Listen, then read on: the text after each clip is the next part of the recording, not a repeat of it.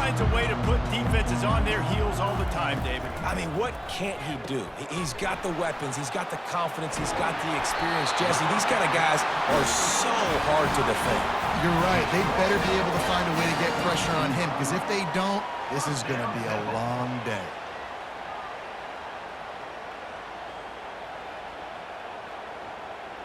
Temple lines up quickly.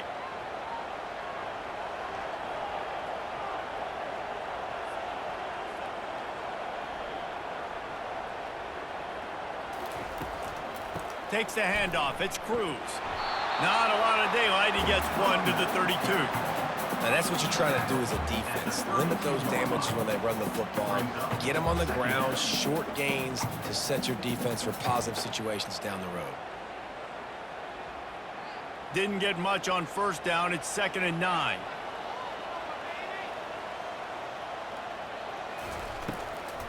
Now they'll run the draw. Not the biggest play in the world, but it's one that can set the tone as he bangs his way out to the 38. This running back just doesn't go down easy. It's just difficult for defenses to get him on the ground. Not overly huge, but if I'm an offensive coordinator, I'm going to continue to find ways to feature him and just, you know what, let his talent do the rest. Dropping back, it's Brock. Fires into traffic, intercepted. And they'll drag him down after a good return on the interception. And that's kind of a double whammy for this offense, because on their opening drive, not only did they turn it over with the interception, but they've now set their defense up in a really tough spot deep in their own end.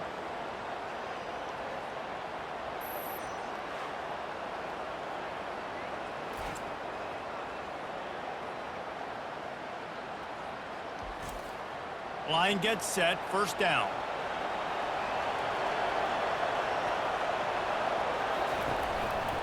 Handoff to the single back. They'll pull him down after a pickup of 5 down to the 23. It's going to be important this offensive line is able to get a little bit of push. You just got to give this guy an inch, a little crease, and he can make yards for him. Halfway there on first down, it's 2nd and 5.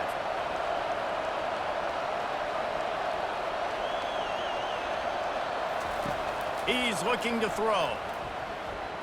A shot toward the end zone. And that ball was in harm's way, and he is lucky to get that one back. You simply don't see that very often. A quarterback of this guy's caliber missing a guy wide open in the end zone. He makes those throws in his sleep. Here they come up to the 23-yard line, not thinking field goal, wanting to convert this 3rd and short. Unleashes one deep. And trying to put points on the board on 3rd down. Now they're staring at 4th down. Yeah, and 3rd and short, they choose not to run, throw the football, and I think a lot of that has to do with they know they're in field goal range. They can take the 3 points on the board. So now on comes the field goal unit. He needs to make sure those mechanics are pure from the right hash and 40 yards away. It's good. And with that, they break the seal on the scoring. It's 3-0. I'll tell you, this is not an easy place to play on the road, especially at nighttime. This crowd, they get loud. That's the way it's been so far, but they have a nice drive to open it up. They're able to execute. They put themselves in field goal range, knock it through the uprights. They did exactly what they needed to do, taking a 3-0 lead here early on the road. That's impressive.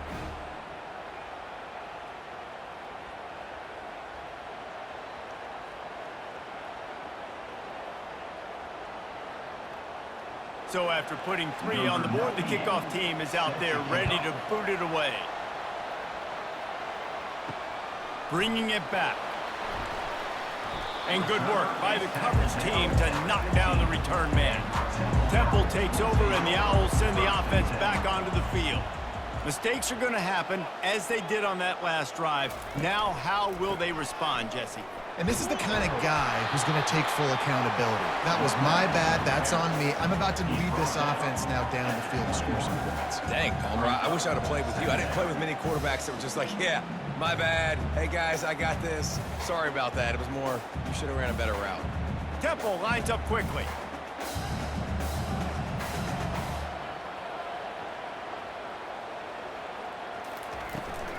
from the gun to give, looking for room. And this defense has its work cut out to get this dude on the ground. He was shedding serious tackles on his way to picking up the first.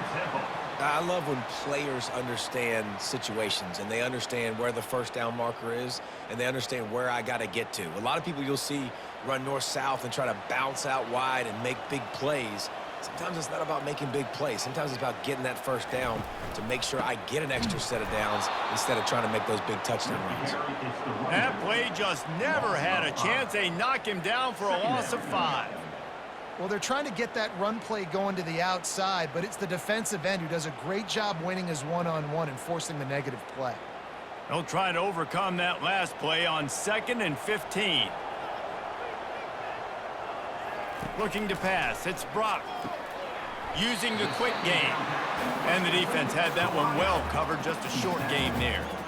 I love playing man-to-man defense, and I love getting up in your kitchen and jamming you at the line of scrimmage, but it's really hard when they start running these crossing routes and drags and ends because now I'm in chase mode, and the QB has a little bit of space a lot of times, and those fast guys can create some separation and get a first down like they did there. And the pressure was too much. They get him at the 15. Pretty nice as a defense, right? When you can go nickel, put 5 DBs on the field and not have to blitz anyone, trusting your front 4 to get the job done on 3rd down, and they do it right there, getting the sack.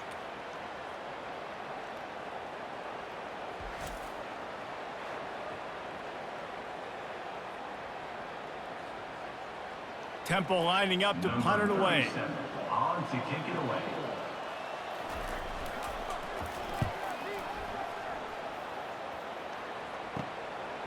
Got it near midfield. And the returner will be dragged down. Here come the Irish back on offense. They kicked a field goal on the last drive, Jesse. They've got the lead. Don't make a dumb mistake, but maintain your aggressive play calling. Yeah, no doubt. I think it's the play caller right now just taking a look at that script he's got in front of him and finding out where are my playmakers, who can we take advantage of on this defense to get a touchdown here. Yeah, and just keep moving the ball down the field. Just execute a little bit better in the red zone. There's no need to panic. We're moving the football, and we got the lead.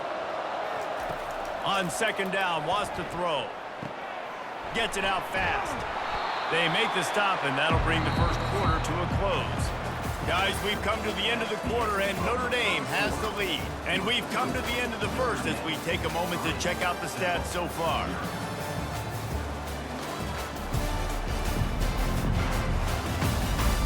And they've swapped ends of the field, and we'll get it going in the second.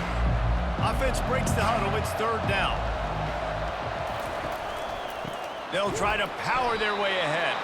They thought they could just run it on 3rd and short, but this defense was there to make the stop. If you're going to stop the run game, you better be physical up front on the defensive line. They've got some maulers. They've got some dudes with bad intentions. Nice play there.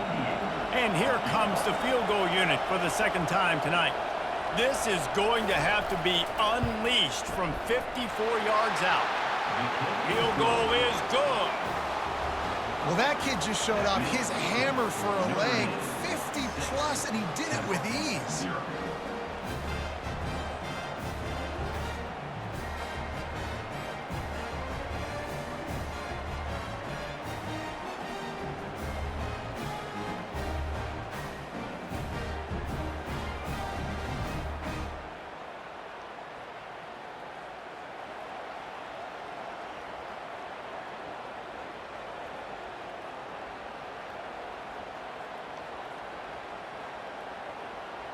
After putting 3 on the board, the kickoff unit ready to go.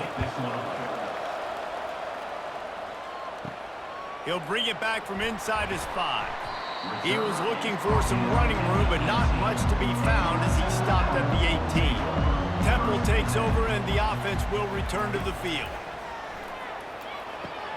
Catch in the middle, it's Bolden.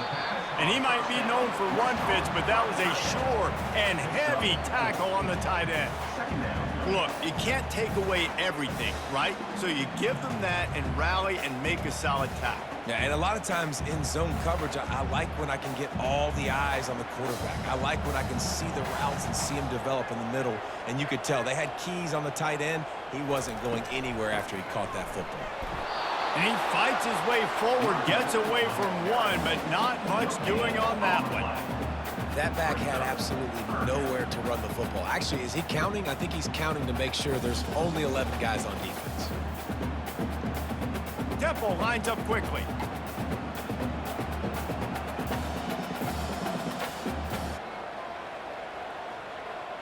Scanning the field, it's Brock trying to get to it. And it's incomplete. It was wild, high and wide on that one. And money down is where you see defenses really understand where the sticks are, play great pass defense, know what's coming, and get off the field. Temple lining up to punt it away. They'll look to pin him deep.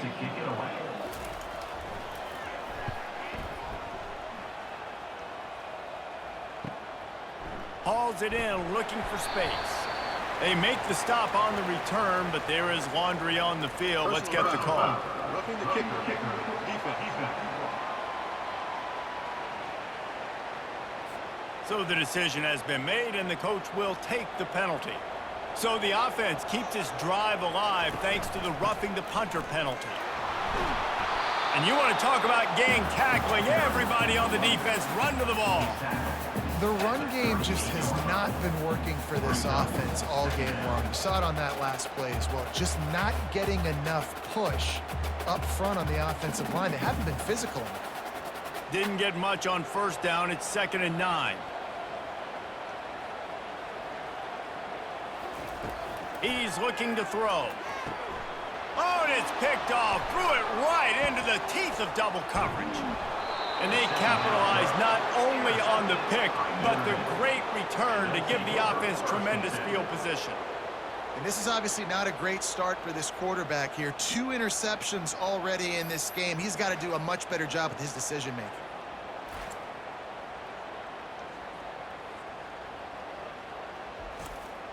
Notre Dame has the ball and ready to get moving. They finished the first 2 drives with field goals. They'd love to get a little something more this time, Jesse. I want to just keep seeing balance from them and a little better execution as they get closer to the goal line. They've got the playmakers at receiver and running back, and they love their offensive line, David. Just got to put it all together. And I think once you start to move the football down the field, that area of the field, when you get in field goal range, you got to be a little bit more physical. So listen, still a good start. Still got the lead and an opportunity to build on it here. From the shotgun, they'll run it. He will step out of bounds, but not before the big pickup and a first down for this offense. Well, the offense knew what they needed to get that first down, so they dial up the running play, and they get just enough to keep the drive alive. On 1st and goal, Notre Dame will try to get it in the end zone. Pushes for the goal line. He's knocked down in the backfield. He'll lose a couple. We've reached the 2-minute warning, and we'll see if the offense can build on this lead before the break.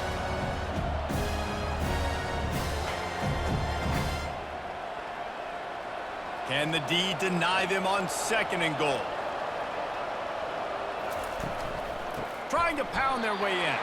He's dropped behind the line of scrimmage. That'll be a loss of 3. Now listen, the defense won that play. As an offense here, the key, David, you can't go back-to-back negative plays. You got to be smart with the football here. Looks like you're going to have to throw it. Just can't force it. You got to make sure you're playing with that clock in your head. You can't take a sack. And I think this is a situation where I spread you out. I get more speed on the field. I make the defense declare. I see what they're in, but I'm definitely throwing the football. Fires to the end zone. It falls incomplete. He was trying to find his man for 6. Well, on 3rd and short and field goal range, they dial up the pass play. Quarterback was trying to get through his progressions. There was just simply nobody open. Couldn't make an accurate enough throw. Ball falls incomplete. Now setting up a big decision here on 4th down. And they'll run the field goal unit back out there. This kicker has already banged a couple through. Oh, and the attempt is no good. The lead is still 6 after the miss. And that's just a chip shot. That's just a field goal they got to make, guys.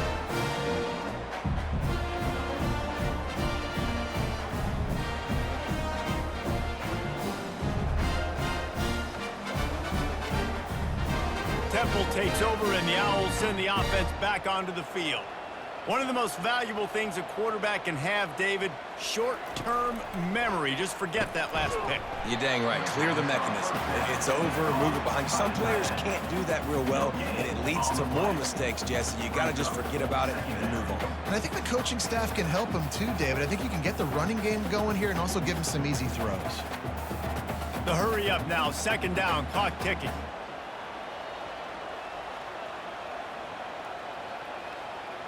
Looking downfield, it's Brock. Pressure coming. Just gets rid of it to the running back underneath. A timeout is called as this offense tries to find a way to get more points on the board before the half. They line up with some serious work to do if they want to convert this one.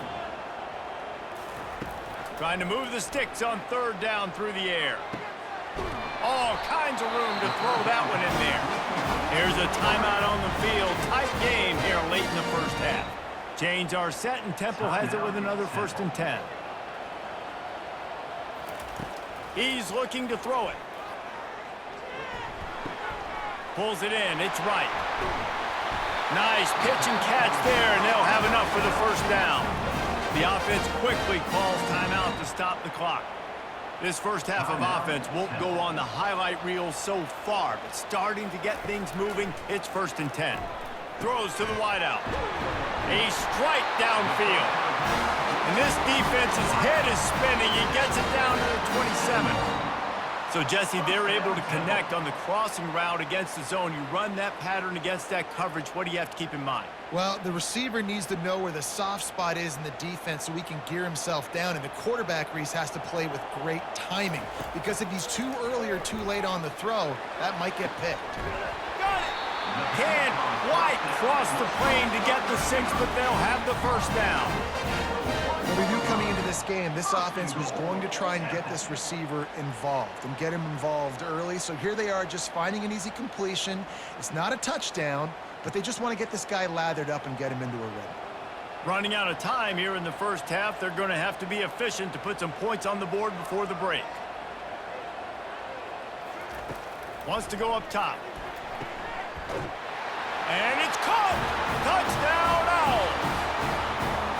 And how about this play by the offense? 1st and goal from the 1-yard line. Everything says it's going to be a run. It's going to be a run. Nice job by the offense. A little sleight of hand, throwing the football, getting the touchdown.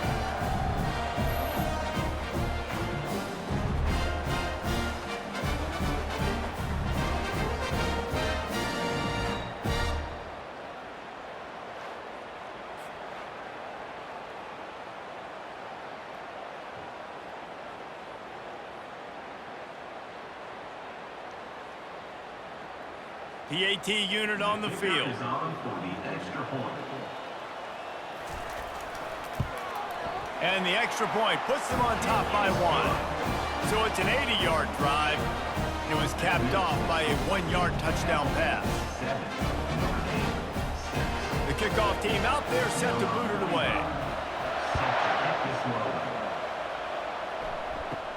Looking for an alley from inside his own 10.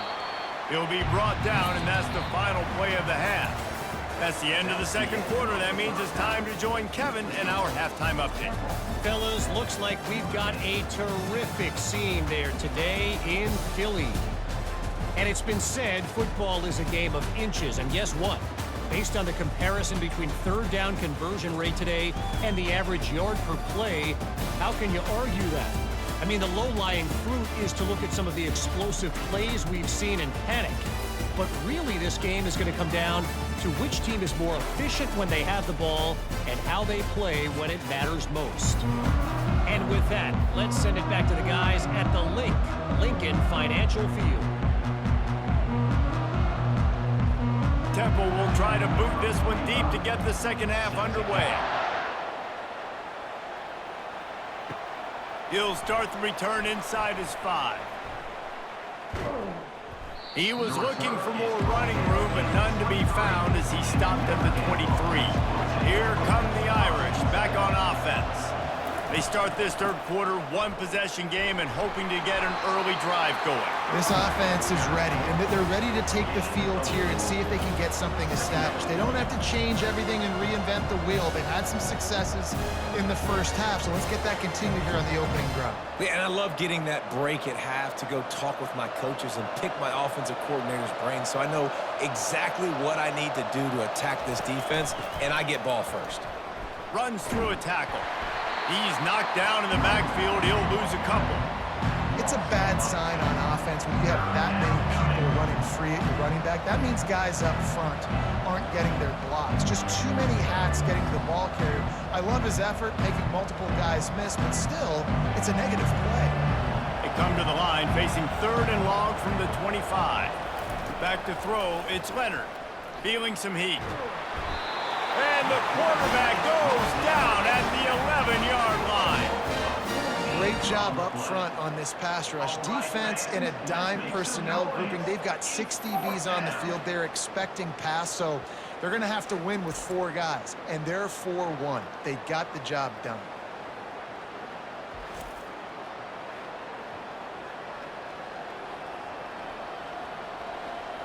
Notre Dame lining up to punt it away.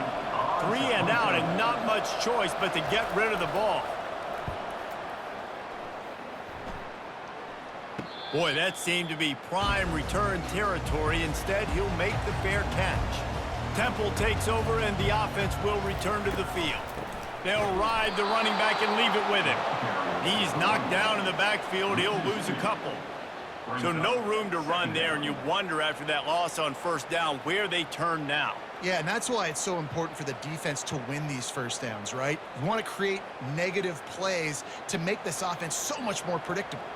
Temple lines up quickly.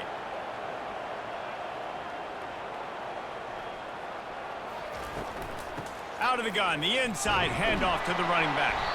A strong tackle and wrap up from the junior.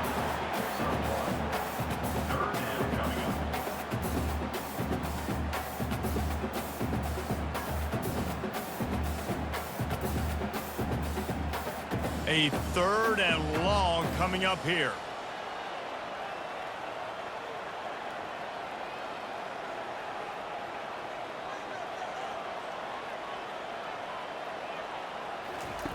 From the gun, wants to pass. He'll throw it. Working the middle of the field, and it's complete. And he's not going to get there. The defense stands tall and makes the stop.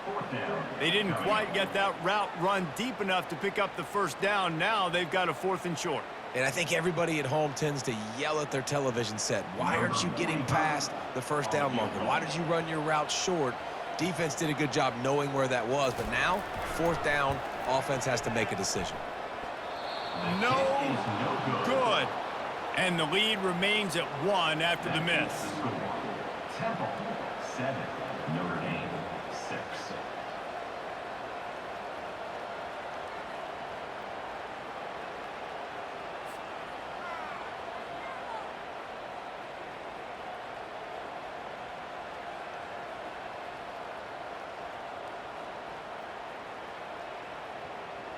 Notre Dame has the ball and ready to get moving. Man, oh man, these offenses just haven't been able to find any room to get things going, David. And to quote the great philosopher Reese Davis, this is very ungood. Just nothing working for this offense, Palmer. They got to find something. Well, the plays look good against the scout team during the week in practice, but they have just not been able to find a rhythm against this defense today. After the productive first down play, it's 2nd and 6.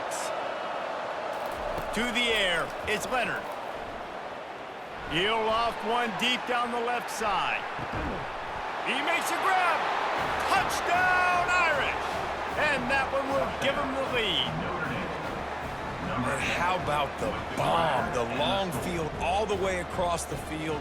Big-time play, big-time throw. Receiver runs underneath it, takes it to the house. Huge play for this offense.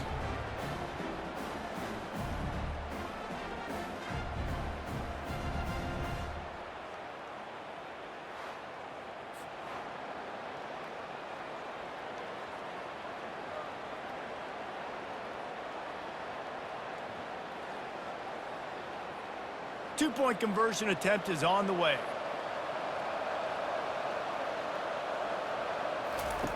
On the option. Hard-hitting tackle. We know this quarterback is dynamic with his running ability, and on the two-point attempt, they tried to use his legs to get it in, but the defense was there to stop him short. About to kick it away after scoring the touchdown. Set to advance on the football. On the run from inside his own 5. Not a lot of space to be found. Good hustle by the coverage team, and they stop him at the 21. Temple takes over, and the Owls send the offense back onto the field. From the gun, running back gets to give. Makes the stop at the 32, but he picks up 10 on that play. And that is just an attitude run, running it right up the middle, right into the teeth of that defense.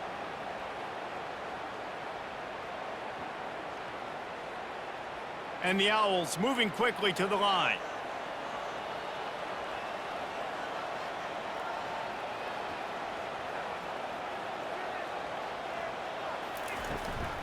Might as well run him until they stop him. He's got it again. Slams ahead for a yard out to the 33. This offensive line better figure out a plan for this D tackle. He is tough to block with one guy. You might want to start double teaming him. He's going to be a problem moving forward. You saw all of his ability on that last play. Didn't get much on first down. It's 2nd and 9.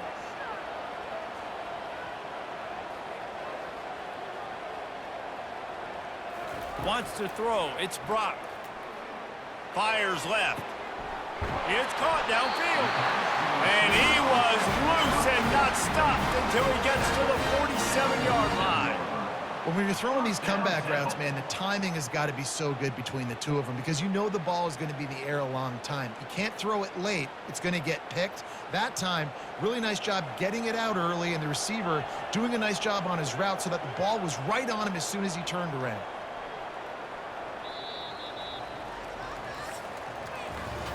Guys, we've come to the end of the quarter, and Notre Dame has the lead.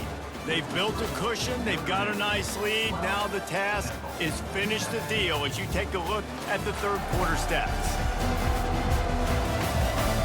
Not only is the scoreboard on their side, but so too is time as we open the fourth. He wants to throw. And the physical play there forces the incompletion on first down. Well, the quarterback knew he wanted to go to his tight end on that play. He's a big physical target, but it was the hit on the play that forced the incompletion. And here comes the offense on 2nd down.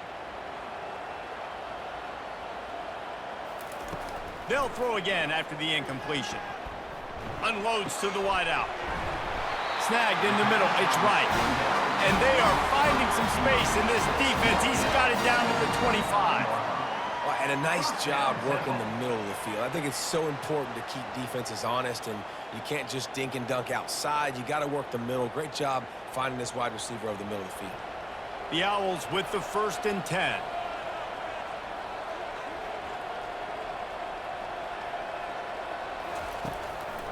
They'll try to pop the draw. They bring him down, and he's going to lose a yard on that one. And the draw play, you know, it's about looking over here, look for pass, and then slipping it in real quick. Defense, too quick getting in the backfield, caging that ball, making it stay in the middle of the field, getting the big TFL. Last play didn't go well. It leaves him with 2nd and 11.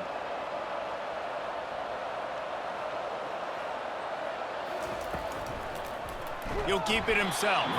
Nowhere to run on that one. He loses 4 on the carry. Well, they were trying to set up the option, but the quarterback had no chance. Did you see the defensive tackle penetrate?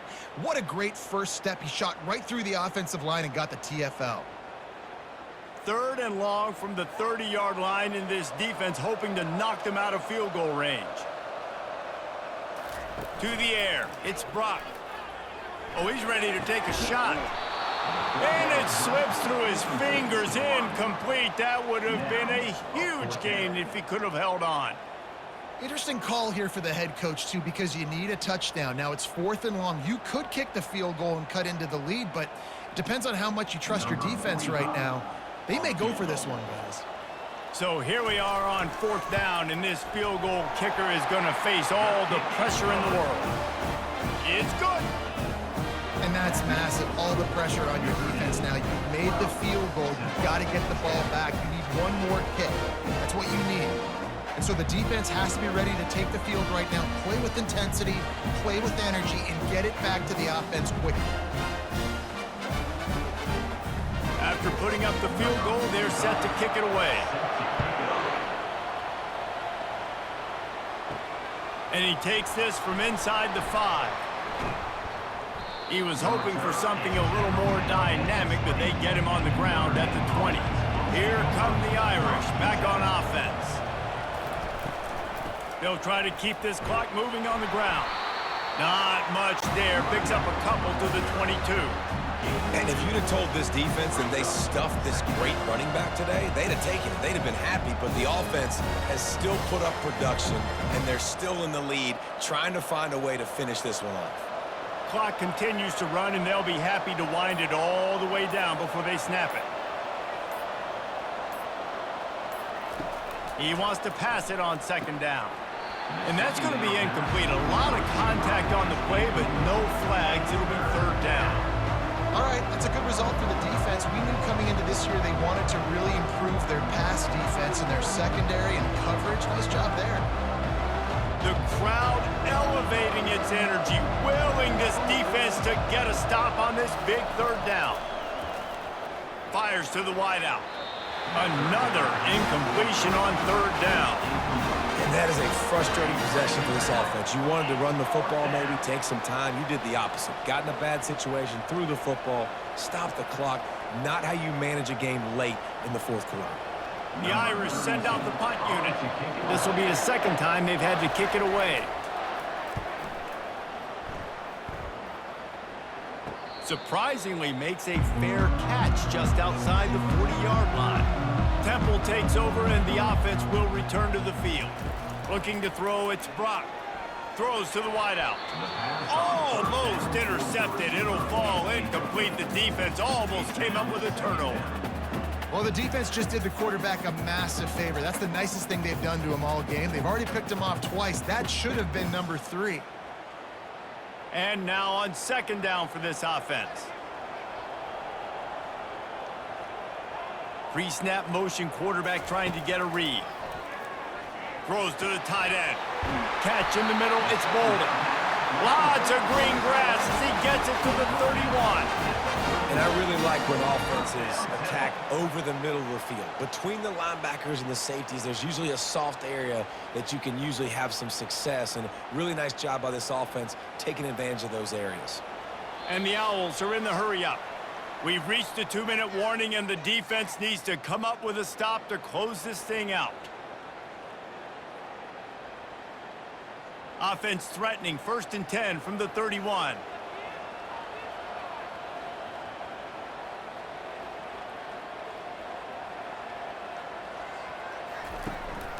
Leaves it with the running back. And he has a solid gain before the defense bottles him up. You see, they need more runs like that. It's been so few and far between. Defensively, they've been in position. They've been winning their one-on-one battles, getting off of blocks and rallying to the ball carrier. This defense has done a nice job slowing down the run game thus far. Halfway there on first down, it's 2nd and 5. Smashes through. Nowhere to run on that one. He loses 4 on the carry. Yeah, and this offense has to find a way to run the football. They got to get more creative, whatever that looks like for this offense, something to jumpstart them because nothing really going on the ground.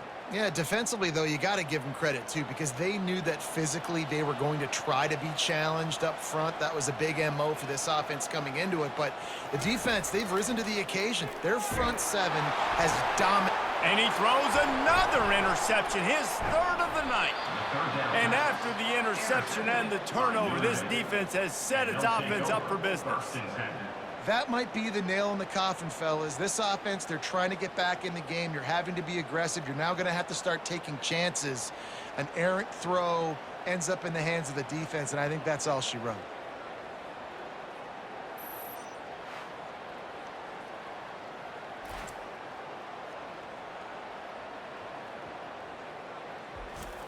Defense showing plenty of pre-snap movement of their own. Notre Dame has the ball and ready to get moving. And they still hold that 2-point lead after the stop, David. Now to see what the offense can do. Yeah, and you've worked on it all week, taking care of the football, making sure you don't make those mistakes, Jesse, while still being in those clutch situations in the fourth quarter. Yeah, and at the end of the day, defense just did their job, right? So offense, let's go out, put some points on the board, put ourselves in a position to win. They think there's room to run to the right here. After that one, not quite so backed up as they're up to the 18-yard line. Defense uses a timeout quickly, trying to get that ball back and preserve time for their offense. So 3rd and short from inside the 20. You convert here, and this drive takes on a different complexion. They'll try to move the chains on the ground. He's knocked down in the backfield. He'll lose a couple. Timeout called there by the defense, desperate to get the ball back and save as much time as possible. Notre Dame lining up to punt it away.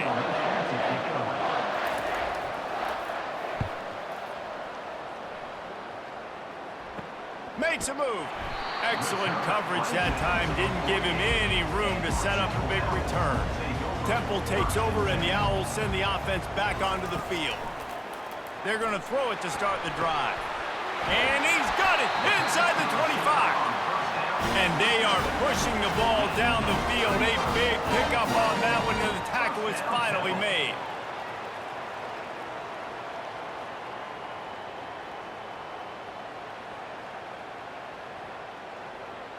That's the way you get things going. A huge play, and now attacking from just inside the red zone. Trying to cap this drive with the pass. Got the quick pass. They make the stop after the catch, and still some work to do to pick up that first down. Yeah, and he runs a quick out route, and this is a timing route. Quarterback has to trust him, throw him the football. You can tell they've thrown this a time or two. Nice job, nice success. So this is going to be rife with drama and overflowing with pressure on this field goal try. They get the timeout called with 7 seconds left on the clock. Here comes the field goal unit. Right down the boulevard, it's good.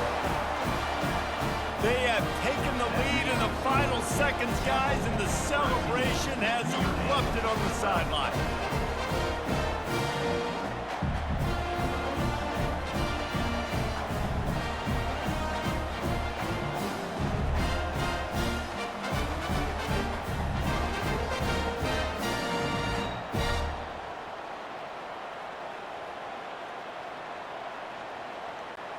That last field goal looks like the game winner if they can keep them from getting in field goal range here right at the end. Here he comes from inside his own 5. Nice job executing all of the assignments as they put a stop to that return at the 22. Got to move quickly here. They need to get it to field goal range. He's going up top here late in the game. He's got it down the left. And he goes out of bounds, but finally this passing game gets something going here as they try to rally.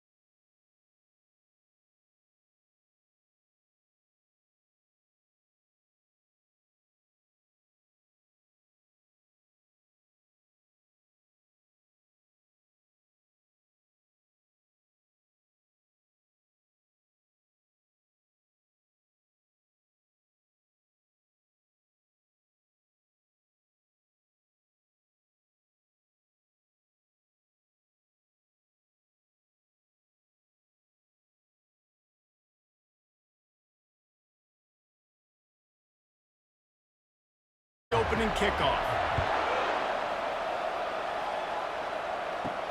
On the move from inside his 5. Slips through the line. He's got an alley. Wide open, and it's a foot race. Just barely able to keep him from housing it on that one. What a nice return. This dude is absolute electricity when he gets the ball in his hands.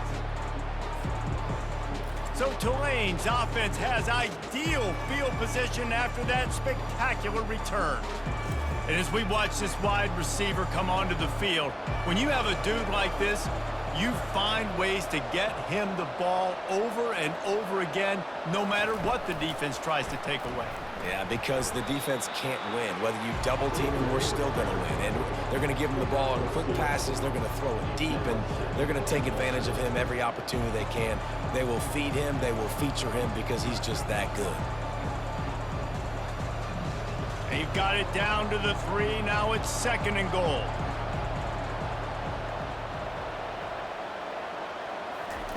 Receiver on the move gets the touch pass. That's what you expect from a senior. Don't give them any extra yards. Great tackle there.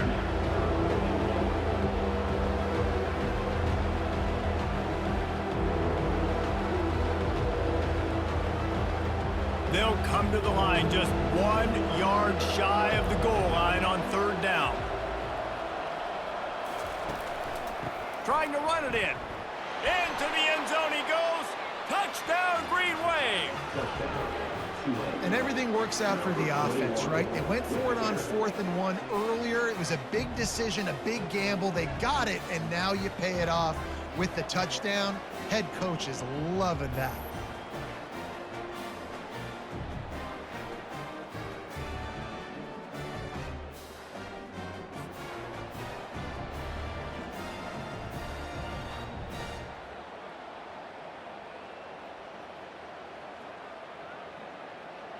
Lining up to tack one more onto that lead.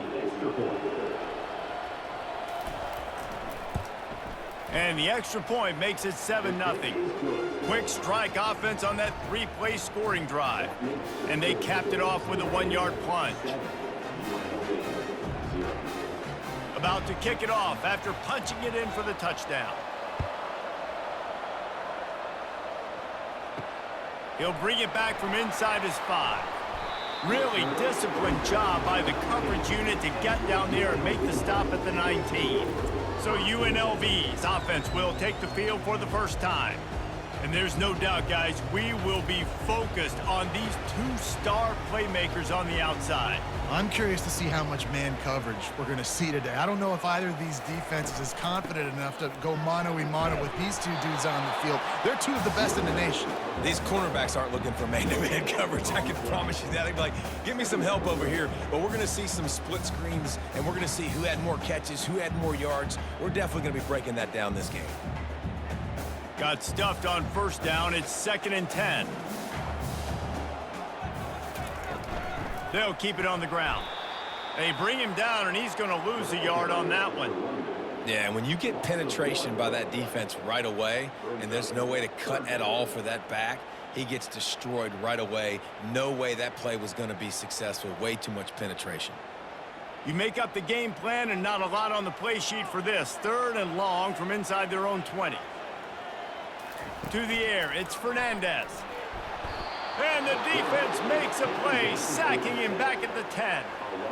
And how about this defense? Your offense goes right down the field, scores on the first drive, and now you come out, get a big sack on 3rd down, and force a punt. You talk about creating momentum early and shutting the home crowd up. Mission accomplished.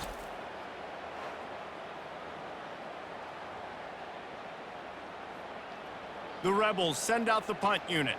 Doesn't say much for your drive when you're looking forward to the punt. So from the shadow of his goalpost, he gets the punt away. Really good job by the coverage team to make the stop, and that's where they'll put it in play. Tulane has it back in the offense, coming out to go on the attack. Jesse looking to take it down the field for back-to-back touchdowns.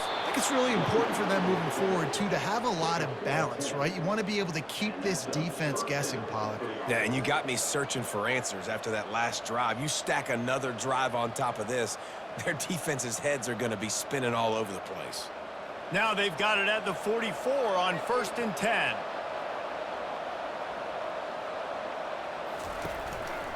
They're going to ride this running back. And they'll stop him after a minimal pickup.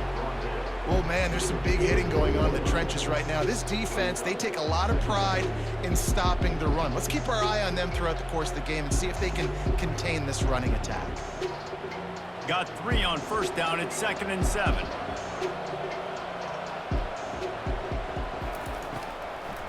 They try to pop a run on the draw. Running like he wants that football as he gets to the 37.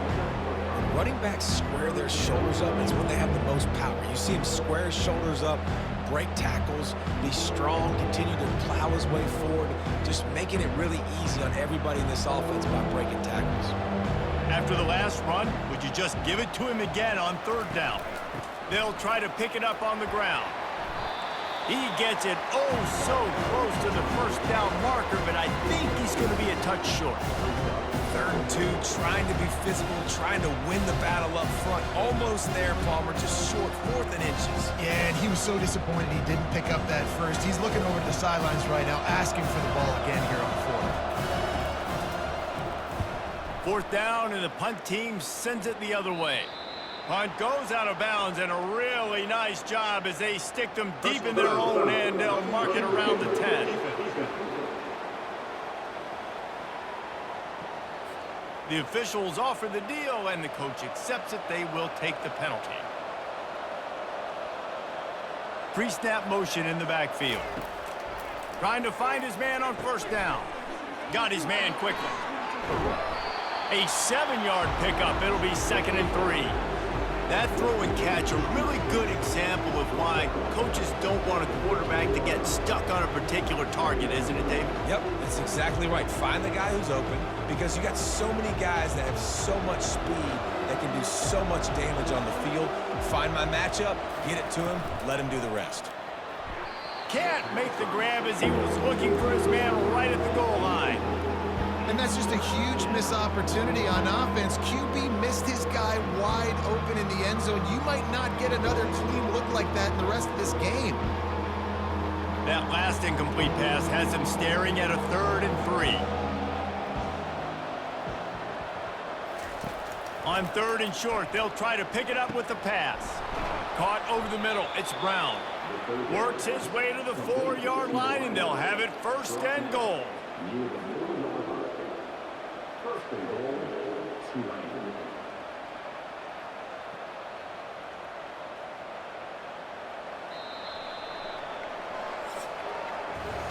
Guys, the quarter comes to a close, and Tulane has the lead here. We've put one in the books. Let's have a look at our game summary.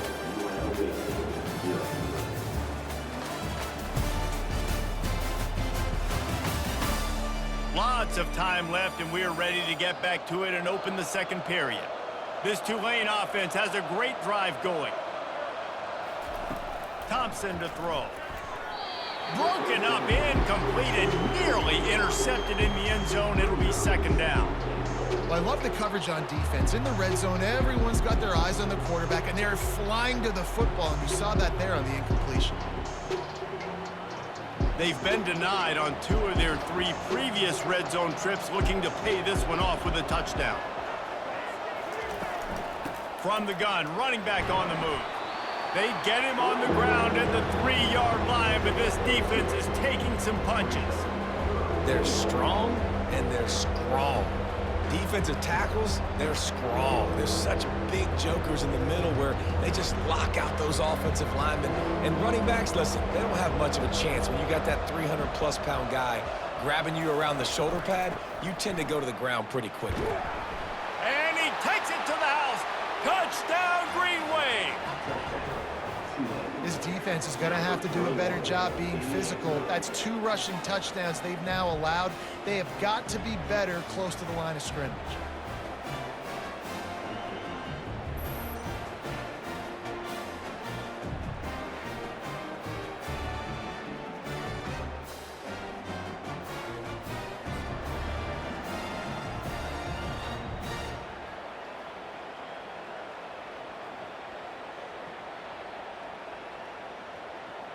They'll try to add another to their lead.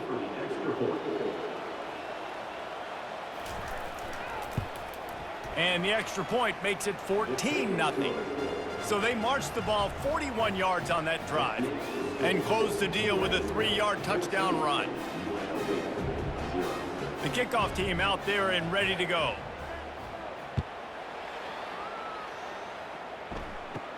From inside the 10-yard line, he'll bring it back.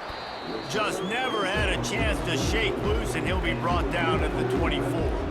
Guys, the running Rebels offense ready to go back to work. Wants to throw on first down off the play fake. With the catch, it's Allen. Really confident throw and catch there. Big pickup, and they have a first down. I like the running back there on the route and the patience he showed, really setting it up. He got to the defender, he was able to put his foot in the ground, get some separation, catch it, and turn upfield for the first. And the Rebels will hustle to the line.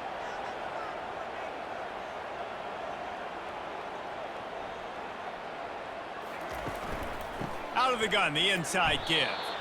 They bring him down, and he's going to lose a yard on that one. Most offensive schemes are predicated on first down productivity. That will not go down as a productive first down play. No, it will not, Reese. Give this defensive line credit because they were able to get penetration right off the snap and force a negative play. Fast motion from the offense.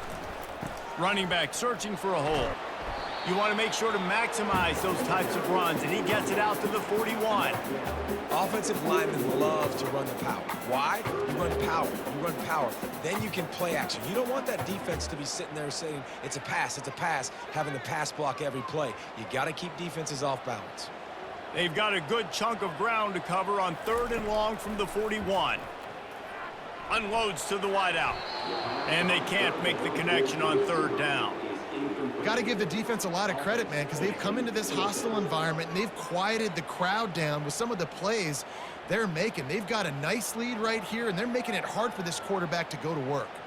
The Rebels line up to punt it away. This will be the second time they've had to kick it away.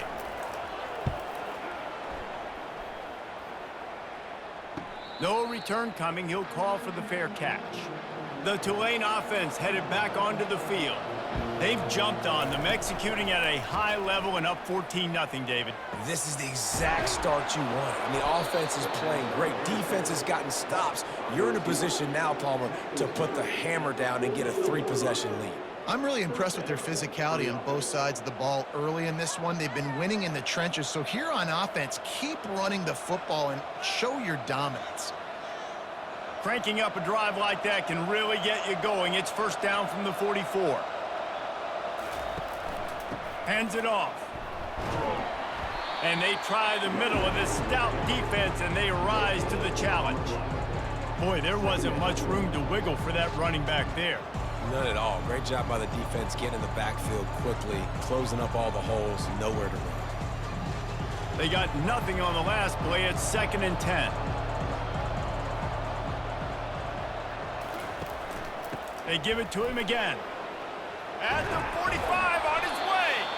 They'll finally drag him down, but not before he gets it to the 40, and it's a first down.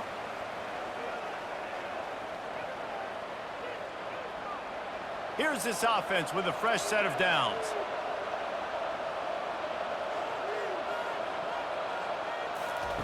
He's going to pass. Finds his man. It's Hughes. And the defense settled in to stop that one for a short gain. Listen, running backs are not just running backs anymore. You're going to be a wide receiver in today's football. And a great job sneaking out of the backfield, getting the football, letting them get some positive yards. Picked up some yardage with that completion. Now 2nd down. Thompson wants to throw. Looking to the big tight end. It's complete. And right in the middle of tight coverage, and he still makes the grab at the 15. This defense has got to be better in coverage. You want to get off the field, you got to keep defending. You got to do something to make the offense feel uncomfortable. So far, way too easy for this offense. Here comes Tulane after picking up the first down. They'll throw it from the red zone. And he's on his way. He'll go all the way. Touchdown, Tulane. Man, he didn't just put it on his numbers. If he were throwing it at a front porch, he would have put that right in the keyhole. What a precise pass. Right in the keyhole, right on the button, right on the face mask, whatever it was. Great throw, great timing. Nice job by the quarterback.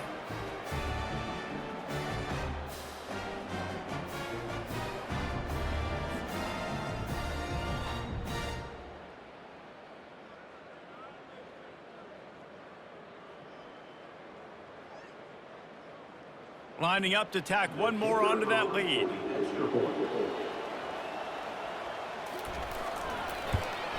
The kick is up and good and put one more on the lead. So that scoring drive took only 6 plays. And they finish it up with a 15-yard scoring toss. Lining up to cover the kick after that touchdown drive. He'll bring it out from inside his own 10. Nice job by the kickoff team. Everybody stayed in their lanes, and they'll stop him at the 16. UNLV ready to go back to work on offense. Looking to move it through the air. Boy, they've been caught in a buzzsaw here in the first half, but maybe a chance to carry some momentum into the break here. It all comes down to this drive right here, Reese. Obviously, this offense hasn't had everything go right for them in the first half, but here's an opportunity, David, to execute some plays, put some throws together, and generate some points. And you're right, Jesse, and this offense needs to start now. Like, we got to get some points on the board, create some momentum, and continue it, because you've dug yourself a significant hole. This offense just has to find a way to find a rhythm here. They're playing at home, and they want this crowd to stay involved and be an asset in the game, but they need to start making plays. They can't keep throwing incompletions this early. 3rd and 10, still backed up inside their own 20. This drive hasn't really gotten started. Wide out in motion. From the gun, they'll try to impose their will. They bring him down, and he's going to lose a yard on that one. Timeout called here by the defense. It's the first one they've used this half. And the Rebels will send out the punt unit.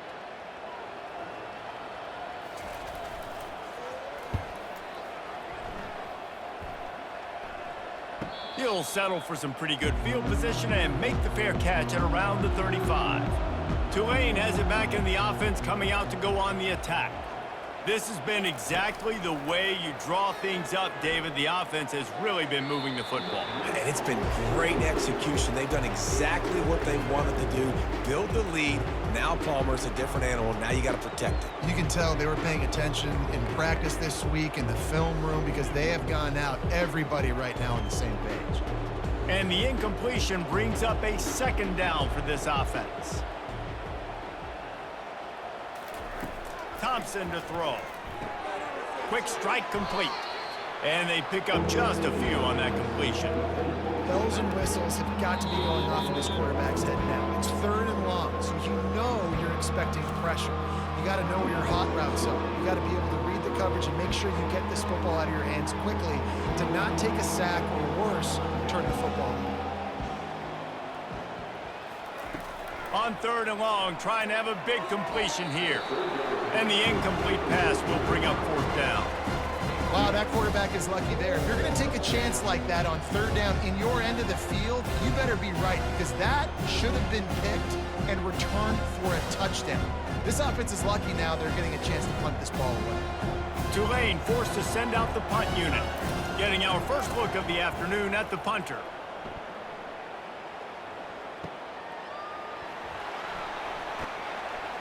He'll get it to about the 25 before they put a stop to the return. 1st down here for the offense. The give to the back. Really nice stop there from this senior leader.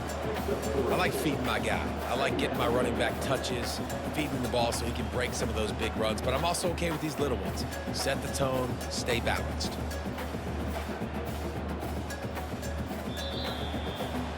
That's going to wrap up the first half here, and now we join Kevin with the halftime update. All right, guys, a delightful first 2 quarters of football there today in Vegas. It's been a fun start to this one, and this offense has really been the story. They've opened up a sizable lead, and unless something drastic changes, things might get even more out of hand. A combination of lethal efficiency And that offensive line has been the key. They've mauled that defense and also just about broken their will. And with that, let's send it back to the fellas inside Allegiant Stadium.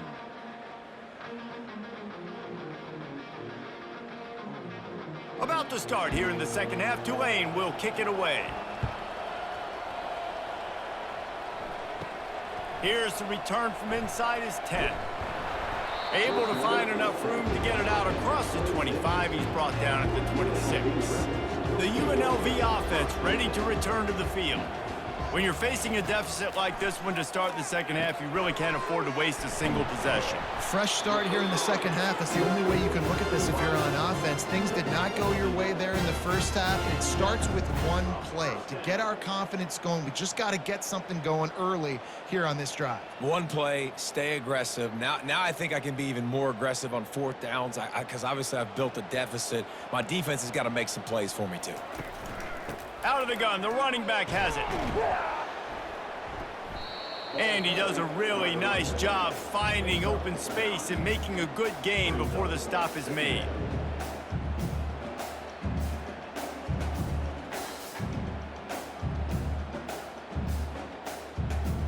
The Rebels want to move quickly.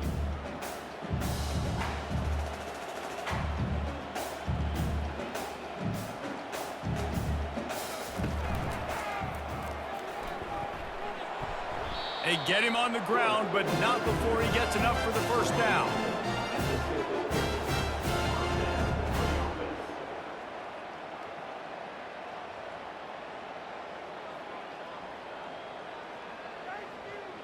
And the Rebels will line it up on 1st and 10.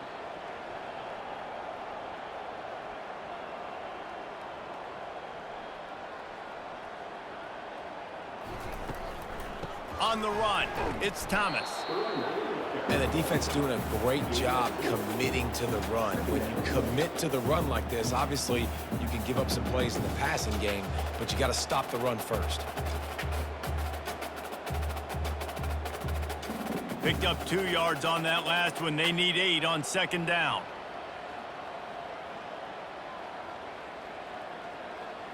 Back to throw, it's Fernandez. Looking for a deep man. And it's incomplete after taking a shot on 2nd down. They're staring at 3rd. Got to give this defense credit, man. They've been so good in the back end in coverage. They basically gave nothing away in the first half. And here they are in the second half defending a deep ball.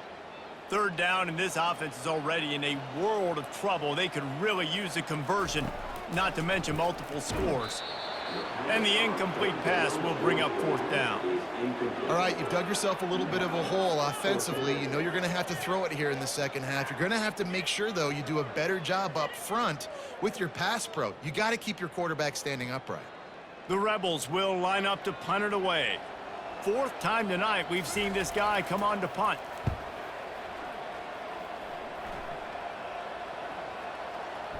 And the ball comes to rest right there. The Tulane offense headed back onto the field.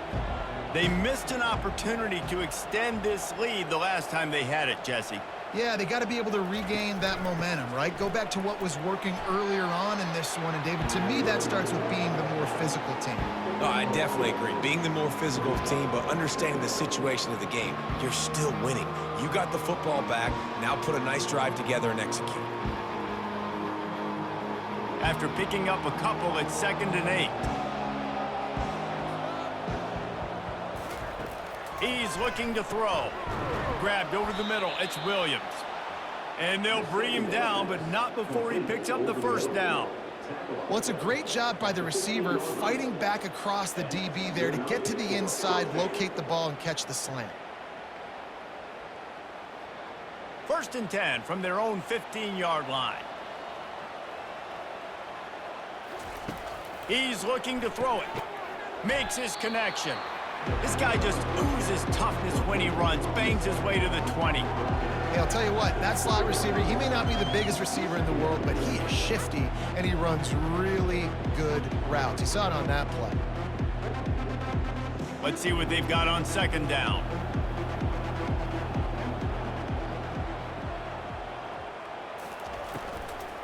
Trying the left side.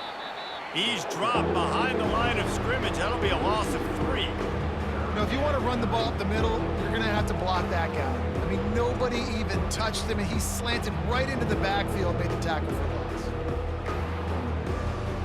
If they can convert here, that type of play can really give you a shot of momentum.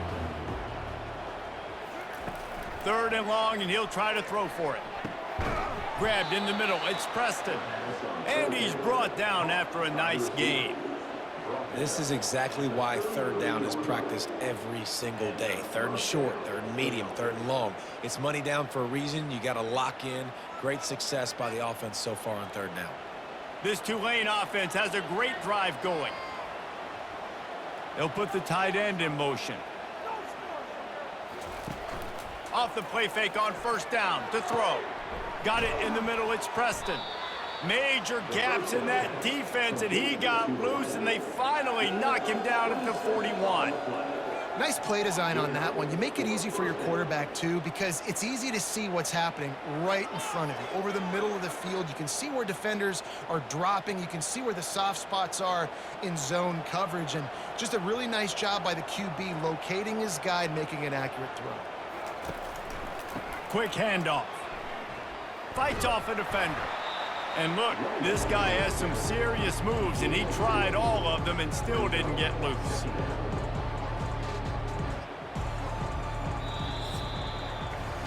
Guys, the quarter comes to a close, and Tulane has the lead here. And they've built a comfortable lead after 3 quarters of play. Let's take a look at how we've gotten here.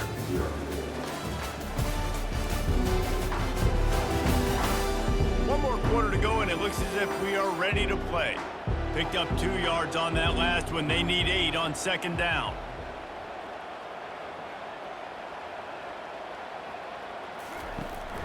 The give to the running back from the shotgun.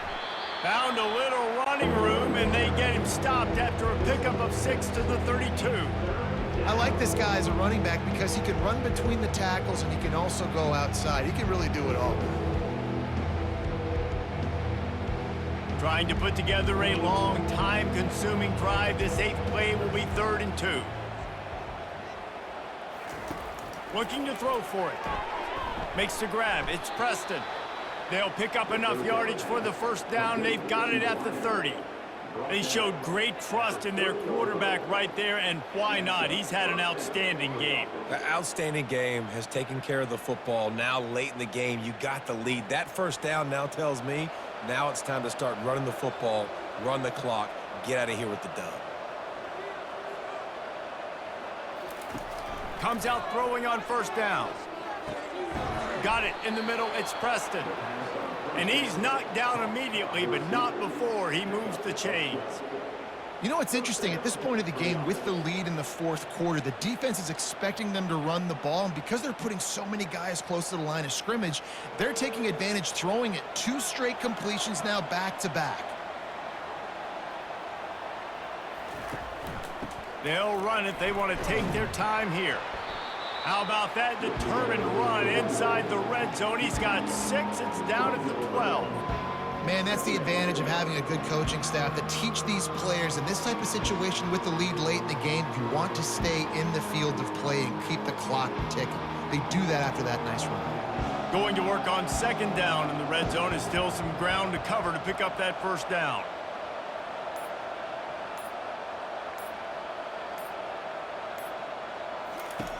Thompson wants to throw. Touchdown, Green Wave! And the punishment has been extended. There's no mercy rule in college football, man. They've got a huge lead here in the 4th quarter. They are still chucking it, and they are still scoring.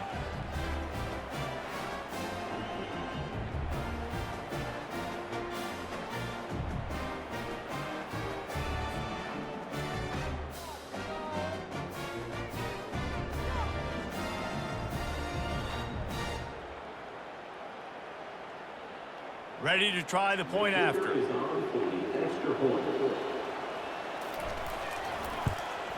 And the extra point will tack another one onto this lead. They put it in the end zone with a 12-play scoring drive. And the score comes on a 12-yard touchdown pass. They're just about ready to kick it away.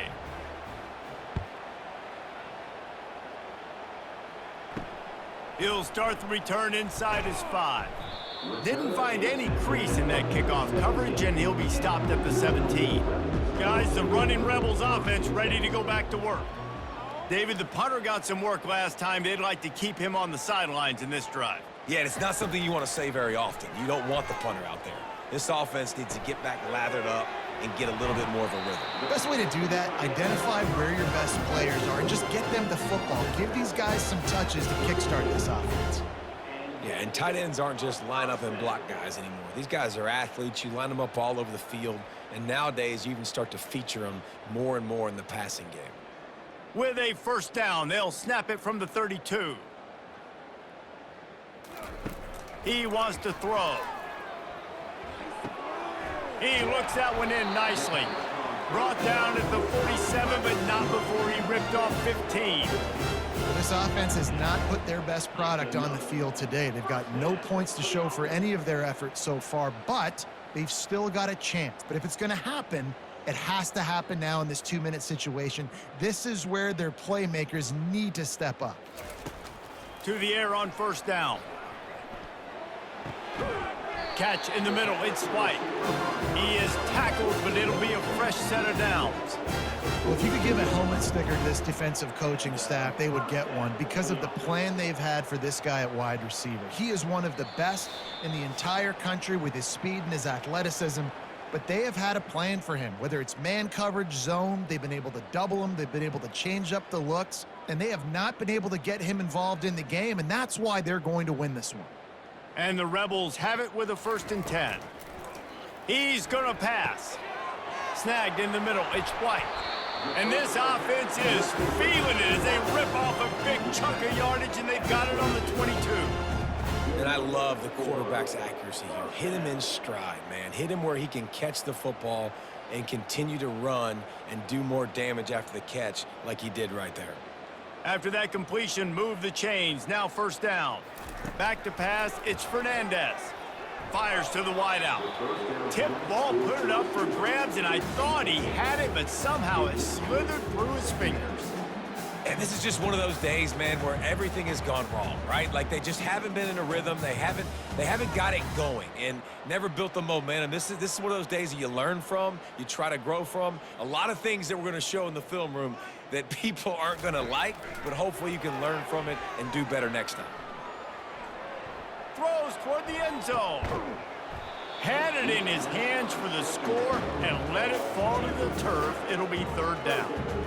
You know, it's one thing to take shots early in a game when the defense may not be expecting it, but at this point, 4th quarter, you're trailing by a lot. They know you're going to do it, and the defense was expecting that one. Great job in the back end. They were on the move, but 2 straight incompletions had them staring at 3rd and 10. It's complete to the left. They make the stop, but this passing game does some damage, and they move the sticks with the 1st down. Wow, and what a great job by that quarterback, finding his open receiver on 3rd down. You know, guys, one of the most telling stats at the end of the game is 3rd down conversion percentage. If you're a great 3rd down team, it's invaluable to your offensive success, and that's why teams drill 3rd down so much in practice. Catch in the middle, it's Thomas. They go up top to get it down to the 5-yard line as they try to pay off this drive.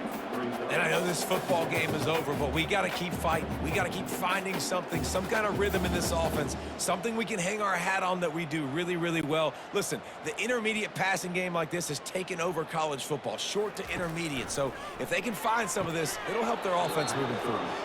Can't make the catch, and it'll be 3rd down. He had that thing and just lost his concentration.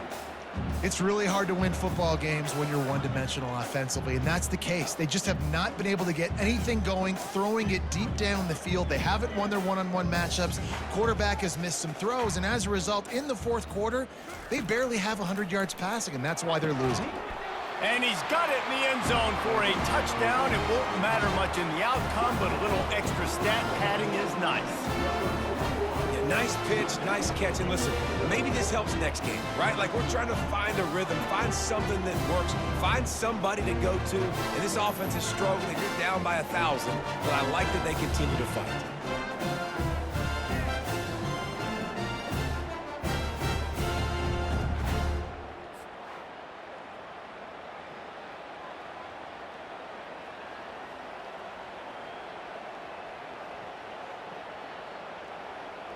Lining up for the PAT.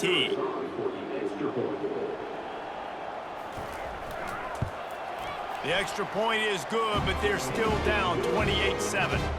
An 84-yard drive there, and the score comes on a 5-yard touchdown pass. Maybe feeling a little better about things. Still a 21-point game as they're set to kick it off. From inside the 10, here he comes. Really disciplined job by the coverage unit to get down there and make the stop at the 19.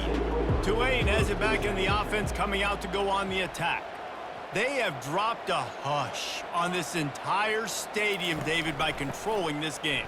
And there's nothing like shutting up the home crowd. You love it. Nothing like having a big lead in the fourth quarter, Palmer, and not having to stress or worry. Yeah, really impressive just seeing how they're able to take everything from the practice field this week and apply it to game day. They've been locked in all week with the game plan, running and throwing the football, man. This has been impressive. They really got things moving on this drive. Second play of the drive comes from the 37.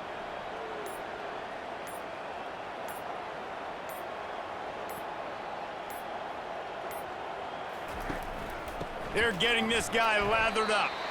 And the final play is just a short gain, and we're at the end of the game. Today's final score, Tulane 28, UNLV 7.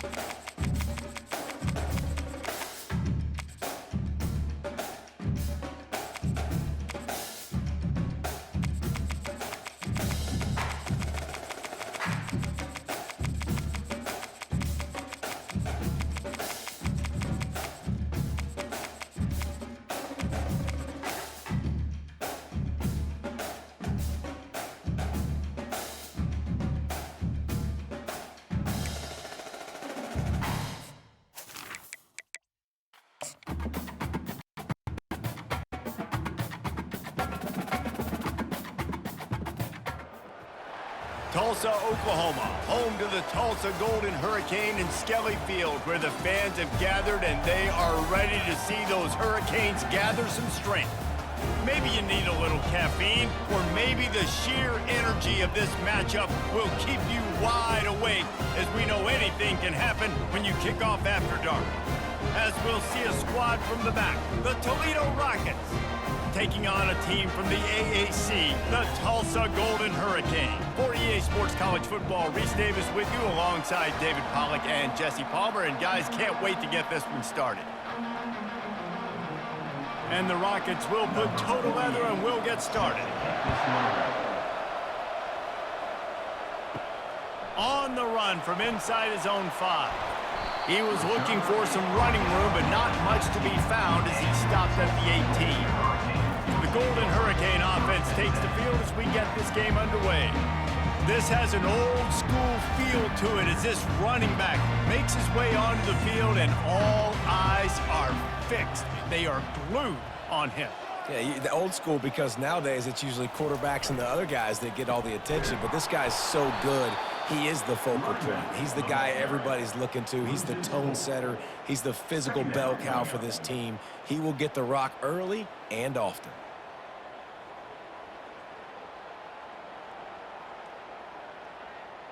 A negative play to open the drive. Let's see what they've got on 2nd and 14. Now on the counter. And how about that interior defense stuffing the run for nothing? Great team defense on that run play. Everybody doing their job. People winning their one-on-ones, D linemen staying in their gaps, linebackers and DBs filling. You just can't do it better. This defense has kept them backed up. Now one more stop and they can get off the field on 3rd and long. Setting up the screen. Not a whole lot of room there on that screen pass as it just never developed. You got to love that. On defense, one of the most critical statistics out there is how do you play on 3rd down? How do you prevent the opponent from keeping drives alive? Right there, tackling the catch. You gave up the completion. What do you do? You set up 4th and long. You're going to get the ball back. Go get some water and celebrate. 4th down, and the punt team sends it the other way. He's got great speed. He's brought down, but a really solid effort to pick up every bit of yardage he could on the punt return. The Rockets offense will try to get something started with their first possession. Offense getting set for 1st down.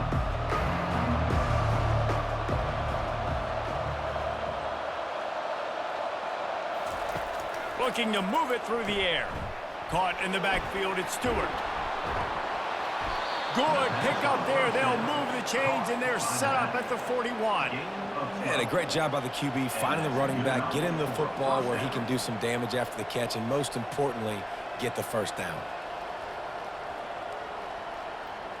It's 1st and 10. They've moved it to the 41.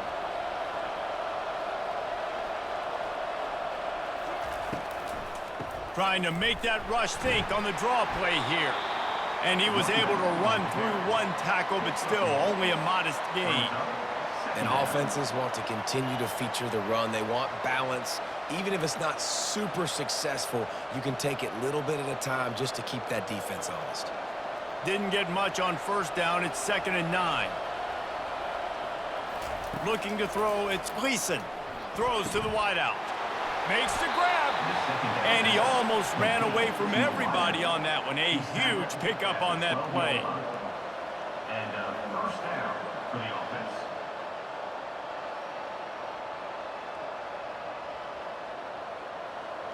The Rockets racing to the line in the hurry-up.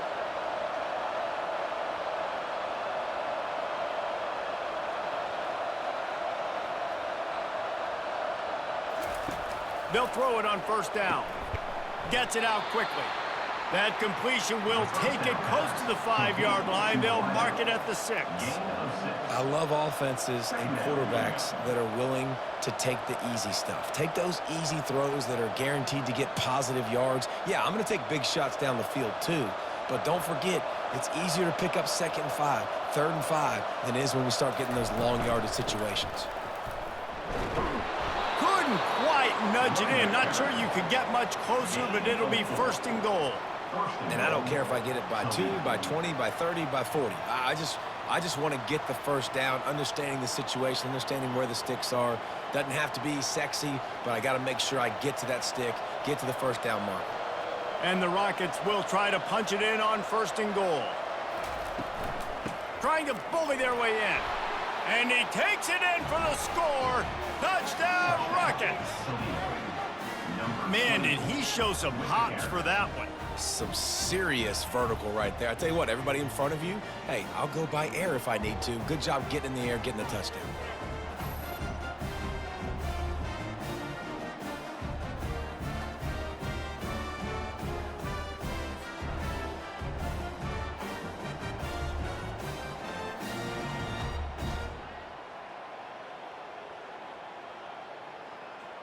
They'll try to tack one more on their score.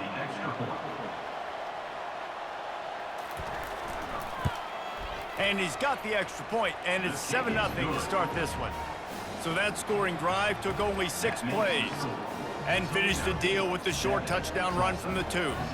The kickoff unit about to go to work. And he takes this from inside the 5. Really disciplined job by the coverage unit to get down there and make the stop at the 19. The Golden Hurricane offense comes back onto the field. Tried to move that pile forward. He maybe gets 2. He's down at the 21.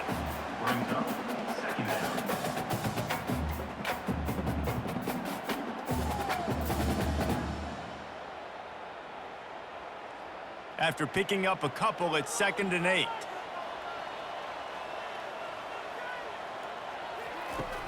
They'll run play action. He's going to let one fly down the middle. And it's incomplete, going for the massive explosive play instead. They're looking at a 3rd down. There's a lot of QBs that when they get hit and when they get hurried and when they get pressured, they become very average. Really nice job by the defense, pressuring the quarterback. After the 2nd down misfire, looking at a 3rd and 8. Back to throw, it's Francis. Fires to the right. He's got it.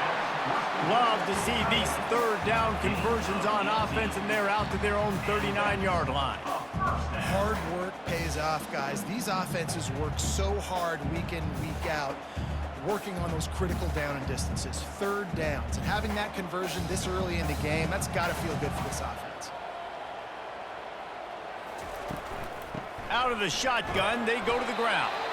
They can rely on this guy to pick up solid yardage when they need it, and he's out to the 43.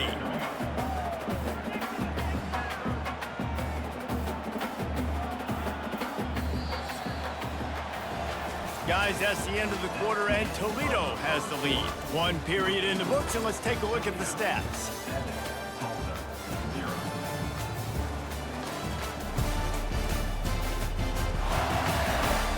Now to see if these guys can get back in the game as we open the 2nd quarter. Kept it on the ground on 1st down, now back to the line. The give to the tailback.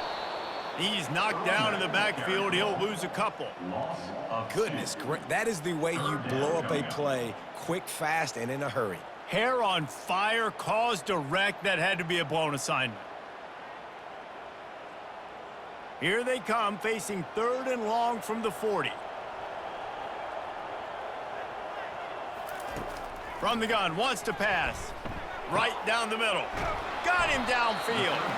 Defense caught out of position, and they get him down finally at the 38. Nice job by the receiver on the in route there. And how about the speed? After he made his break, he was able to actually separate a little bit from the DB, helping out his QB on that one. Tulsa wasting no time.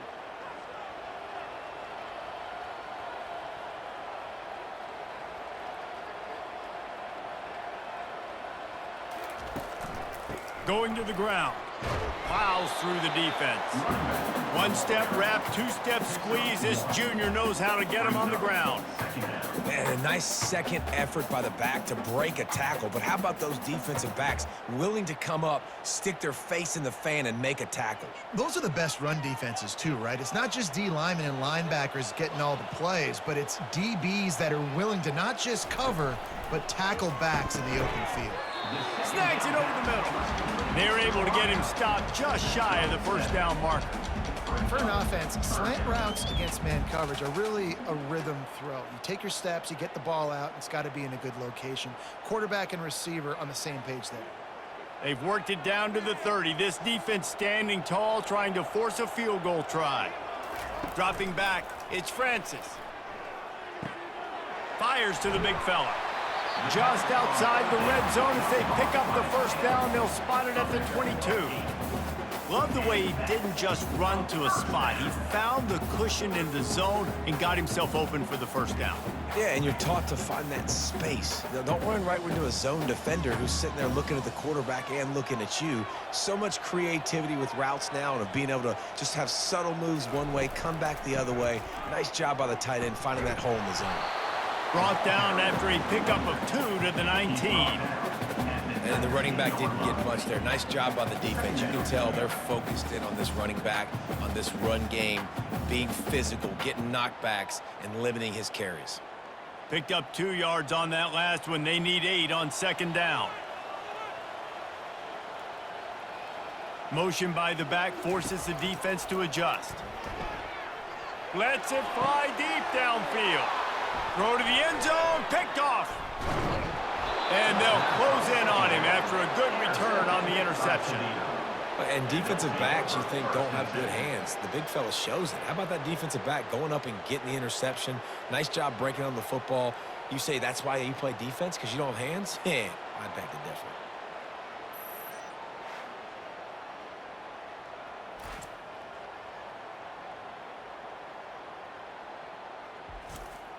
The Rockets offense is back on the field. Jesse, a very productive drive last time, wound up with a touchdown. Yeah, mixing and matching play calling really well. Nice balance on that last one, Dave. We'll see what they can do here in this next drive. Yeah, and I don't expect anything different. When you put together a drive like that, I would do more of the same. Keep the pace, keep it going.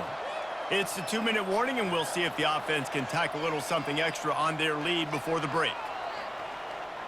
This offense has a second down play.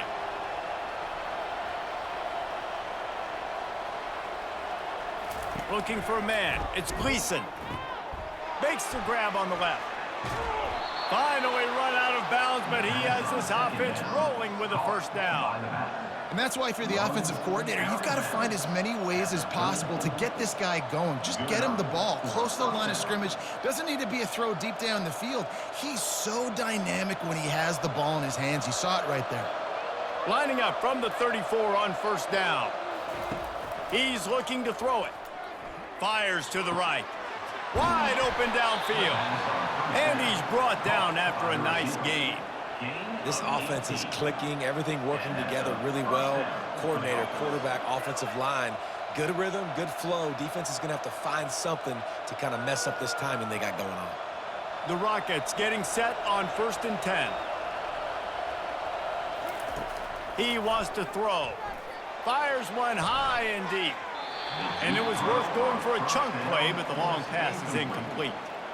You know, as an offense, you just don't get that many great opportunities in games to hit these type of big-time plays. When plays like that present themselves and receivers are open, as a quarterback, you have got to make that throw. They'll try again on second down after the incompletion. He'll just keep slinging it. Makes the catch. It's Stewart. And he'll step out of bounds after a very productive play. I want to get my running backs the ball in space as much as possible, and sometimes it doesn't work in the running game. But I can throw it to him. I can try to create some space out wide, dump him the football, let him make some catches, and see if I can't get some big plays out of it. Takes it from the gun on third down. Getting some heat. Unloads to the wideout. Got his man downfield. All the way down to the 25-yard line. They move the sticks. It's first down. Third down, a lot of times it comes down to not necessarily who's the most open, who do you trust the most? No, it's not about the X's and the O's. It's about the Jimmys and the Joes. And when my guy's better than you and I get you matched up out wide and I know I trust you, I'm finding you. Looking downfield, it's Gleason. Oh, picked off. Bringing it back. The 40. Past the 20. And he's going to take it all the way back. Touchdown, Tulsa. This time it's the defense finding ways to put points on the board. There is nothing better than being a defender, seeing that ball in the end zone. Your eyes get big as saucers. Go, jump on that puppy, secure it, get you a touchdown.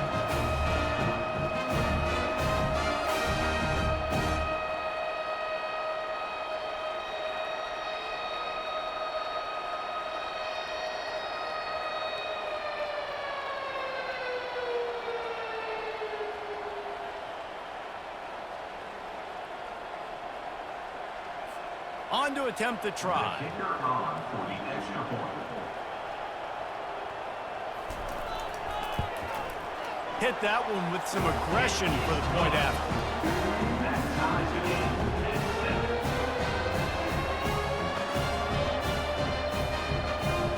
7. So they got the touchdown, and as they kick off, really important for the defense to shut them down here.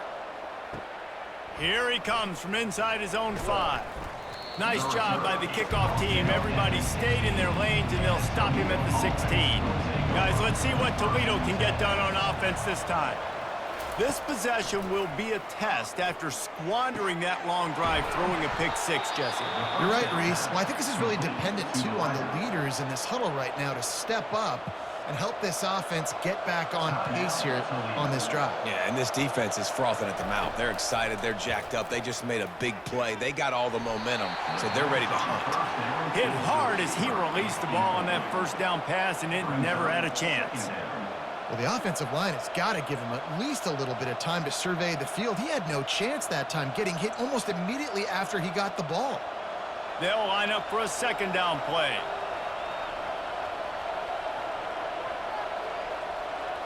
Looking to throw, it's Gleason. Good timing on the quick out.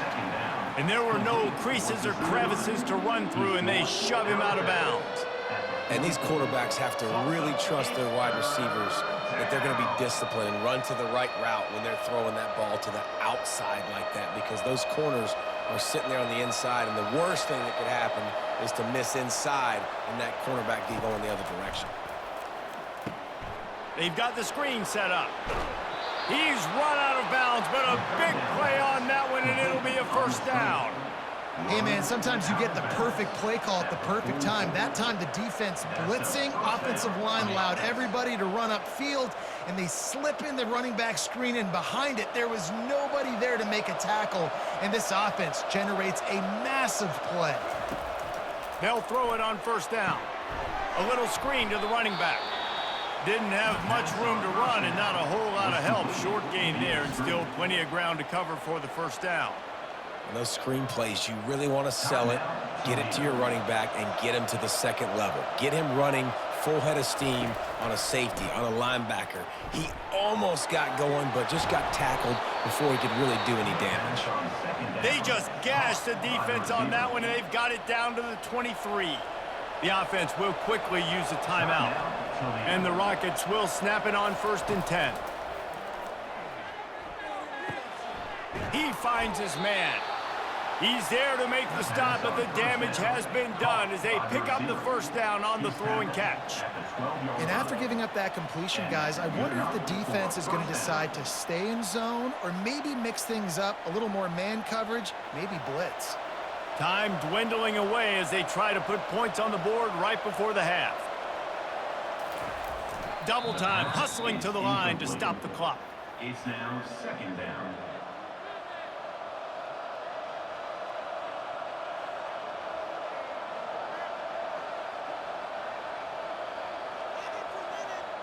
Operating in the red zone here on second down.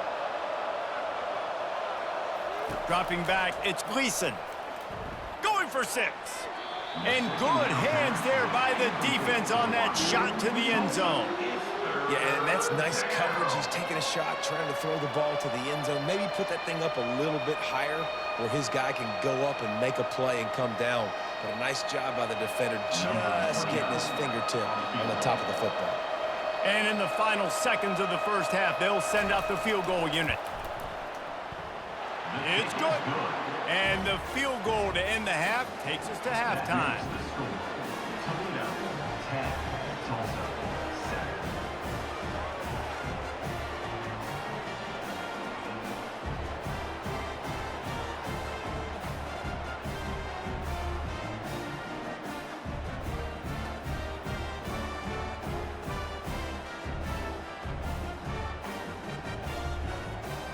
We've played 2 quarters here. Time to go to Kevin Connors in our halftime update.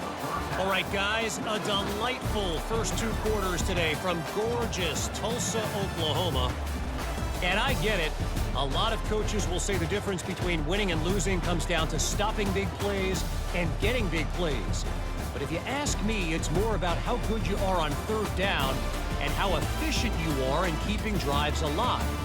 Those 2 stats can help you break the will of even the best defenses and help you come out on top. And with that, let's head back to the guys inside H.A. Chapman Stadium.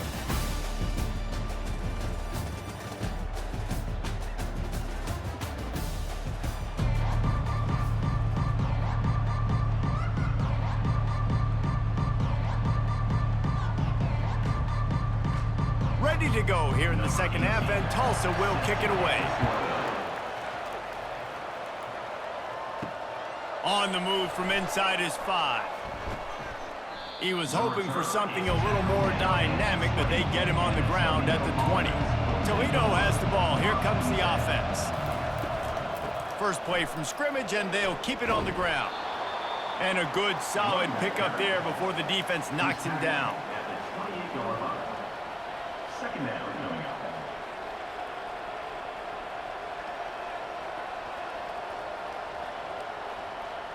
8-yard pickup on 1st down leaves them with 2nd and short.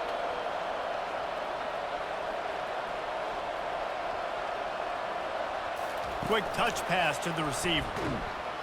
He's really close to that 1st down marker, but they stop him just a bit short. At the 28, Tulsa, it's 3rd down.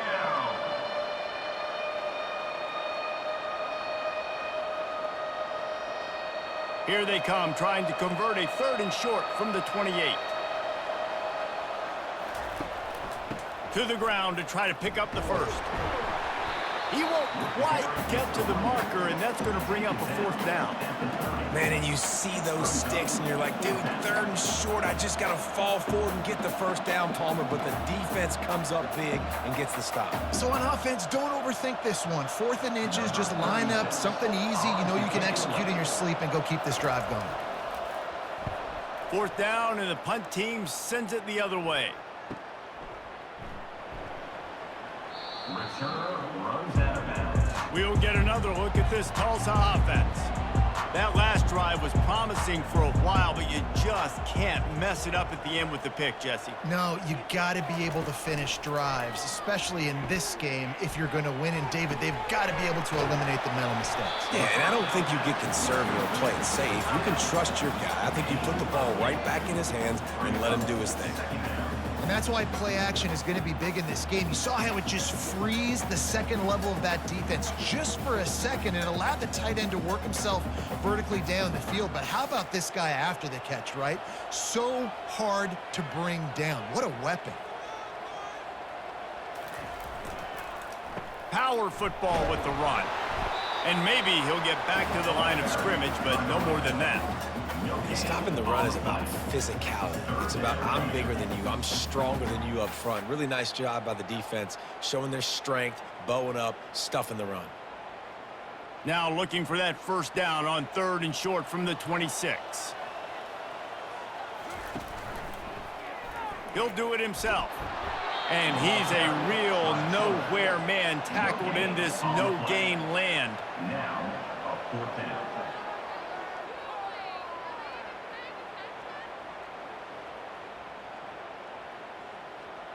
Tulsa will be forced to send out the punt team. This will be the 2nd time they've had to kick it away.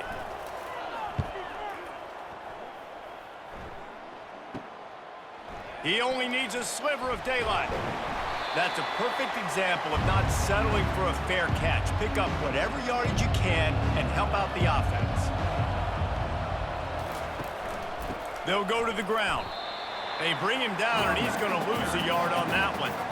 So he gets stuffed on 1st down, and now you have the offensive coordinator thinking a little bit. Yeah, we're probably going to have to throw it now in this 2nd play. But what are we going to see defensively? Now that they know we're throwing, might they blitz us? Do I have to leave more guys in to block? There's a real cat and mouse game going on right now between these 2 coaching staffs. To throw, it's Gleason. Throws for the tight end. Not in lockstep there with the receiver. And that was good defense again, and unfortunately, we've been saying that all game long. Really, really good defense. Or, listen, you can spin on the other side. This offense has really been bad. They'll try to move the chains on this 3rd and long from the 50. He's looking to pass. Pulls it in. It's Newton.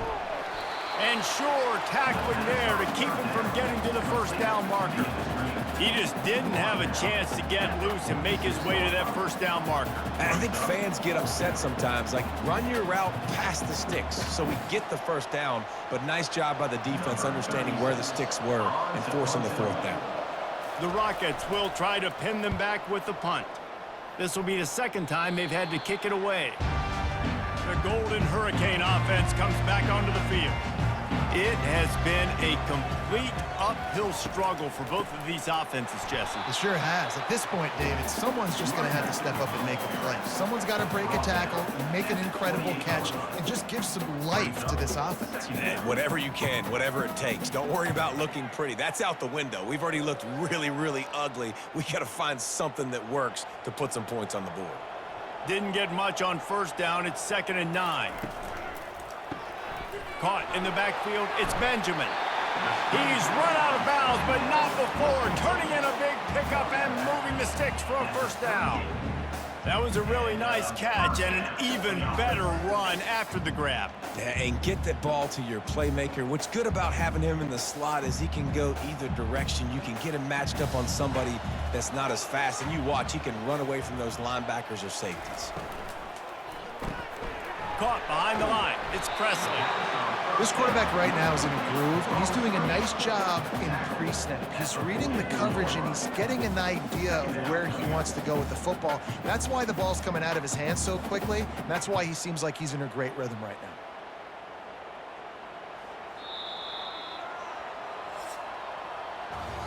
Guys, that's the end of the quarter, and Toledo has the lead. They've done the work to build a nice cushion. Now to bring it home as we check out the stats after 3 quarters. One more period to go to see who can make the winning plays and come home with the victory. Line getting set on 2nd down. Back to pass, it's Francis.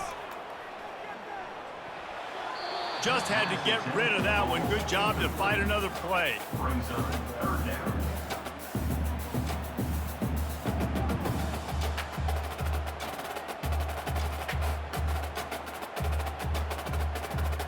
Third and short from the 44, and we might know if they plan to go for it on 4th down by what they call here.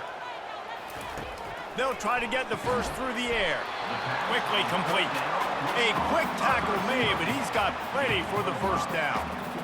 Yeah, and I tell you what, when you stick these fast suckers in the slot, they don't have to be big. But you get those guys that are so quick in the slot, they can get great matchups, and I can get the ball to them quick because they're such dynamic playmakers. Tulsa seems to have the whole playbook working. Caught over the middle. It's Hall. They stop him just a link or two short of the first, and man, what they can do on 2nd down here. And there you see the bind that the RPO play could put a defender in. That linebacker had to make a decision. Was the running back going to get the ball? He thought so, so he bit up, and that allowed the slant to be thrown in behind him. Running back goes in motion. On 2nd down, he'll fire. Got it behind the line. It's Watkins. And the completion gives him a fresh set of downs and keeps this drive moving. Nice job by the running back catching the football and understanding where the first down marker was. I got to go get that first down. He did a nice job of it. Tulsa comes to the line with a 1st and 10.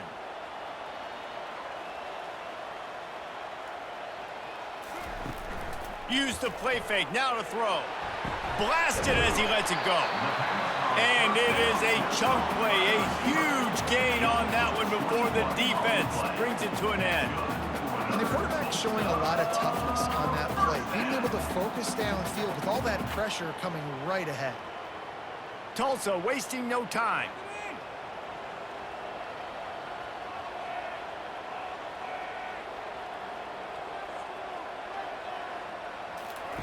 Looking to go up top on first down. Using the quick game. Touchdown, Golden Hurricane! And they've moved out front here in the fourth. Man, how about this quarterback right away seeing, I got to get rid of the football. There's a lot of guys near the line of scrimmage.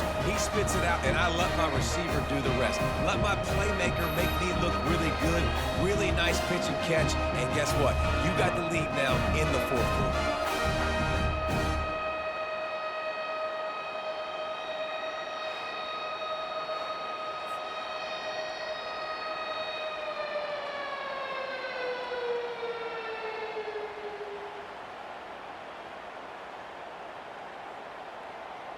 They'll try to add another to their lead. For the extra point.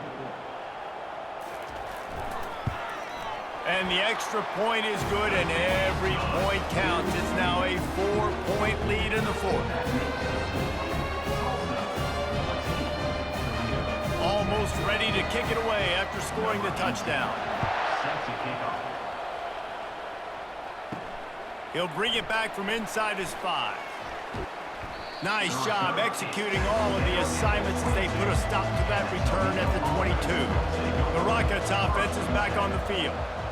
They hope to be able to cash in on this drive, David, after having to punt it last time. Yeah, and I think this offense needs to start it with the first play. You need to be successful and productive on that first play, and it gets you in less predictable situations. No doubt, too. Don't you just feel like there's a little bit more sense of urgency on this drive? It just feels like they've got to be able to put some points up on the board here. After missing the connection last time, it's 2nd and 10 from the 22. To the air, it's Gleason. He lofts one down the sideline. And they wanted it all on that incomplete pass. Instead, they're looking at 3rd down. Well, the defender got his hand on that one, tipped it up in the air, and offense, man, they're lucky that one wasn't picked.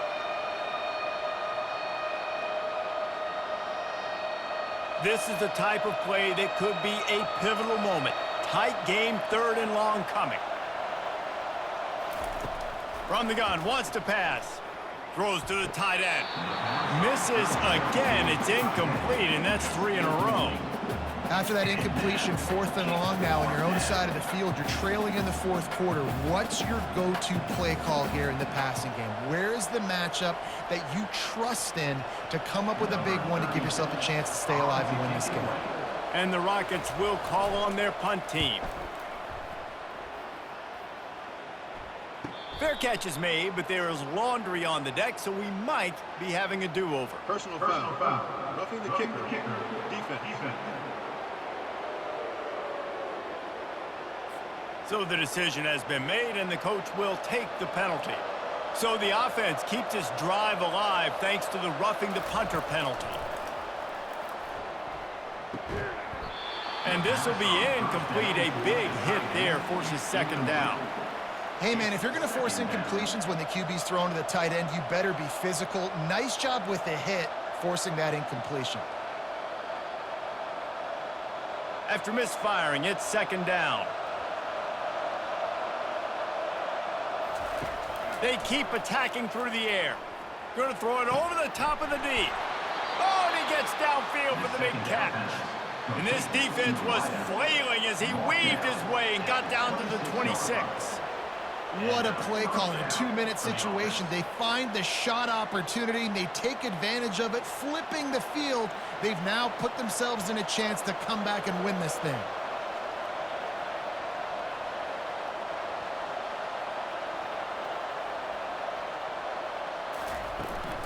Here's the handoff.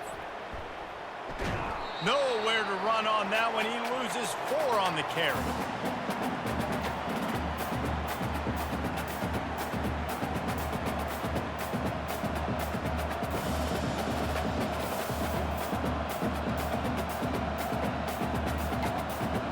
Kept it on the ground on 1st down. Let's see what they do on 2nd. Looking for a man. It's Gleason. They're working that left side. He almost picked up the 1st down on that one, but he'll be just a little bit short. Quick timeout call by the offense after the play, trying to preserve every minute possible.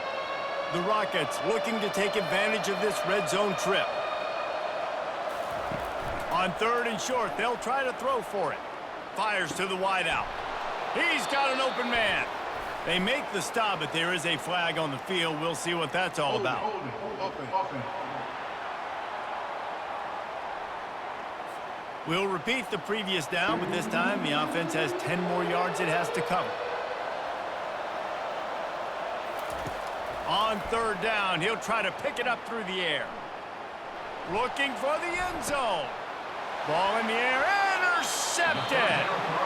That's a tough deal for the offense, right? I mean, you're trailing, it's late in the game, you're having to throw the football. You're just trying to make something happen, and ball gets away from the quarterback, ends up in the hands of a DB. Nice job by the defense.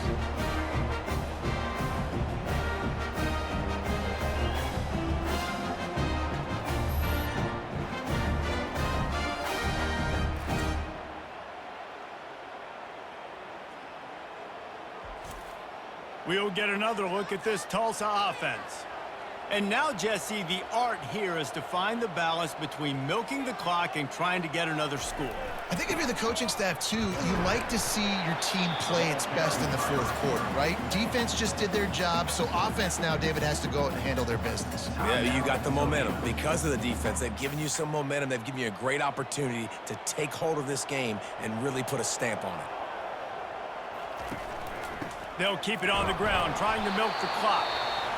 Quick timeout called by the defense, stopping the clock to save as much time as possible for their offense. And not a surprise by this offense, right? This is a game management type situation. I want to run the football. I want to run the clock. The clock is my friend with the lead late in the 4th quarter, inside of a minute. I'm going to keep this ground game going and make you have to look at that clock continue to tick. Really nice job there by the quarterback, understanding that it's zone coverage on 3rd down. You're going to have to find someone working into a soft spot, get the ball out of your hands quickly, make an accurate throw, and pick up the first. Well done. Tulsa comes to the line with a 1st and 10.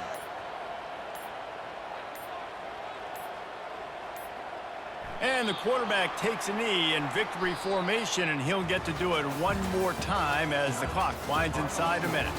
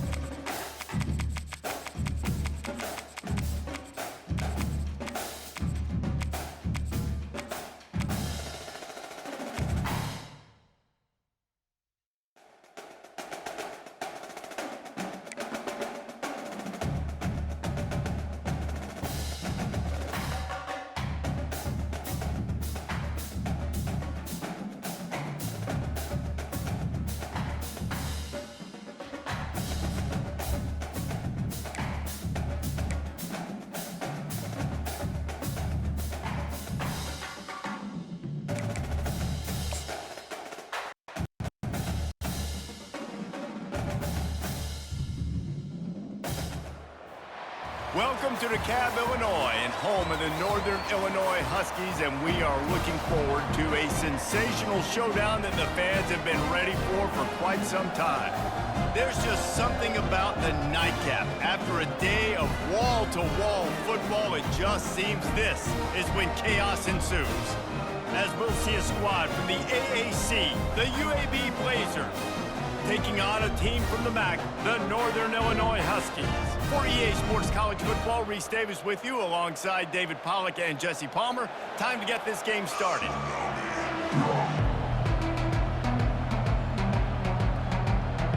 Northern Illinois about to kick it off as we get things started. He'll start the return inside his 5. He was hoping for something a little more dynamic, but they get him on the ground at the 20. So UAB's offense takes the field. And here comes the quarterback. And one thing you know for sure, with this team, as he goes, so goes the offense. And he's a big-time talent, Reese. This guy can hurt you in a multitude of ways, throwing and running the football. He's going to have to be dialed in, though, because this defense is going to give him a lot of different looks. It's really important mentally this QB is on his game. Just a quick rhythm throw there and really good use of the tight end. Yeah, good use of the big fella. I mean, go through your progressions real quick. You can't find anything, get the easy gain. Don't take a shot down the field all the time. Take those shots later, but take those easy, wide-open opportunities to get some positive chunks. Looking to pass. It's Zeno. And it'll be incomplete. This defense is physical in pass deep. Man, that's a big missed opportunity for the running back. I'm trying to find ways to feature this guy and get him the football in space and not just hand it to him all the time. And tell you what, I'm a lot less likely to find those plays if he can't reel in those catches. You got to think they'll try to muscle their way forward on 3rd and short from the 29. They'll try to run for it. Brought to the ground, but not before getting enough for the first down. It's a really good sign if you're on offense here. You're putting it on your offensive line on 3rd down. Critical down and distance, opening drive of the game. Let those guys fire off, get a hat on a hat. You can run the ball, pick up the first. You're around midfield. And all things looking pretty good here early for this offense.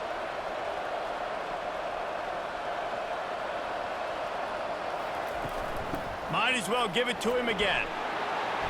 Able to scrounge 3 yards out of that one somehow. It's 2nd and 7. All right, well, the offense here, they're trying to get this run game established. They obviously don't break off a long run there, but they're just trying to find their footing at this point. The Blazers want to crank the tempo.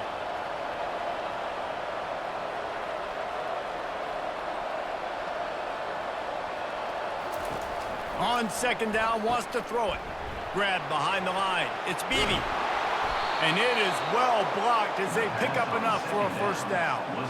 You know, it's a nice throw by the QB there. When you're throwing to running backs, you got to make it easy on them. So you want to put it right on their body, make the catch simple, and let them go to work like they did just there, getting that first. And the Blazers are on the move.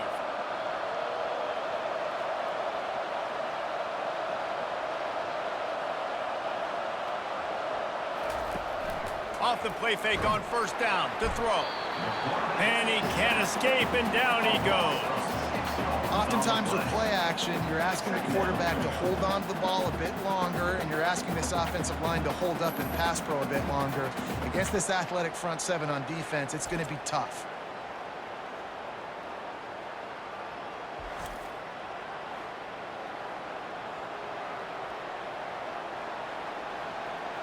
Now the offense has to overcome the negative play after the defense comes up with a sack. Back to throw, it's Zeno. Makes the grab over the middle. They get him down after he makes the catch. Really good job working through his progression. You get it to him quickly, and the big tight end has a chance to run a little. And a really good job by the QB throwing an accurate throw. I got to hit those guys on the move, on the run, so they can do this. They can catch the football, get upfield, and chew up some extra yards. On 3rd and long, no secret what he needs here. Got it set up on the outside. Not a whole lot of room there on that screen pass as it just never developed. They allowed the completion, but this defense was swarming to keep them away from that first down line. Yeah, and you allow completions in those third down situations underneath the sticks. You don't come up and rally and everybody flies to the football. That's great execution by this defense. Fourth down, and the punt team sends it the other way. And the coverage team down there to touch the ball. No return on this play. The Huskies offense taking the field. First chance we have to see them today. They're backed up, 1st and 10 from inside their own 5, and they'll try to get this drive started. They'll try the run. And a nice solid pickup there before the defense wrestles him to the ground. I like it. Just frustrate the defense. Get that 5 to 6 yards. Make them honor the run. Make them know that you're willing to run the football and run it effectively. Halfway there on first down, it's 2nd and 5. Motion from the offense. From deep in their own territory, looking to throw. Couldn't get it out of the end zone, and it's a safety. You could tell the defense smelled it. They knew exactly where they were on the field, put the pressure on him, got him down in the end zone. Safety, baby.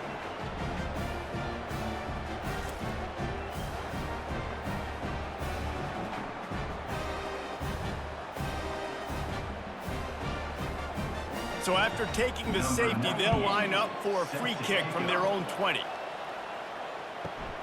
Fields the punt and tries to find an opening. The return is brought down at the UAB has the ball back, ready to send the offense out to go to work. 1st and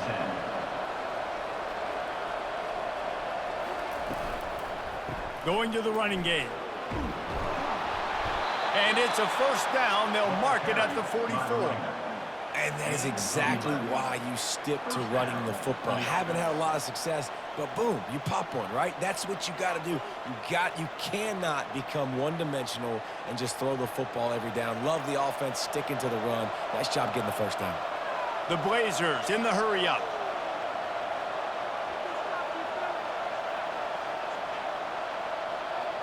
Wide receiver coming across in motion. Touch pass on the jet sweep. The defense wouldn't let him loose there, and it was a completion, but they lost yardage.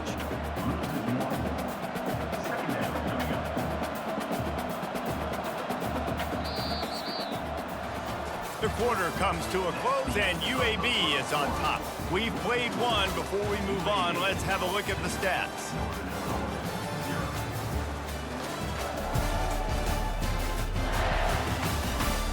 Now to see if these guys can get back in the game in the second quarter. Motion trying to get the defense to show its hand. Finds his target down the middle.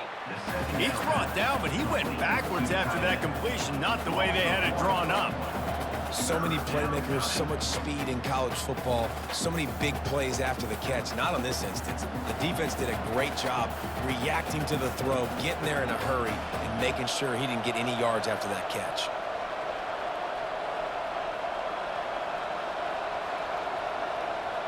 To the air, it's Zeno.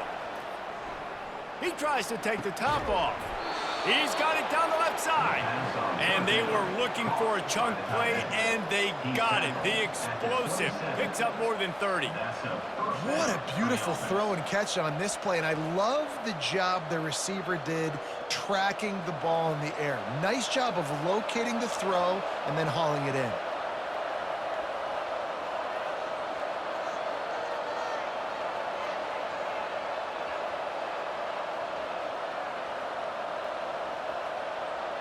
Wide receiver shows motion. Touch pass on the jet sweep. And I think they'll give him 2 on that one. 2nd and 8 coming up. 25-yard line. Brings up 2nd down.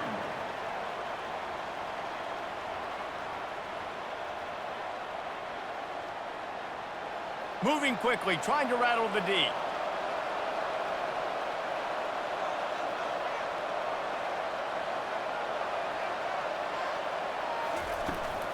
The give to the back. Bulls his way forward. That play just never had a chance. They knock him down for a loss of 5. And if I'm the running back, I'm going to listen, O-line, can you give me something? Can you give me some space to try to make somebody miss and not have another guy right next to me? I'm giving the offensive line an earful. I need some holes, need some space up front. They got to do a better job. On 3rd and long, he'll need to push it downfield. Quarterback can't pull the trigger, and down he goes at the 41. Yeah, and the defensive line, 3rd and long situations, I'm rushing the quarterback. You bring in the nickel, a little bit more speed on the field, and the defensive line gets home and gets the sack on 3rd down.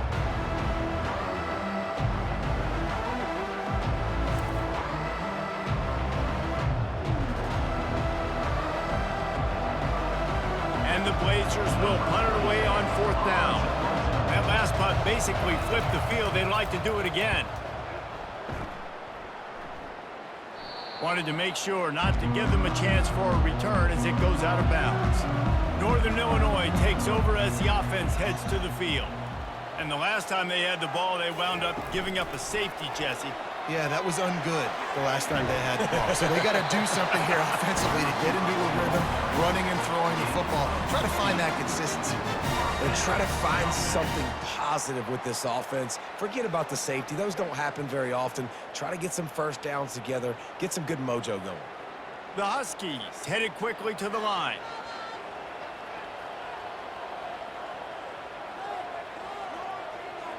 We've reached the 2-minute warning, and we have ourselves a ball game, and they have a chance to take the lead here before the half.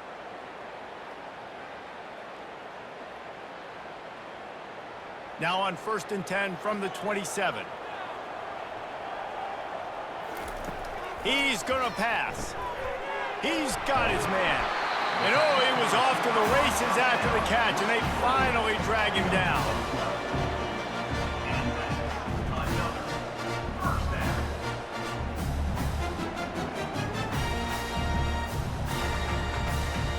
They'll go hurry up here.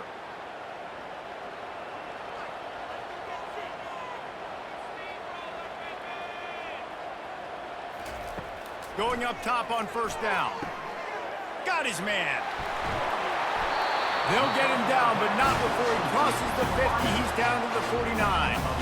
That big pickup on what they call the drag route, but if you hit it on time, you can hit the turbo boosters. And you've got to be accurate on the throw too, Reese. Nice job by the QB there, putting it out in front of his receiver to make an easy catch and then advance it. Northern Illinois back to work after picking up the 1st down. Dropping back, it's Hampton. Working the middle of the field, and it's complete. And the catch was one thing, and the run even better. A big pickup on that one. When these wide receivers work the middle of the field, so much of this is feel. Understanding where the holes are in the zone, or understanding how to get leverage on a man. And these wide receivers are dangerous nowadays because they do it so fast and see that so quick and make those plays over the middle. They try to pop a run on the draw. And excellent vision to find running room there and make a really good pickup before the defense put a stop to it. Great job by the quarterback, the running back, and the offensive line, really selling pass. That's step one. If you're going to run an effective draw, it's got to look like pass, and then boom, you sneak it right to the running back, gets a big gain, and gets a 1st down. Using the back as a receiver on the screen. They make the stop, but a good pickup there on 1st down. There's a timeout called as this offense tries to find a way to draw a little closer. Going to work in the red zone, they can't pick up the 1st down without getting it into the end zone. On 2nd down, he'll let it fly. He's got it. Goes out of bounds on the play, and he's got him set up 1st and goal. And that play just shows you this quarterback trusts his wide receiver because he knows that route has to be adjusted to get beyond the 1st down marker. These two right now really on the same page. And guys, how much better does it feel if you go to that locker room with a lead? They have a chance to do it here. He'll set up to throw. They will score! Touchdown, Northern Illinois! The field position was bad. The finish was great. Great way to answer that poor field position. Poor field position, no problem. How about it? Great job by the offensive coordinator. This offense getting in a good rhythm early, even backed up, even in a predictable situation. Great job coming out.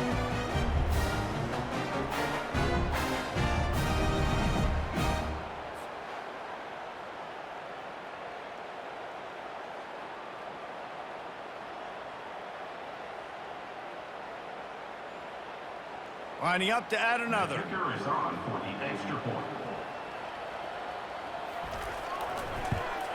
And the extra point puts them up 7-2.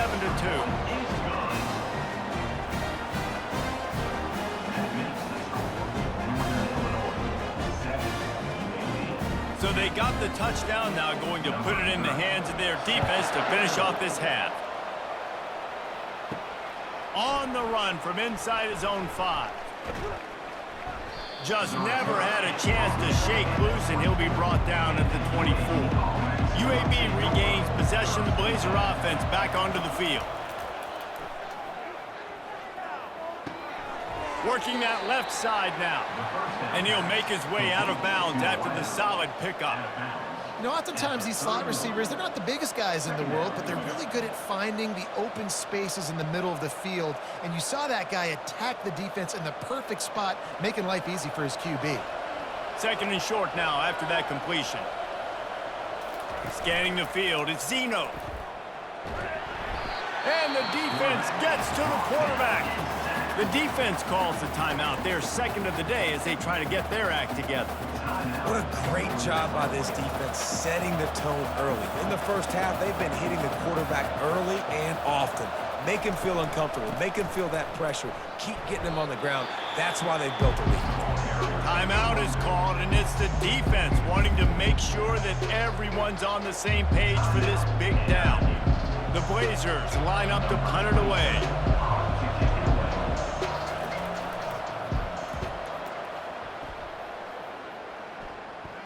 Signals for the fair catch and hauls it in just shy of the 30.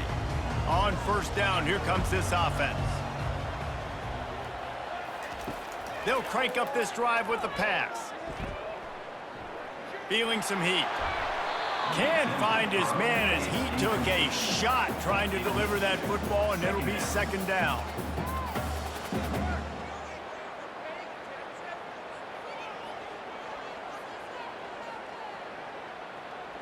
Just a few seconds remaining here as they try to put something up before halftime. He's going to pass on second down. And he'll chuck it into the cheap seats there and save the down. Nobody getting open there.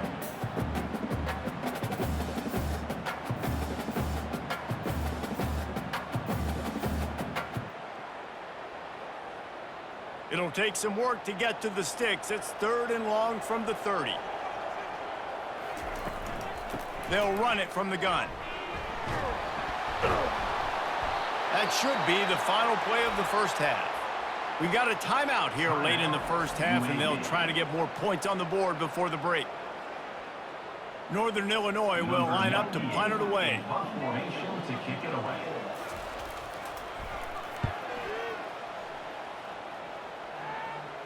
Here's the fair catch, and he'll make it close to the 20-yard line. First half in the books. Time now to join Kevin Connors in our halftime update. Fellas, looks like you've got a great scene there today in DeKalb. And it's been said football is a game of inches. And guess what? Based on the comparison between third down conversion rate today and the average yard per play, how can you argue that? I mean, the low-lying fruit is to look at some of the explosive plays we've seen in panic. But really, this game is going to come down to which team is more efficient when they have the ball and how they play when it matters most. And with that, let's send it back to the guys at Husky Stadium. And the Blazers will kick it away to crank up the second half. And he takes this from inside the 5. Really disciplined job by the coverage unit to get down there and make the stop at the 19. The Northern Illinois offense ready to go back to work. Trying to set the tone with the run. Get some work done there. Pick up a 4 to the 22. You know, it's so important for offenses to want to keep third downs manageable. The way you do that is by having success like that, running the football on first down. Solid pickup of 4 on first down. It's 2nd and 6.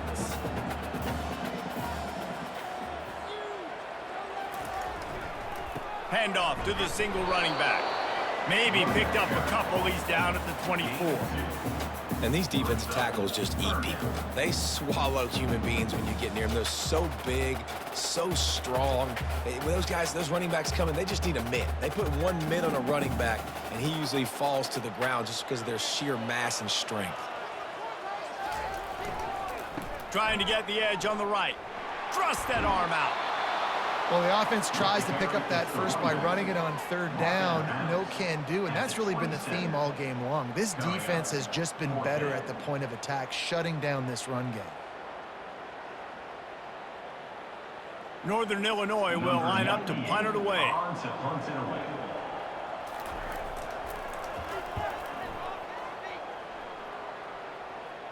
Fair catch called for and taken at the 30-yard line. UAB has the ball back, ready to send the offense out to go to work. Their drive chart is starting to look a little monotonous. Punt, punt, punt, David. And their defense is starting to get a little frustrated, too. They just keep putting me back on the field, possession after possession. Jesse, this offense needs to get their heads out of their you-know-whats. The punter's on the sideline with the oxygen mask right now. He's been playing so much. He's not used to this. This offense, they just got to stay on the field. They've got to put a drive together and get some balance going, running and throwing the ball.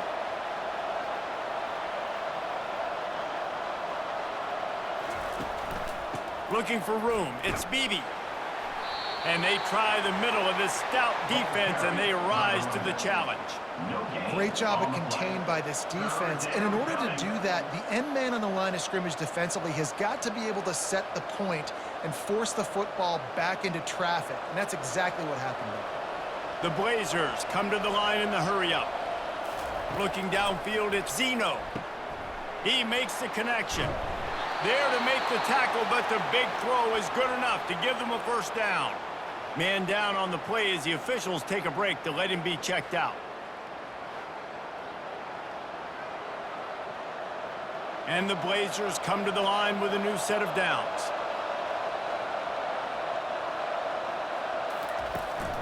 Handoff to the lone back. Keeps the legs moving. You see, this is what great defenses do. Great defenses swarm to the football. So when you do miss a tackle, it's not the end of the world. There's another guy right there to wrap him up. Great defenses seem like they got 12 guys on the field. Nice job swarming to the football, engulfing the running back. After losing a couple on that last play, here's 2nd and 12.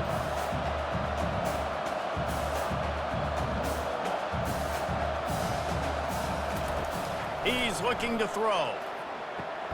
And it's intercepted. A turnover for the defense. Trying to take it back. Inside the 10. And he has taken it all the way back. Touchdown, Northern Illinois. The DB saw it. He thought, don't drop it, don't drop it. Then thought, don't get caught, don't get caught. And he didn't. The pick six. Hey, these guys can play offense, too. Now, look at this. I showed you I could be a wide receiver. Coach might split him out at wide receiver next week after making that big play. But defense, great job making the interception. And you're right, doing something with it. Don't just slide down. Don't be content. Take that thing all the way back, brother.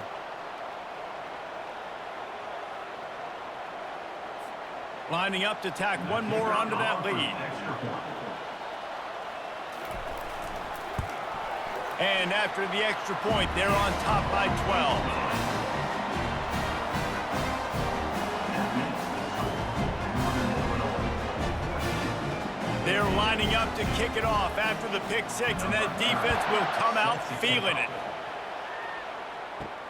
Here he comes from inside his own 5. He was looking for some running room, but not much to be found as he stopped at the 18. UAB regains possession of the Blazer offense back onto the field. Throws to the wideout. Complete downfield. He will step out of bounds, but not before the big pickup and a first down for this offense. When you're going to run a comeback route, you've got to sell like you're going deep, and that was a great job there by the receiver, really making that corner think he was running deep down the field. So he got the corner to turn his hips, turn his shoulders, and then the receiver was able to just pivot around to make it an easy pass and catch.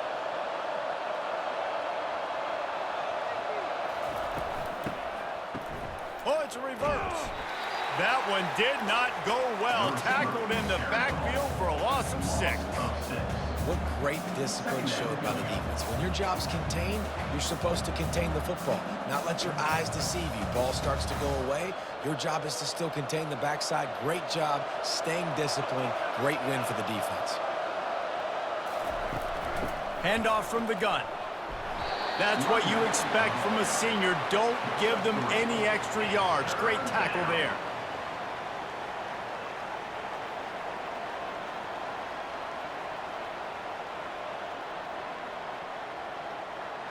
The Blazers want to pick up the tempo.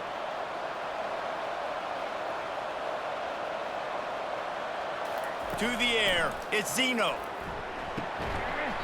Can't make the connection on third down thanks to that tough, hard-nosed pass defense, and now it's fourth down. Yeah, and third and long, everybody is pinning their ears back and coming after the quarterback. You try to throw screens behind those. Sometimes they're very successful, but this time, defense played it great, and the play went nowhere. Fourth down, and the punt team sends it the other way. Bringing it back, it's Cousins. Very little will make a crowd hold its breath like a punt return, and he brought them to their feet on that one. The give. Nice move to stay on his feet. And a really nice run and pick up there before the defense avoided disaster and stopped the really big play. This running back loves running into the teeth of the defense. In between the tackles, he keeps a low pad level, and he's got some speed. They've crossed midfield at the 45 with a 1st and 10. They'll ride the hot hand and just wedges it ahead a bit before he's brought down.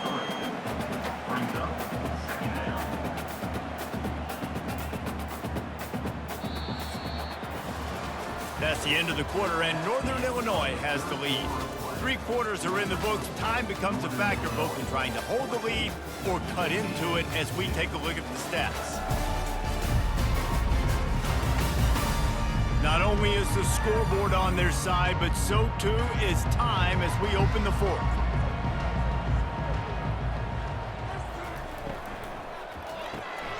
Red pass, it's complete. Didn't pick up a lot there, moved it forward just a few. This is no surprise to defenses anymore. Everybody throws wide receiver screens, and you could tell they were ready for it. They saw the quick game. They pounced on it, got the wide receiver on the ground. That's not the first time they've seen that route. After the strong run on 2nd down, 3rd down coming. Do they do it again? Wants to throw. It's Hampton. Makes a connection. He's all the way down to the 27-yard line, and they are threatening. There are a lot of offensive coordinators out there with a similar situation with a lead like this. They'd definitely be running the ball at this point.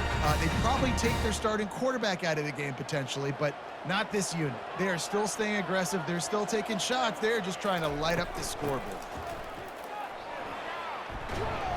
You'll take this every time. 5 yards on the 1st down play. I think you have to like what you see if you're the coaching staff here. Your offense is on the field, and it looks like you got a pretty good drive going, and you're just going to try and keep this thing marching, keep the clock ticking. You've got a really nice lead here late. Just want to find ways to keep the chains moving. They're doing that.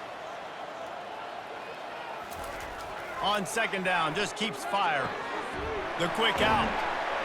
Brought down to the ground, but he has enough for the 1st down.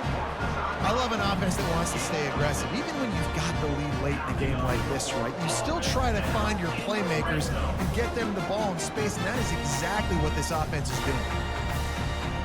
And the Huskies come to the line with a fresh set of downs.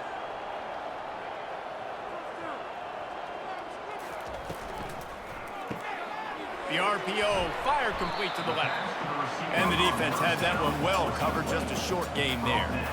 Great play by the cornerback. He was just way too physical at the point of attack. He beat his man trying to block him, and he tackled that receiver on the screen. They'll probably bleed every second possible off this clock before they snap it.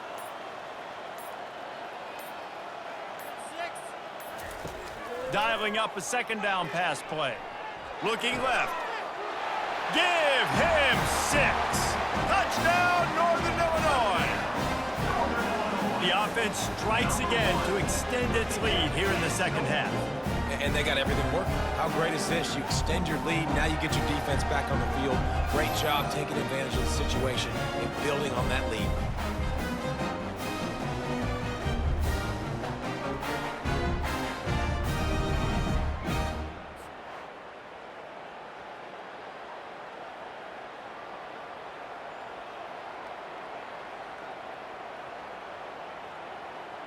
He'll try to tack on one more. For the extra point.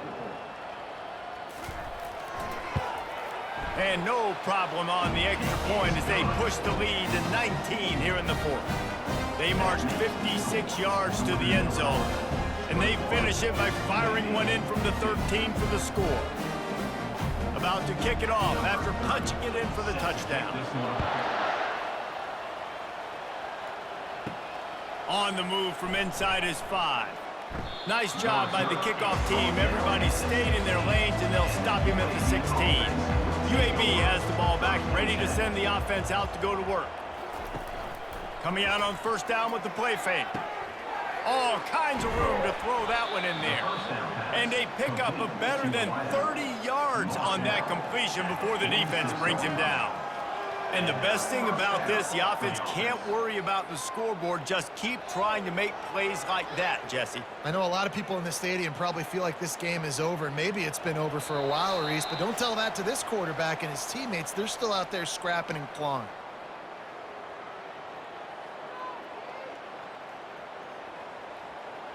The offense setting up shop at the 46, 1st and 10. Looking to move it through the air. Quickly complete. And the defense makes the immediate tackle, but he has enough for the first down. Well, another catch by the big fella. And, hey, this defense now in the second level, they've got to understand that they're going to see some play action. They can't keep biting on the fake. It's not easy to do. You've got to be aware of the tight end and his release. As soon as you see him get upfield, right now you know it's pass. So don't even worry about the fake. Get your eyes focused and find the big fella to go make a tackle or make a play on the ball. Always a welcome play for the defense as they get a sack at the 47. I got to give this defense a lot of credit. They were very confident coming into this one, even though they were going up against one of the best quarterbacks in the entire country. They're confident because they believe in their ability to get to him, and they've been able to do that in this game. There's another sack here late. Looking to throw at Zeno. He's got his man. And how about that catch and run? So dangerous, this guy. They immediately call timeout, trying to preserve every second they can to try to rally here late. Pressure coming. Just can't pull the trigger, and the quarterback is sacked at the 41. The offense gets a quick timeout at this point. Every second is precious. On second down, he'll let it fly. Oh, he's going to try to hit him over the top. Fires into traffic. It's picked off. And he's wrapped up after a solid return on the pick. The number one objective for a defense is to make the offense one-dimensional. Well, when they're trailing by this much, late in the game, they're one-dimensional. They have to pass the football. We can bring more speed on the field. You see it. We know you're throwing the football. Nice break on the football. Nice interception. This one's almost over. Running out the clock, a mere formality between them and a victory as we have victory formation coming. And they're just about out of chances. The defense can stop it one more time as the quarterback takes a knee.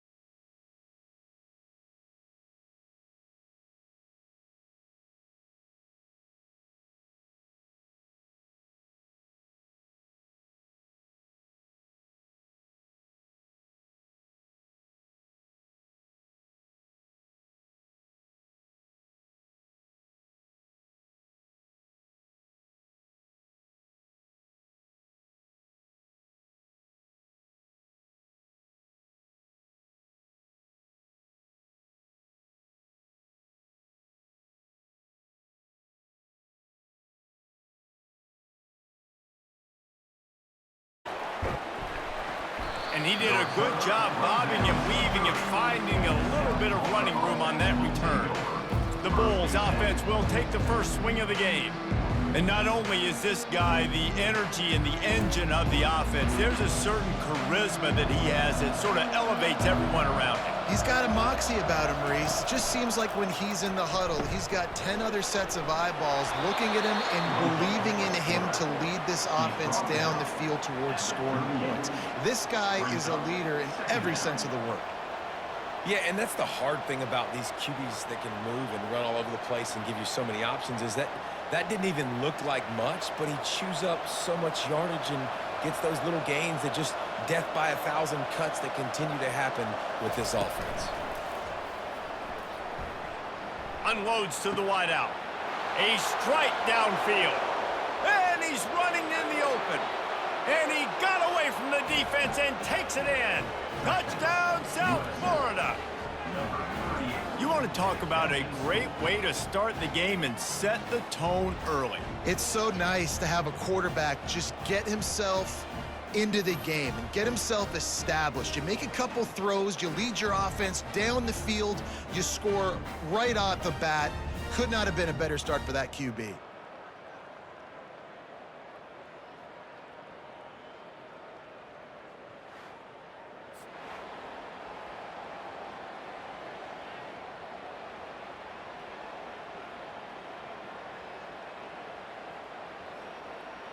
Getting set for the point after. Is on for the extra point. And the extra point is good, and it's 7-0. This offense prides itself on going after you, and they did with that long touchdown pass to finish off a two-play drive. Just about set to kick it away. Set to kick off. And they thought about a return, then thought better of it. They'll bring it out to the 25. So Kent State's offense has the ball for the first time. First down for this offense.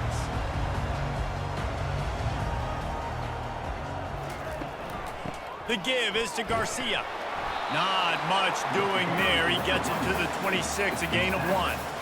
The big defensive tackles in the middle, they're not always the best pass rushers, but they are strong, and I say country strong. They put their hands on you, you feel it. They lock people out on the line of scrimmage. They create separation. They wrap running backs up, and usually they don't get out of the midst of those big boys.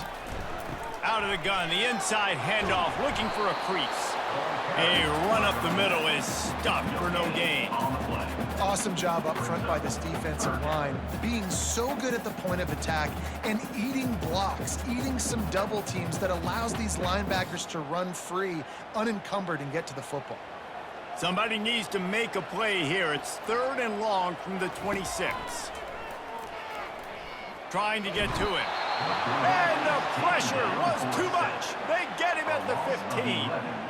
Really impressed with how this team has seized momentum here, playing on the road in this hostile environment. Their offense gets it first. They march down the field. They put up some points.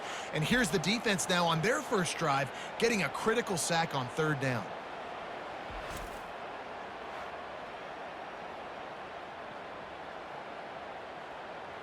The Golden Flashes send out the punt unit.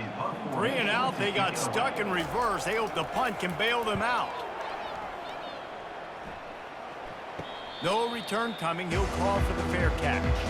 South Florida has it back, and the Bulls offense will return to the field. David, they'd love to do what they did last time and put this one in the end zone. You ain't lying. They did a great job. The offense was clicking. Everything went well, Palmer. They executed and got the touchdown. And they really were in a nice rhythm as well. And I'd love to see that here on the next drive, too. Just keep doing what you're doing. Everything seems to be working, and you seem to have this defense on their heels. And the Bulls will hustle to the line.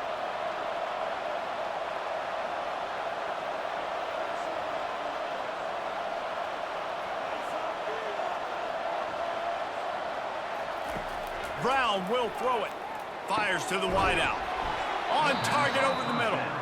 And he was loose and in the open field and on his way. A tremendous pickup on that one.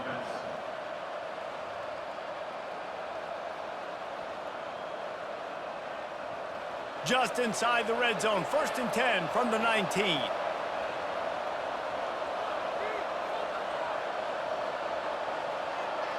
The offense showing motion from the tight end, trying to get a read on the D.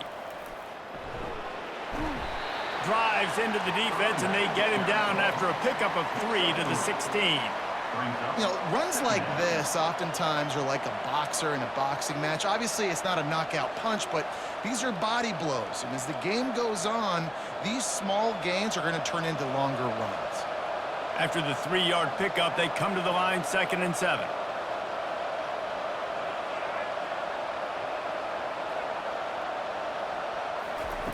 He's looking to throw. He's got it on the move. That throw and catch gets them down to the 6, and the defense is running out of answers. Stop me when you've heard this before. First down, first down, first down. Just continuing to put first downs together. So far, this defense just can't find any answers. The Bulls are threatening on 1st and goal.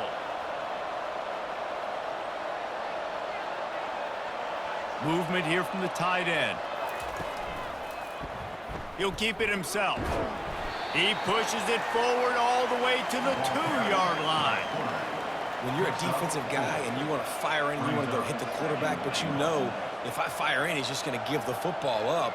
You got to be patient. You got to understand what your responsibility is. Then you see when he keeps the football, you got to go tag him. And the problem is these guys are such good athletes. They're so hard to catch once they do pull the football, but it's kind of like the hidden. Into the end zone he goes. Touchdown, Bulls. Precision blocking up front created the open lane, and the running back followed it beautifully. Yeah, it's pretty easy to follow an offensive line that makes those holes and just gives you a caravan all the way to the end zone. What an unbelievable job blocking up front.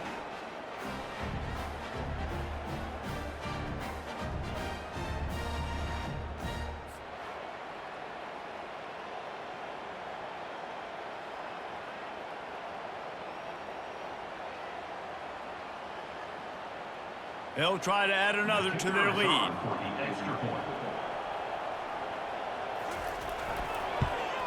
The kick is up and good, and put one more on the lead.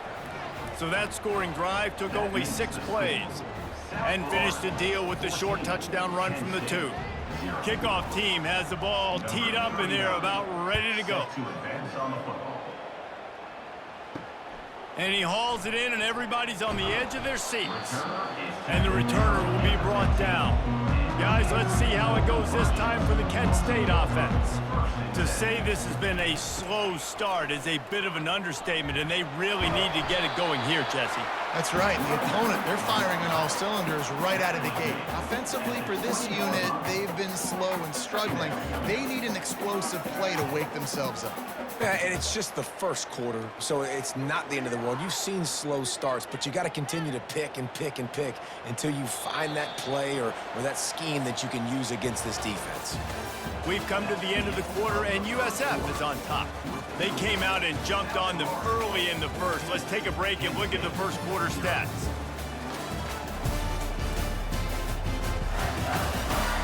Now the challenge here, they've taken a punch, but they can't let it get out of hand as we start the second. To the air, it's Ulatowski. Quick strike complete. He's close to the first down, but they're going to mark him just a little short.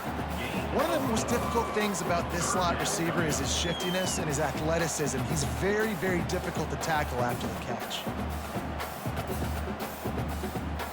A completion, but not quite enough for the first down. 3rd down coming for this offense. Trying to pick it up on the ground. They get him on the ground, but not before he gets enough for the first down.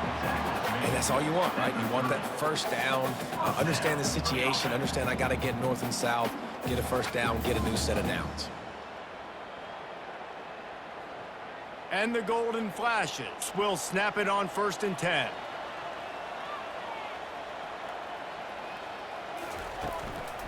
Right back to the well. He locked up and held on to bring him down. Stopping the run is very high on every defensive coordinator's list. Making the team one-dimensional. Nice job stuffing the run on that play right there. Got stuffed on first down. It's 2nd and 10.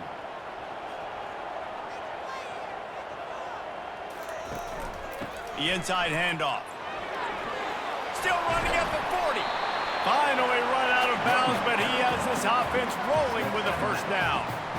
This is an offense that really sees their identity as being able to run the football. Nice job there picking up the first down. Movement from the linebackers trying to mess with the offensive line's assignments.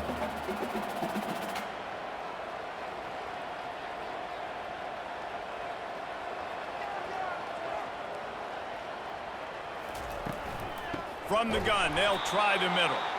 He's dropped behind the line of scrimmage. That'll be a loss of 3.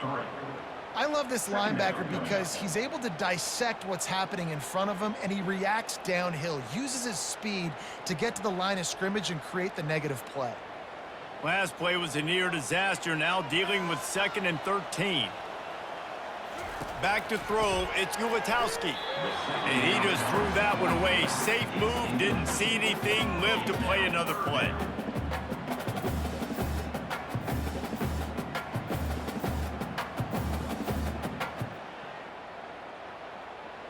A chance to sort of put the defense on its heels if you convert a 3rd and long, this one from the 44. They go to the draw. And he's not going to make it. The defense denying him the first down. Now, 4th down.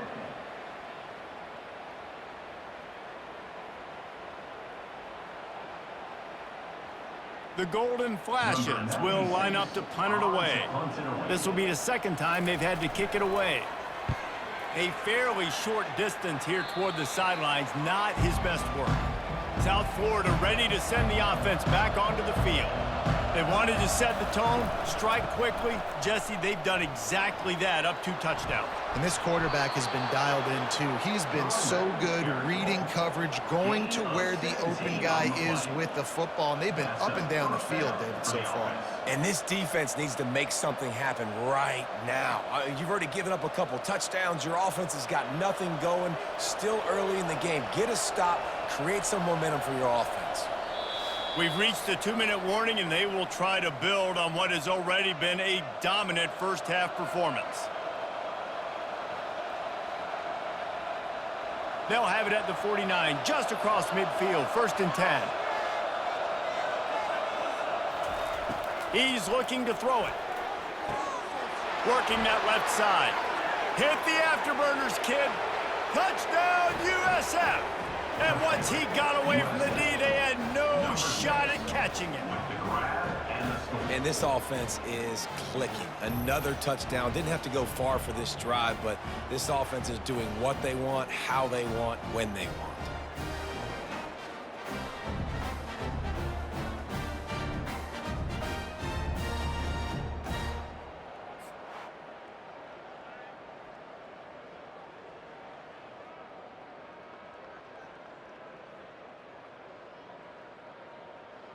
Ready to try the point after. On for the extra point. And the extra point will tack another one onto this lead. Aggressive play calling on that drive. Just 2 plays, they get the long touchdown pass to pay it off. Kent State, 0. The kickoff team out there getting set. Set to kick it off.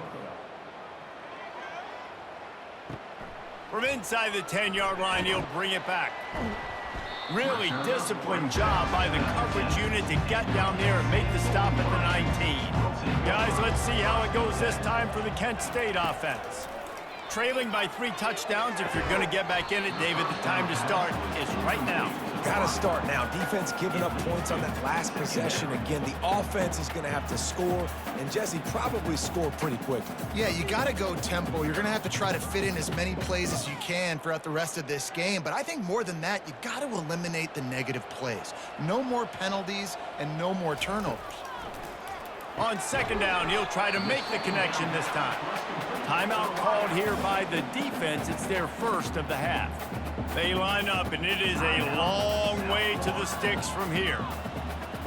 Back to pass, it's Gauntlet. coming after him. And the quarterback goes down at the 11-yard line. Quick timeout by the defense there, trying to make sure everyone has the same call. And the Golden Flashes will punt this one away. 3 and out, and not much choice but to get rid of the ball. Now a fair catch is called for and made just shy of midfield. Here comes the offense on first down. He wants to throw. He lobs one high down the left side. And it falls incomplete, and the offense is lucky to have it. Defender right there almost had it in his grasp. Offensive players know where the ball is going. Defensive players don't. Great job by the DB adjusting to the football, seeing it, playing the wide receiver, and making sure he can't catch the football. Quarterback wants to throw on second down. He's going to be able to pick up a few yards before the slide. Well, great job there by the defense because they weren't able to get him sacked right away, but you saw the coverage in the back end. Nowhere for the quarterback to throw the football. Didn't get the sack, obviously. You don't get the negative play, but you also don't give up a big one. You're feeling pretty good about where you are right now in this drive. Offense breaks the huddle on third down. Throwing right. And a missed opportunity on third down as the defense knocks it free, and fourth down is coming up. Love the effort on defense that time. That looked like that was going to be a completion downfield, but the physicality of the defender jarred the ball loose. This is the absolute right call. They're going for it on fourth down. He'll try to throw and pick up the first down. Fires to the big fella. Will not get there. A fourth down stop. Here's this offense with a fresh set of downs. He'll come out throwing on first down. That is just a sideline credit. Roll, catch, toe drag, everything you want. And first down for the offense.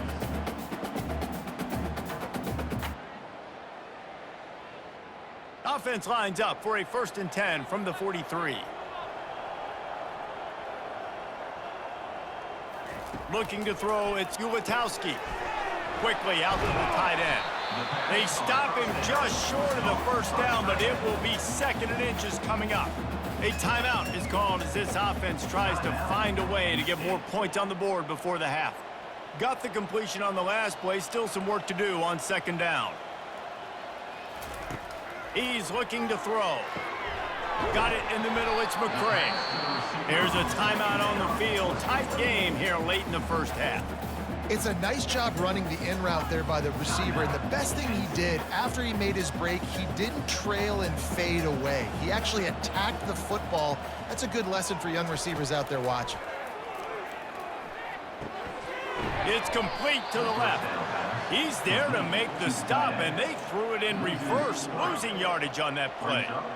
You know, the tight end's got to do a better job getting his depth on the route. He's running out to the perimeter of the field, but he's got to get further downfield. He caught that pass behind the line of scrimmage, got tackled, and as a result, it's a negative play. And here comes the offense on 2nd down. Finds his man. It's McCray. The offense calls timeout, and they won't have any more left this half. Well, this offense knew coming into this game they wanted to try to attack the middle of the field in the passing game, and they're able to execute the in route there. And they wanted it all on 3rd down, but now dealing with 4th down. 3rd and short in college football today, you see so much more pass than you used to. The offense stays aggressive, and I think they stay aggressive because they know they're in field goal range. They got that 3 in their back pocket. On 4th down, they'll try to get something out of this drive before the end of the half. Kick is good. The offense has 3 points to show for the drive.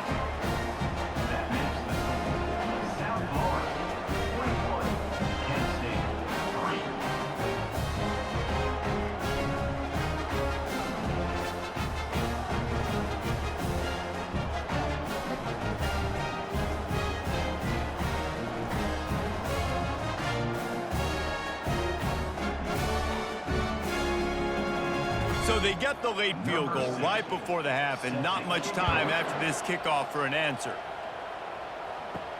He'll start the return inside his 5. He was hoping for something a little more dynamic, but they get him on the ground at the 20. It's first down, but the offense is just going to take a knee and go to the locker room. That's the end of the second quarter. That means it's time to join Kevin and our halftime update. Men, it should come as no surprise that we have ourselves a fun matchup in Kent. And we have to start this halftime breakdown by addressing the play of this elite wide receiver. This is clearly a young man who, once he's finished playing on Saturdays, he's going to be playing on Sundays. The kid has different gears. He has a knack for finding gaps in the defense. And I can't remember a college player with that kind of catch radius. And just like that, let's send it back to the fellas at Dick's Stadium.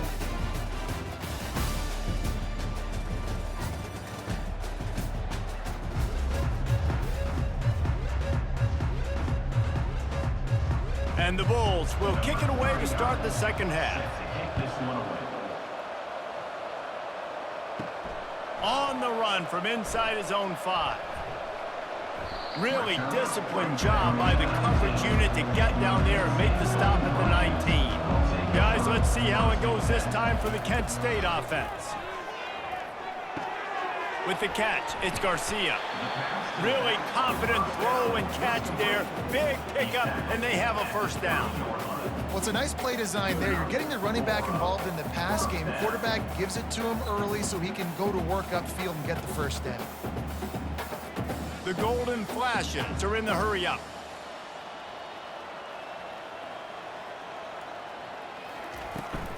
Leaves it with the running back.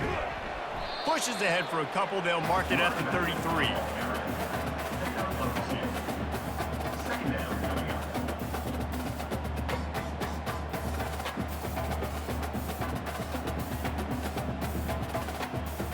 Picked up 2 yards on that last one. They need 8 on second down.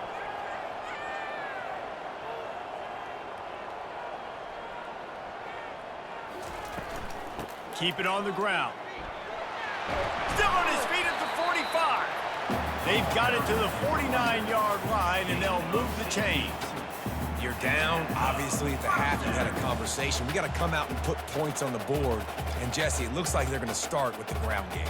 And I love this, David, too. Regardless of whether they're losing or they're winning, come out here and try to be the most physical unit here in the second half. Get this run game established. Quick completion to the right. They make the stop right there. Good pickup, but still short of the first down. I like the decision by the quarterback here. Just get the ball out of your hands, get it to your playmaker. A lot of times he'll dance and make even bigger plays than he did here, but it was still a positive game. Now on second and short.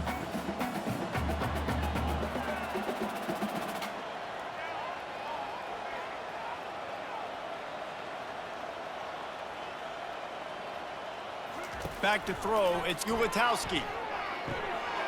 He finds a dead spot in the middle. And they'll finally bring him down after he rips off a huge play. Man, that quarterback knew that was a tiny window to throw into, and he just showed off his cannon of an arm. This offense hasn't found the end zone yet. Starting to move, it's 1st and 10.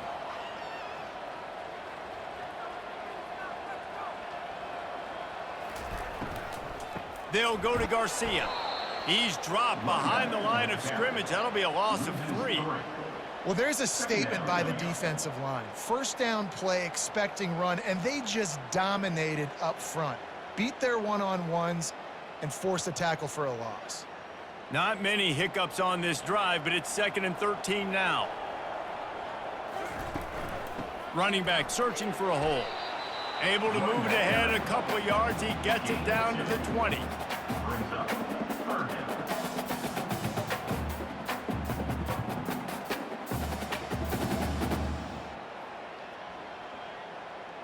Seventh play of the drive coming up, but a long way to go on 3rd down.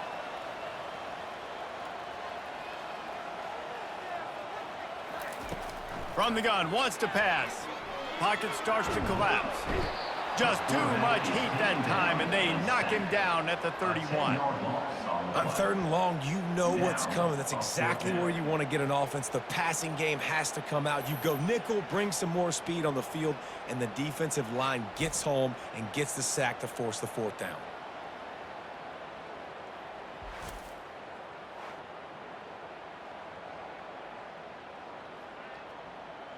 And here comes the field goal unit for the 2nd time tonight.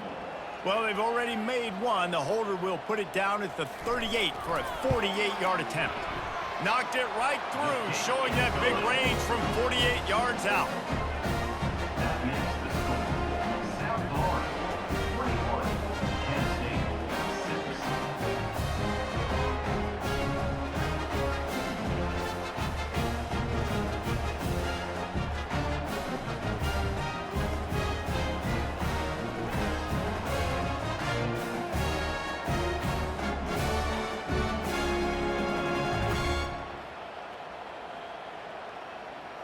After putting 3 on the board, the kickoff unit ready to go. Here's the return from inside his 10. He was hoping for something a little more dynamic, that they get him on the ground at the 20. South Florida has it back, and the Bulls offense will return to the field. Wants to throw on 1st down off the play fake. And it's knocked away downfield. The DB getting a hand in there.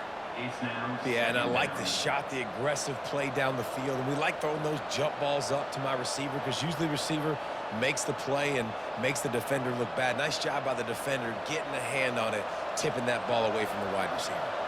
Still at their own 20 after that last incompletion. It's 2nd and 10. Grabbed behind the line. It's Lamb. And he is run out of bounds as they go backwards there and just avoided the contact.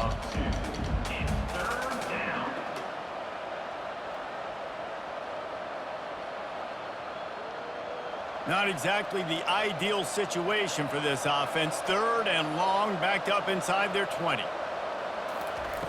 Brown wants to pass. Got his man.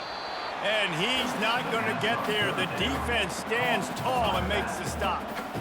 Listen, I know this running back is shifty. I know he's really good in the open field, but that's just asking too much of him at this point. 3rd and long situation. He wasn't going to be able to make that extra guy miss, trying to get that 1st down. The Bulls will bring the punt team onto the field.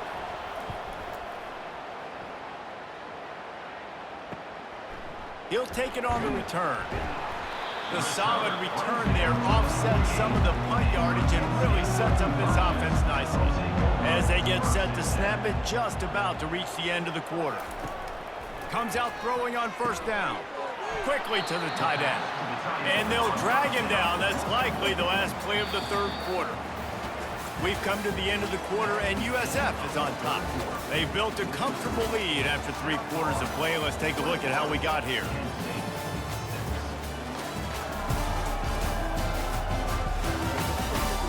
One more quarter to go, and it looks as if we are ready to play. Completion a little short of the sticks. It's 2nd down. He's looking to throw. Caught in the backfield. It's Garcia. They're able to get him stopped just shy of the 1st down marker. Well, and here's the problem offensively. Because you're trailing by so much so late in the game, the defense now is going to be playing big zone coverages, and they're going to allow you to throw the ball underneath in the middle of the field, rally to make a tackle, and bleed the clock. It's going to be hard now for this offense to claw their way back in this one. Well, jet sweep pass. Really strong job by the defense. A negative play on 3rd down. And as an offense, you've got an unconventional call. You're trying to get your receiver the ball using pre-snap motion, but you've got to do a better job up front blocking. Couldn't get it done, and now it sets up 4th down. Down by multiple possessions. They can't come up empty on this drive in the 4th quarter. They'll go for it on 4th down. They stop him short of the marker, and they'll turn it over on downs. The offense lining up for a 1st down play. Gonna run it. It's Lamb. Couldn't ask for much more there. A first down, and they're down to the 42. And I think if you're the head coach, defensively now, obviously, you've got 3 timeouts in your back pocket. You're trailing at this point, and the offense is going to be running the football, trying to bleed the clock. They're going to take as much time off the game clock as they can before snapping it. You've got to start thinking about using some of those timeouts.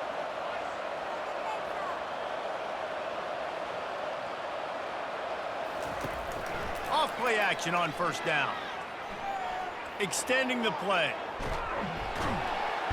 And the quarterback will be slung down back at the 43. How about this DB turning on the Jets and getting the first sack of the game for this defense?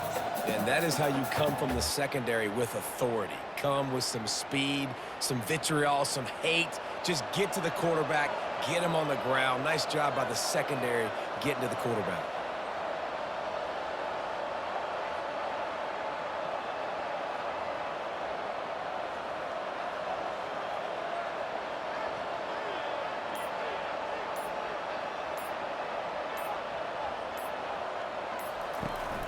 They'll try to keep this clock moving on the ground. A strong tackle and wrap up from the junior. Gain of 3. Third down coming.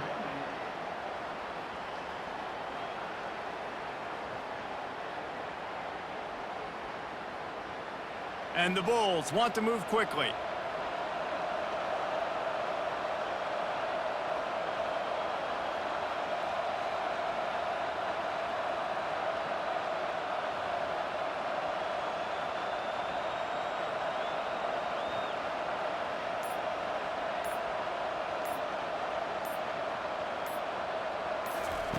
Trying to move the sticks on third down through the air.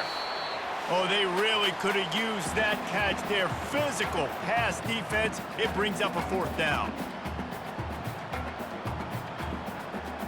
The Bulls will send out the punt unit. This will be the second time they've had to kick it away. The punt goes out of bounds, and a nice job to get them backed up. I think they'll spot it right around the 15. Guys, let's see how it goes this time for the Kent State offense. Throws to the wideout. And that incomplete pass caused by the big hit on first down. Second down coming.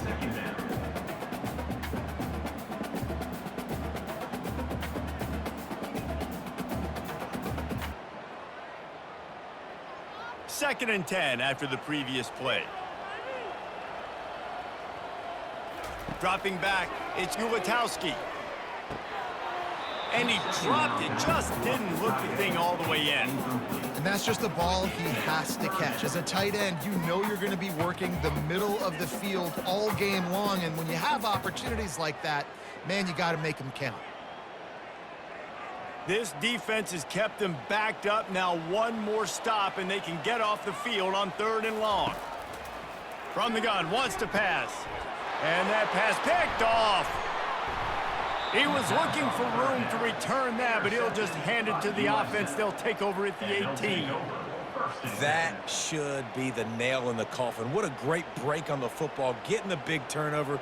You got the lead. Now just go out there, be smart on offense, and run that clock.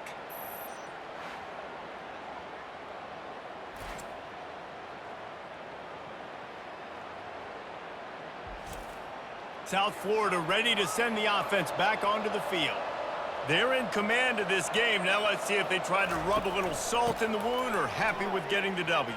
Yeah, and listen, this makes the post-game handshake fun sometimes. If you do choose to rub a little salt in it and keep chucking and keep scoring, I'm here for it, Jesse. Like, your job is to score points. It's my job to stop it. Keep the foot to the accelerator. Keep trying to play ball. I agree 1,000%. That's like Steve Spurrier back in the day when I was playing for the Gators. You go and play for him because you want the opportunity to throw the ball. So when you get in the game late, you're not handing it off. We were beating Central Michigan by 80-something points. He was still letting us throw the football. It's the defense's job to stop you. After getting nothing done on first down, second and goal from the 6. The run up the middle, trying to steamroll his way in. Defense uses a timeout quickly, trying to get that ball back and preserve time for their offense. I know the passing game sells and the passing game is exciting, but it's not exciting to get 5 or 6 yards of pop on the ground, but it will be very successful. pushes toward the goal line. They were all over him, nowhere to go as that third down play turned into a disaster.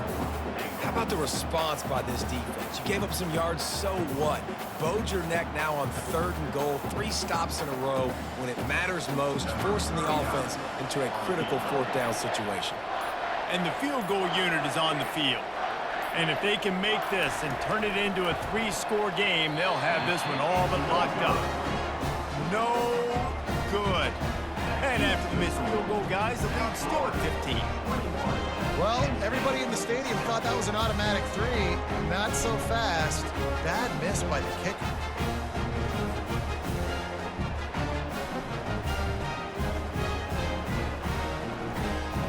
Guys, let's see how it goes this time for the Kent State offense. After throwing the pick on the last drive, need to take care of the ball this time, Jesse. We're going to find out a lot about this quarterback right here, too. How does he fight through adversity after that last drive? Yeah, clear the mechanism, move on. That's a part of it, right? If you're going to be a great player, you got to learn how to handle these mistakes and move on.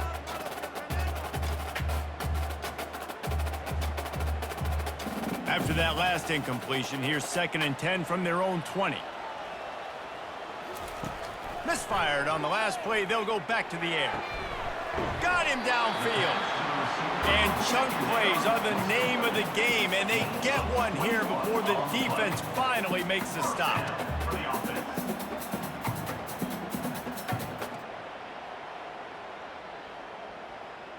Offense rushing to the line of scrimmage. Clock is stopped for the 1st down. They'll try to get it off quickly. Double time, hustling to the line. They spike it to stop the clock. It leads to 2nd down.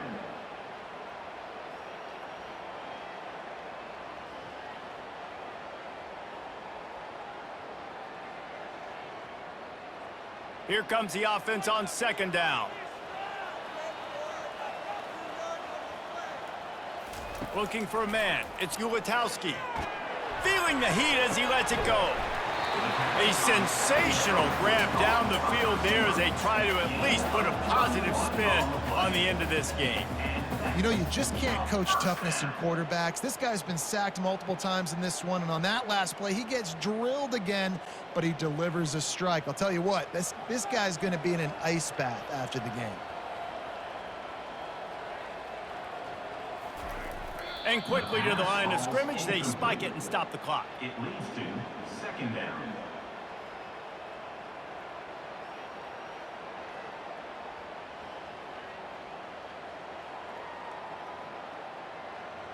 After this, it'll be a wrap.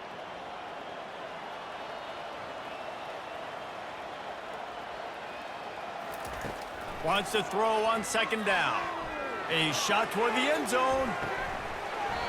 And the pass will be incomplete, looking for a little window dressing at the end, but the ball game is over.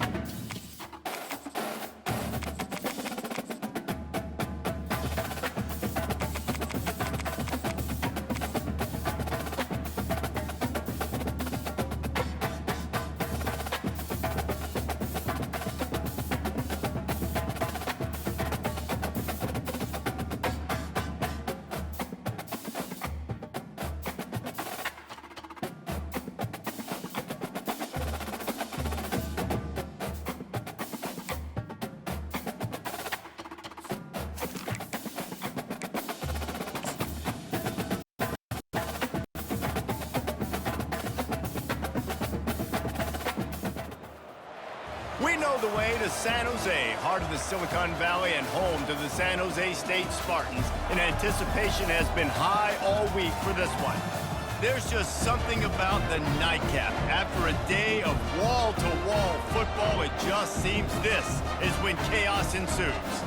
As we'll see a squad from the AAC, the UTSA Roadrunners, taking on a team from the Mountain West, the San Jose State Spartans. For EA Sports College Football, I'm Reese Davis, joined here in the booth, as always, by David Pollack and Jesse Palmer. Guys, let's tee this one up.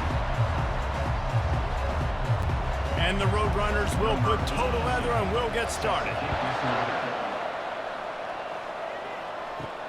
And he takes this from inside the 5. And good work by the coverage team to get the return man down on the ground. The Spartans' return team certainly didn't do the offense any favors there. And here comes this quarterback. This entire offense is built around him. He is the engine of the entire team. I mean, he's the leader. He's the alpha. Everybody looks towards him. He's been doing it all year long. Everybody believes in this young man. Big opportunity, big stage.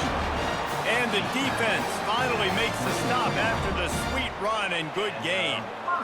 Man, who says you can't run up the middle anymore, right? Everybody thinks, I got to make big plays. I got to go way out to the left, way out to the right, way out in space. Nope, right down the middle. Nice blocking. How about the running back? You could tell the speed, the wheels, does a great job getting down the field, making a huge rushing play. Pretty good job of running to get 2 there to the 32.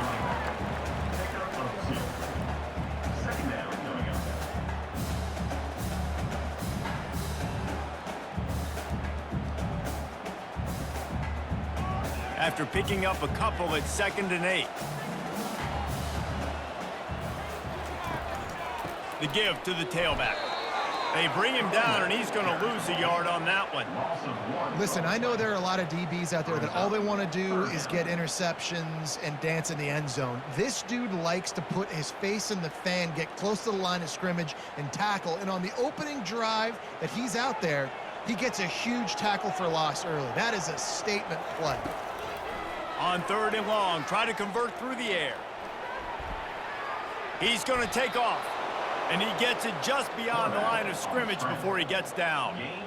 It's nice for this D coordinator when he puts his nickel package out in the field, because that nickel player he's got who subs in is good in coverage. He's also aggressive, and he does a nice job blitzing, and he can play the run. They can spy the quarterback. There's a lot of different tools this guy's got to defend against a mobile quarterback, and I think you saw a little bit right there in that nickel package, now setting up 4th and long. Not going to risk a return here. He'll make the fair catch. So the UTSA Roadrunners offense will have its first possession of the game. Line gets set, 1st down. Gonna run it. It's Barnes. Yeah, it's a bit of a surge, and he's knocked down after picking up 3 to the 26. Nice run there on 1st down. You know, this is a running back that gets better as the game goes on. So they're going to want to make sure they keep feeding him the football and let him get lathered up. The Roadrunners moving quickly to the line.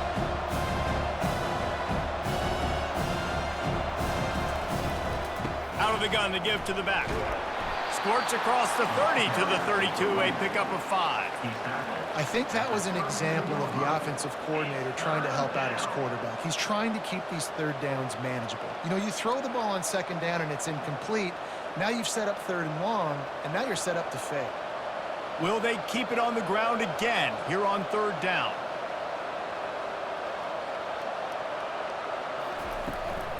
They'll try to power their way ahead. And he'll pick up the 1st down after a tough run there.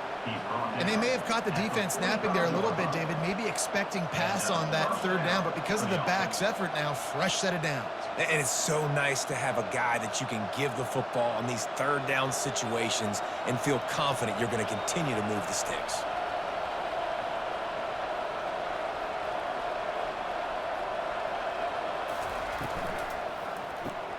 Grabbed in the backfield. It's Clark. And a good job of coverage by that defense. Just a short pickup. And a great job by the defense, seeing it right away, reacting to the screen, going and getting the football, and getting the fast playmaker on the ground. They want to get this defense on its heels.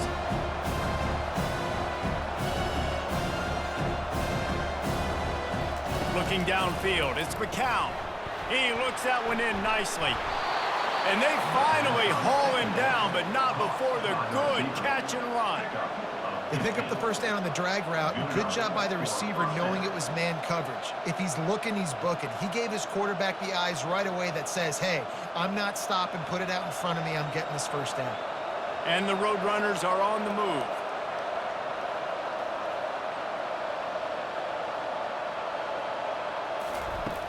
Off the play fake on first down. A shot toward the end zone. And they weren't able to make the connection. They were looking for an explosive play. Bad news on that play, it's an incompletion. The good news is the quarterback knew if his guy wasn't going to catch it, nobody was with that ball landing out of bounds. And now on second down for this offense. He's looking to throw. Gets it out fast. Put it right on him. Sweet play. Good pickup, and they'll move the chains with the first down. They've built this offense around finding mismatches and just get the ball to the back and let him do his thing. Yeah, it didn't have to be long down the field. Like it threw it right near the line of scrimmage, but you know I got a guy, when he gets in space, he can make big plays happen. Nice decision by the QB.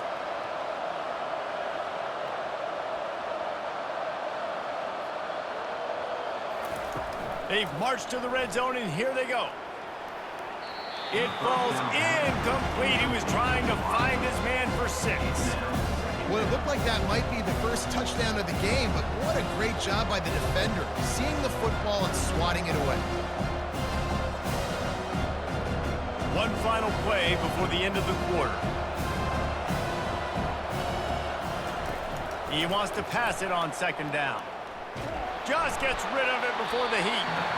Nowhere close on that one as he got drilled trying to deliver the football, and now they face third down.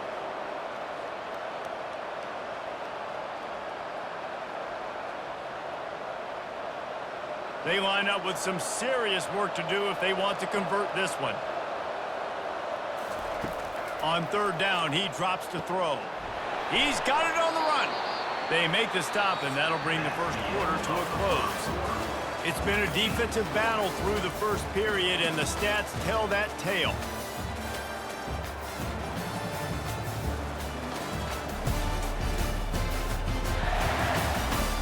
Well, based on that, we can hope to see a little more offensive explosion here in the second quarter as we get ready to get things started. Turning to the running game on first and goal. Nice, solid form tackle from this sophomore.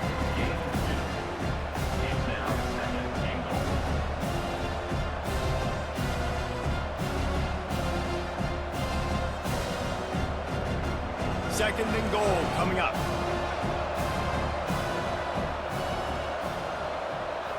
Fast motion from the offense. Quarterback flips it ahead quickly to the receiver. Touchdown, UT San Antonio! And they jump on top. Number 14 with the carry.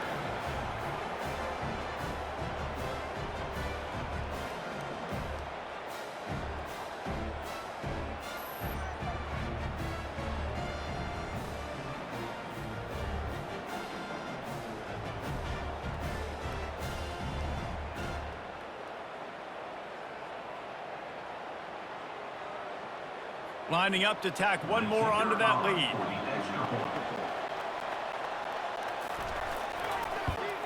And he's got the extra point, and it's 7-0 to start this one. They put it in the end zone with a 12-play scoring drive. UTSA 7, San Jose State 0. Number 82 set to kick this one away. Here he comes from inside his own 5. Not a lot of space to be found. Good hustle by the coverage team, and they stop him at the 21. The San Jose State offense is back on the field. They go to the ground. Defense there to stop him after a gain of 1 to the 22. Run game is good. Balance is good. Now listen, if the run game isn't good, then you got to pass the football a little bit more, but sometimes you got to keep them honest, take them chunk by chunk. Didn't get much on first down. It's 2nd and 9.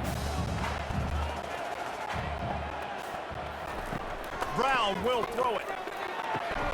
Quick completion on the out route. They stop him almost immediately. Short gain there, and still a little ground covered. Pick up the first. QB, excellent location on that throw. Out route against man coverage, you cannot miss. If you throw that behind, that might be a pick six. So nice job by the quarterback with his accuracy. They'll snap it from the gun on third down. Got a man. It's Lockhart. It's a game of first downs, and they've got one out from their own 37. Big third down there for the quarterback, and he knew where his best chance was at getting that first. He found the curl route, made an accurate throw, and as a result, the offense stays on the field. And the Spartans have it with a 1st and 10. It's a draw. Turns it on in midfield. Afterburners coming. Defense needs to regroup as he gets it down to the 26. Man, this guy's a playmaker. He does not need a lot of space. Really nice job that time letting the pass rush get upfield. So when he got the football, there was just green grass out and ahead of him, and he made the defense pay. And when I got a guy like that, man, I just got to find ways to get him past the D-line, right? And then the draw play is a good way to do it. Let them run themselves up the field. Then you can see he's got some serious speed. A lot of speed in space is always a good recipe for offense. And it's just simple. Simple first down run, showing your physicality, setting your offense up in a good spot.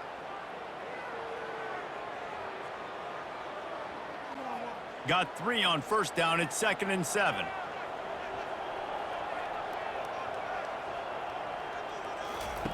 He's looking to throw.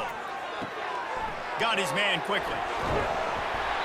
And that is a nifty bit of navigation to get through that traffic and get the first down. The clock has reached the 2-minute mark, and they have a chance to at least cut into this lead before the break.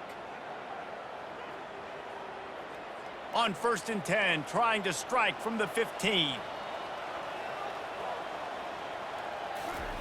Brown wants to pass. Makes the catch. He'll be stopped just short of the end zone, but they'll have it 1st and goal. Well, you can tell those two have been practicing the out route all off season long. They look like they could have completed that in their sleep. And this offense has a chance to pull even as we get deep in the first half.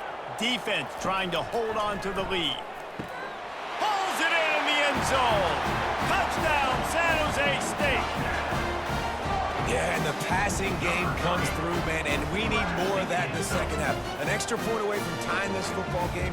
You trailed a little bit in the first half, stayed calm. If this passing game can continue to heat up, look out in the second half.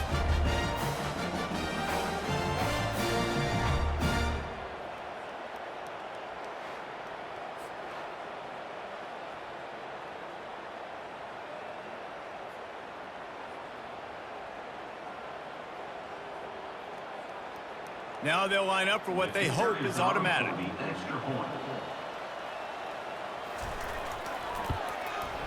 Splits the uprights. They marched 79 yards on the drive, and it was finished off with a 2-yard touchdown toss. All tied up and just about set to kick it away. On the move from inside his 5. Didn't find any crease in that kickoff coverage, and he'll be stopped at the 17. UTSA will take over in the offense, ready to return to the field. And David, how they would love to stick it in the end zone one more time after that last drive. And once you get the defense on their heels and you back them off a little bit, you get in a little bit of rhythm, it's really hard to stop, Jesse, and they're going to try to do it again right here. And if you're this play caller, you're loving what's happening right now because everything you dialed up on that last drive ended up working out. You're just looking at your play sheet. Everything you're picking is working. Let's see if they can pull it off again here.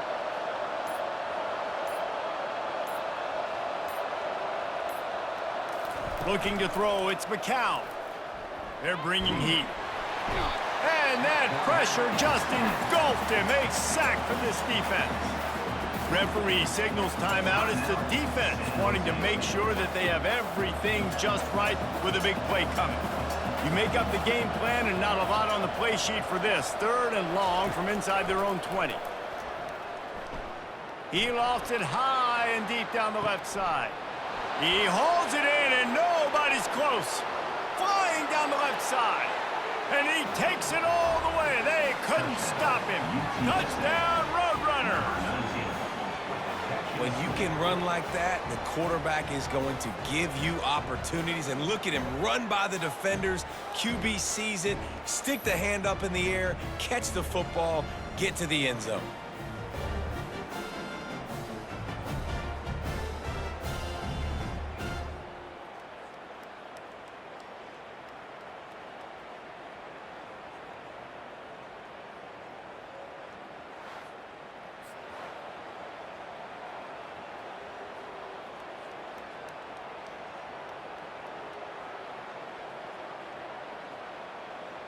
They'll try to add another to their lead. And the extra point is true, and they're on top by 7. Quick strike offense on that 3-play scoring drive. And they finish it off with a scintillating big play. 83 yards on the touchdown pass. Kickoff team lining up to send this one away. Let's see if he can make a play on the return. And the return man is stopped, and that'll leave it up to the offense on the next drive. San Jose State has the ball and ready to go on the attack. Off the play fake on 1st down, wants to throw. It's complete. A huge pickup. And they'll do more than move the chains. They'll move that thing more than 30 yards down the field before he's finally stopped. Now you got to think they'll really go on the attack. Big play has them set up 1st and 10 from the 48. Got the quick pass. And they bring him down quickly, but a good gain there. Nice job there. Good timing between the QB and the wide receiver executing that out route.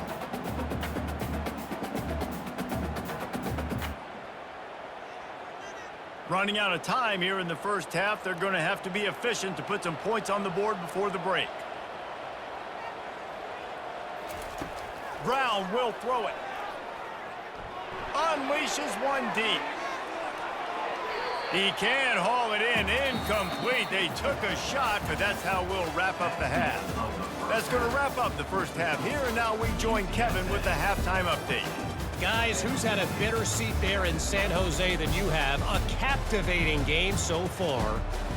And there is no better place to start this halftime than by reviewing how this wideout has been a one-man wrecking crew. The kid's been everywhere. And I love how he's willing to go across the middle, but that he also has the jets to burn these DBs on the deep ball. If this defense wants to actually come back in this one, they better hide his cleats. And with that, let's send it back to the guys at CEFQ Stadium.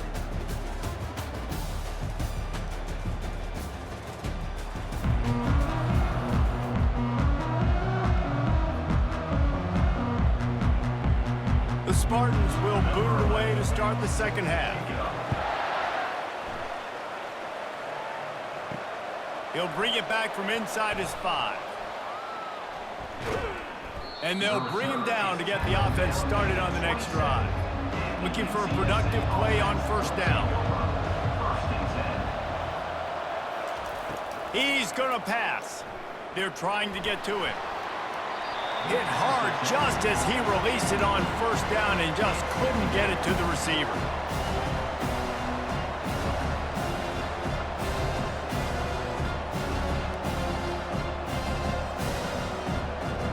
After the incompletion, it's 2nd down.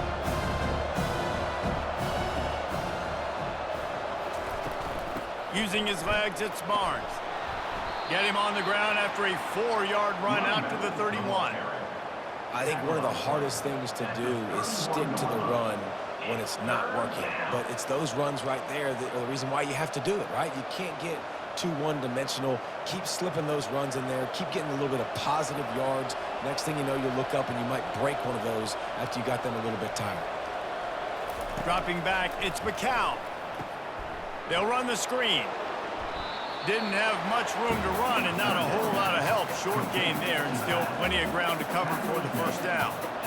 Man, this defense is so athletic in their front seven. They're able to fight off the blocks on that third down screen play, make the tackle, now setting up fourth down. The Roadrunners decide to punt it away.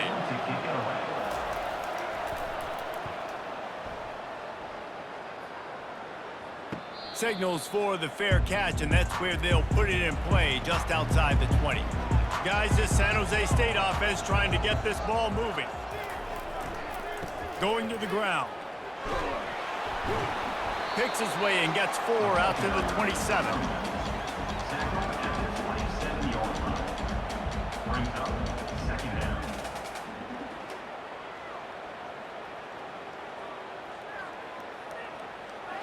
And the Spartans racing to the line in the hurry-up.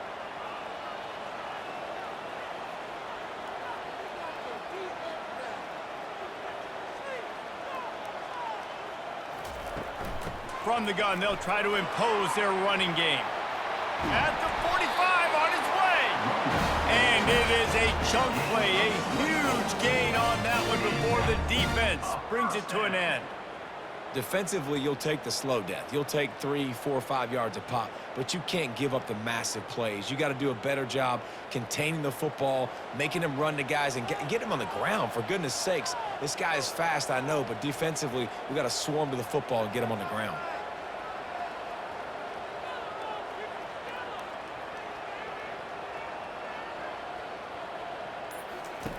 Wants to throw on first down. Starting to feel a little pressure.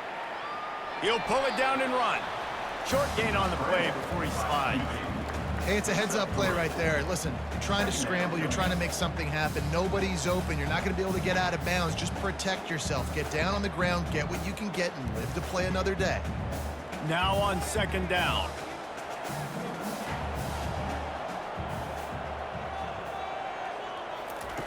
Softened him up with a run, and now to throw. Finds the tight end. And he laid the lumber to stop him from getting the first down.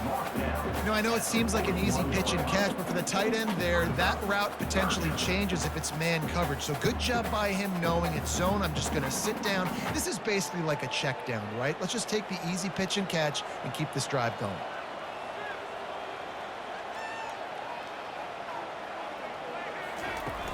On third and short, they'll try to pick it up on the ground here. Moving deeper into enemy territory. Move the chains. It's first down at the 27. I tell you what, with this kind of success on the ground, I think you two knuckleheads could call plays. I mean, that's how easy it is for this offense right now. They got the ground game working. It's really easy. Now you can open up for other things, but you guys could even try your hand because they're dominating right now. Trying to find his man on first down. Caught in the backfield, it's Lockhart.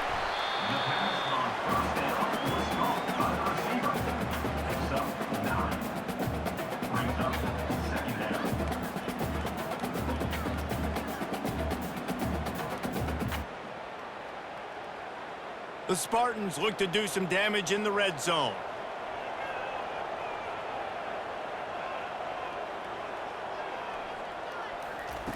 Brown wants to pass. Receiver wasn't ready for the throw, incomplete. Brings up third down.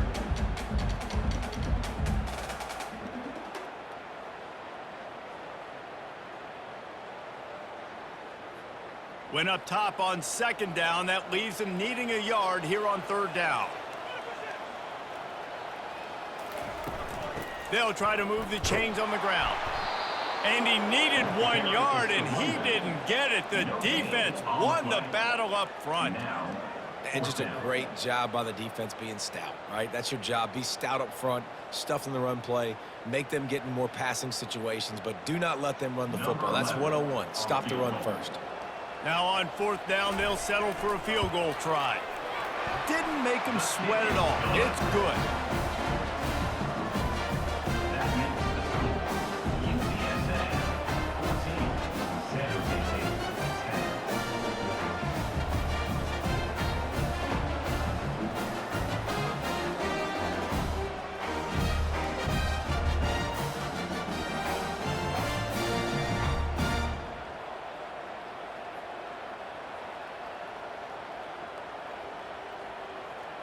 So after putting 3 on the board, the kickoff team is out there ready to boot it away.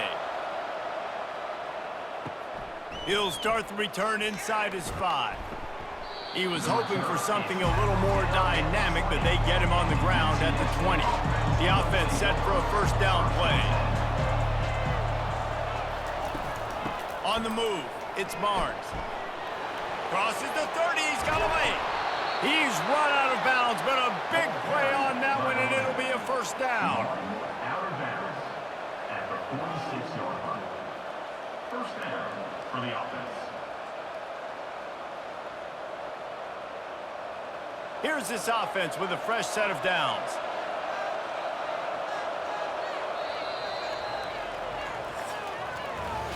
At the end of the quarter, guys, it's UTSA holding the edge. They've built a cushion. They've got a nice lead. Now the task is finish the deal as you take a look at the third quarter stats. The offense setting up shop at the 46, first and 10.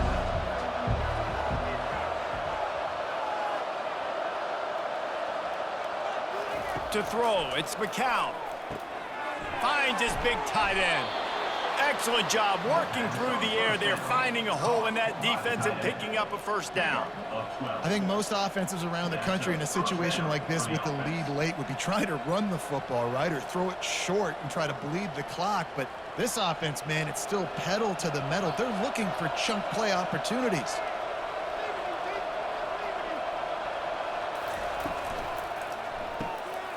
The pull and throw off the RPO. And the defense settled in to stop that one for a short gain.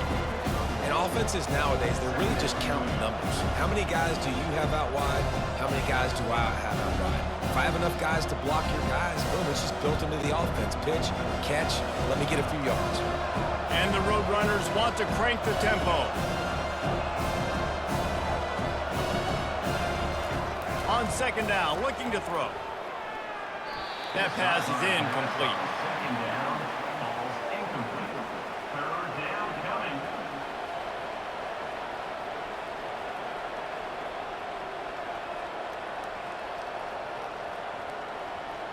Third down conversions are a huge stat, and this one would be a doozy if they can pull it off. The aerial assault continues. Now improvising. And he avoids the hit and slides after the short gain.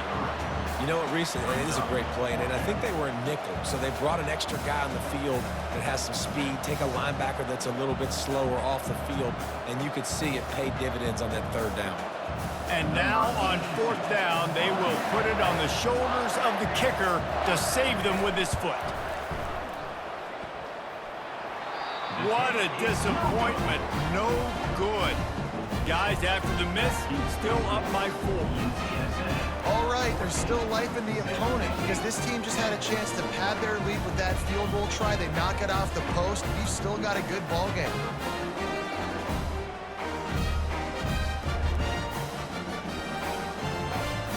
The San Jose State offense is back on the field. David, they couldn't pay off that last drive with a touchdown. Now, they moved the ball down the field and executed like they wanted to until they stalled out and had to settle for a field goal. I think if you want to take the next step, too, here and score a touchdown, you got to start finding more creative ways to get your best players the ball. Let's see if they can do that here.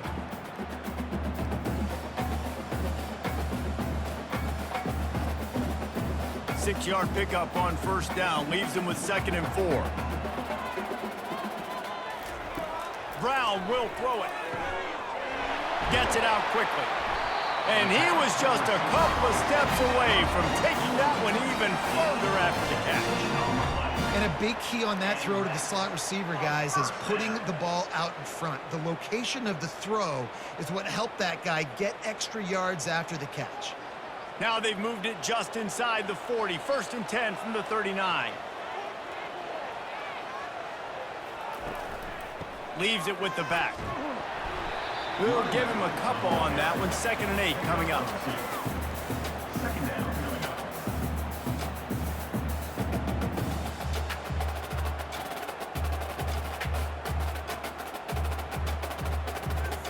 up. Went to the running game on first down. Now here they come again. It's a draw. Tackled at the 31. They'll give him 6 on the play. Offensive linemen love when you sneak in draws, when you sneak in screens. It holds these defensive linemen accountable. You want to rush the quarterback, you want to fly upfield every single play, we'll sneak right behind you and get some yardage. 3rd down and 1, and this is why they call it a gut check. They'll try to get it through the air. Almost intercepted, and that might have been the ball game if he had held on. Instead, it's 4th down. I know they've got all their timeouts left, but it feels like this is the ball game right here. 4th down, the quarterback's got to do something special, knowing that they need a touchdown here to win. Time is their enemy. It's running out on them. Down 4, they'll go for it on 4th down. Complete and looking for enough for the 1st down. And the defense able to drag him down, but not before. They'll recycle that down marker. Quick timeout call by the offense after the play, trying to preserve every minute possible. And the Spartans will line it up on 1st and 10. Brown wants to pass. The offense coughs it up. Defense covering it up and not letting the offense get it back. It's a turnover. Man, you talk about all the excitement, emotion. You're about to go take the lead in this ball game, and then you fumble and turn the football over, and now you need help. Now I need my defense to go out and somehow get me this football back after squandering that opportunity.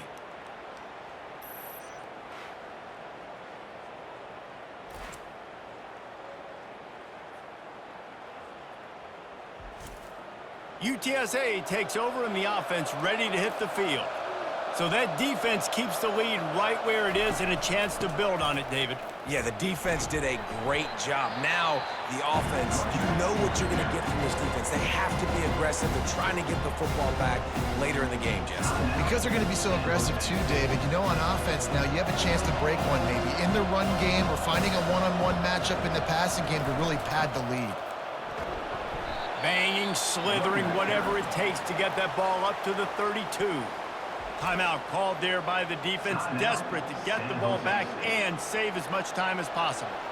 Let's see what they do on 3rd down. They'll try to pick up the 1st through the air. Makes his connection. They'll keep this drive moving by picking up the 1st down. They have it at the 36. That is going to drive this defensive coordinator nuts. A lot of DCs, they focus a ton of energy on how their unit performs on 3rd down and in the red zone. If this defense gives up a couple more 3rd down conversions like that, they're going to be in for a very unpleasant film session on Monday. Looks like the offense will just take a knee.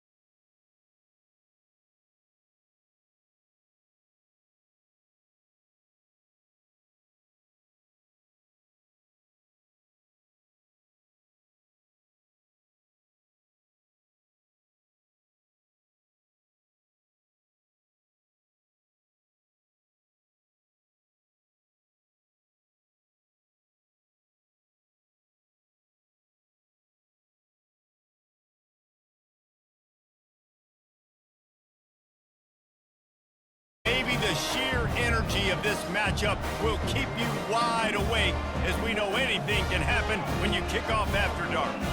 As we'll see a squad from the Sun Belt, the Appalachian State Mountaineers, taking on a team from the MAC, the Western Michigan Broncos. For EA Sports College Football, I'm Reese Davis, David Pollack, and Jesse Palmer with me. Guys, it's time to get it going. And the Broncos will put total leather to crank us up. On the run from inside his own 5. And the coverage team able to make the tackle. So Appalachian State's return man hardly helped out the offense with that one. And all eyes on this man as he takes the field. The defense knows they're going to try to throw in the football, and it probably won't matter, guys. Oh, but the defense, Reese, will be locked in. He will see double coverage. They will know where he's at on every single snap, Jesse, or else you will get beat quick, fast, and in a hurry. He's one of the few receivers in the country, guys, where if it's man coverage, he's open, zone coverage, he's open. If he's double covered, he's open. Throw that guy the ball. Setting up for a 1st and 10 from the 26. They'll give it to him again. Forges ahead, picks up about 3 to the 29.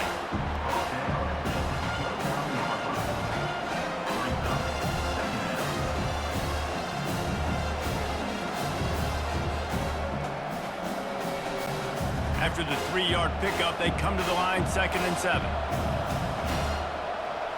Back to pass, it's Aguilar. Wide open downfield. And the explosiveness, the big gainer gets it to the 49-yard line.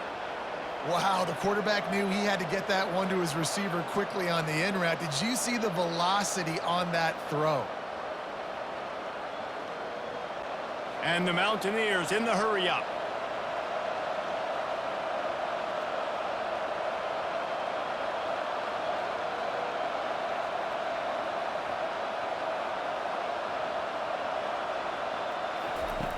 They'll throw it on 1st down. That's caught. It's Robinson. And a good job in coverage there as they stop it after just a few.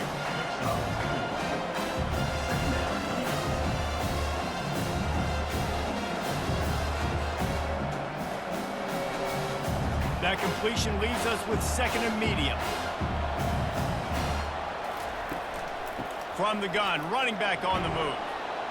And he's able to shed 1 tackle, but still, just a very short gain. I think you run that play so you stay out of 3rd and long. 3rd and long is not where an offense ever wants to thrive. 3rd and medium, hey, I'm good with that. So you run that play to make sure you're set up for a good 3rd down. After the last run, would you just give it to him again on 3rd down? They'll try to pick it up on the ground.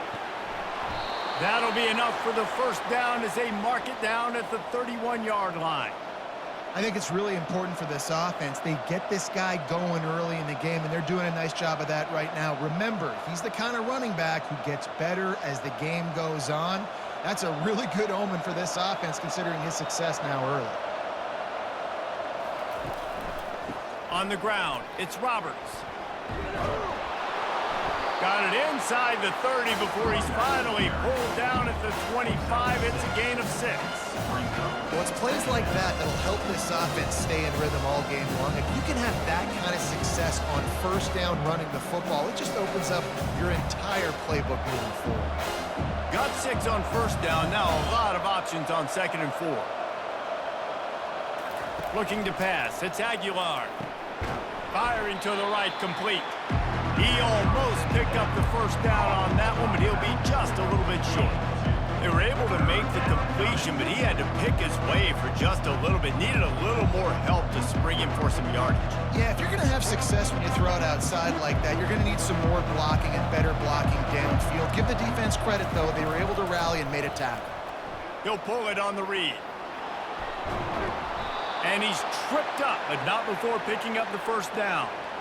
This quarterback does an outstanding job in his preparation, watching film and understanding when he has to pull the ball on these types of run plays. Great job keying on the defender and quickly making the right decision to pull it and then go get north and get the 1st. from the red zone, looking for a receiver. Lets it fly. He's got it in the end zone. Touchdown, App State. You love as a head coach to watch your offense take the field and establish a rhythm and consistency the way they did there. Everything they dialed up was working to perfection. They go 10 plays on the opening drive and cap it off with a touchdown.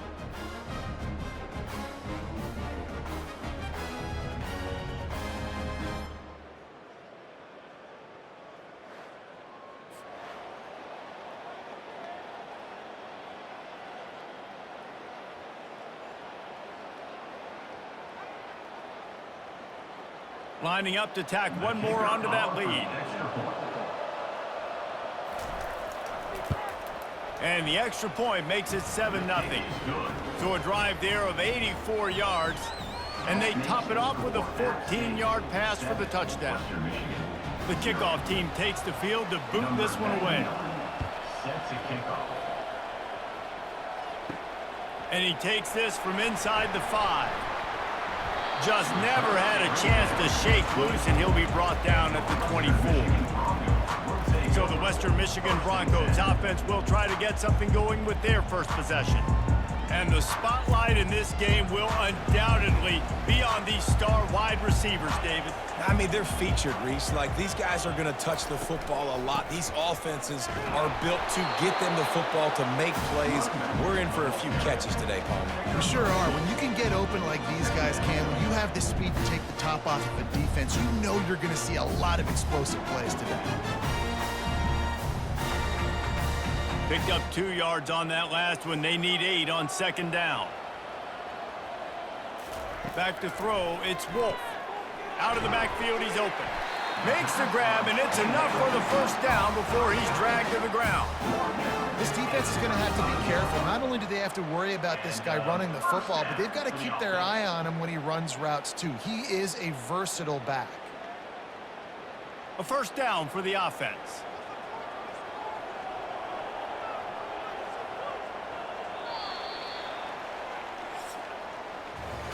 Guys, it's Appalachian State holding the lead at the end of the quarter. Guys, let's have a look at the stats as we've played one period.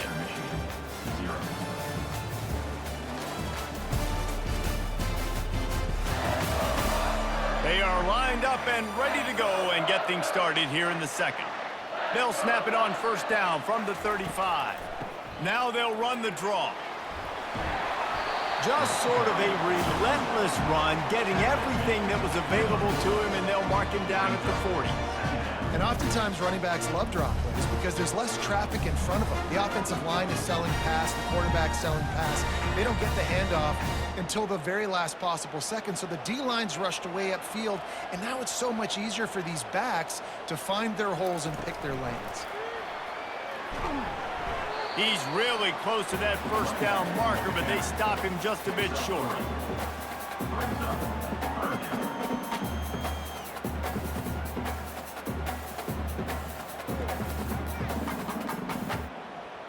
As they come to the line on 3rd and short from the 43, I wonder if they already know they'll go for it if they don't make it here. To the ground to try to pick up the first. And they'll finally get him down after a terrific pickup. You ain't getting by all these guys right up the middle unless your offensive line and your tight ends and everybody is putting in the work up front, committing to blocking. The running back does a great job finding the hole, exploding through. How about that nice, big, huge gain? If I'm the OC, let's call that one again. Might as well run him until they stop him. He's got it again. And he's able to find a little bit of running room before they get him down. Yeah, this coaching staff, they're getting this offensive line lathered up and into a rhythm. Now they're letting them drive off the ball on first down on these running plays, and they're getting chunks of yardage. Good spot after that 7-yard pickup on first down. It's 2nd and 3.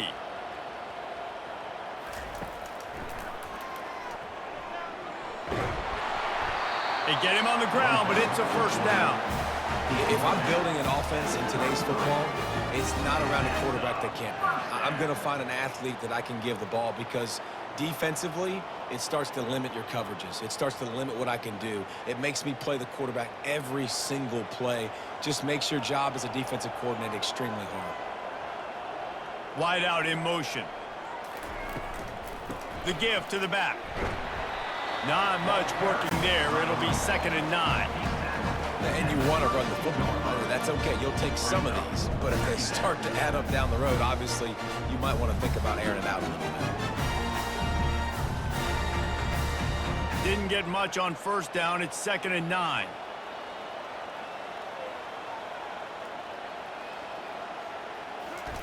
Just when they're looking run, now up top. And the quarterback runs out of time, and down he goes at the 38. Man, it didn't take long for the defense to get home on that play. You see them playing man coverage in the back end, slowing down the routes from the receivers and the rest of the offense. That forced the quarterback to have to hold on to it for just a split second longer, and they were able to get the sack.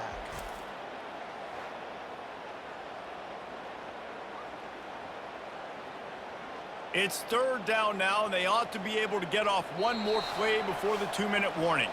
We've reached the 2-minute warning, and we have ourselves a ball game, and they have a chance to take the lead here before the half.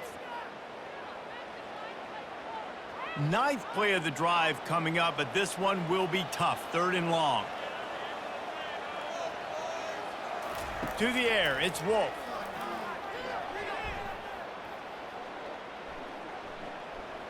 Right down the middle. Got his man downfield. They make the stop, but not before he sets them up with a 1st and goal from the 10. Yeah, and you see some quarterbacks who hesitate to throw the ball over the middle. I love it when you attack the whole field. And the middle of the field and being able to throw over linebackers and between safeties is a big skill, but show that defense. You will attack everywhere. And now a chance to pull even. 1st and goal as we get late in the 1st half. Crisp execution in the passing game, and they've got it down to the 3. And that's the look in man coverage you can throw the hitch route against, right? When the receiver's got a little bit of access, so he's got some room to work with. Against press, you're risking a pick 6. So good decision there by the Q, knowing that was a good look to throw in there.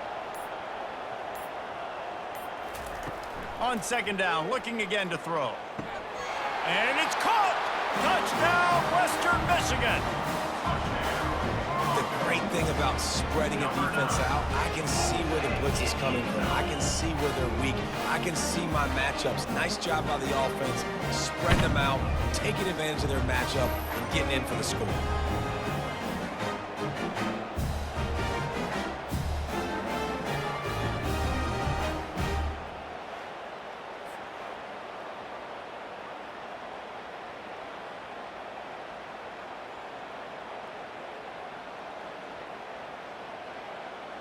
They'll try to tack one more on their score.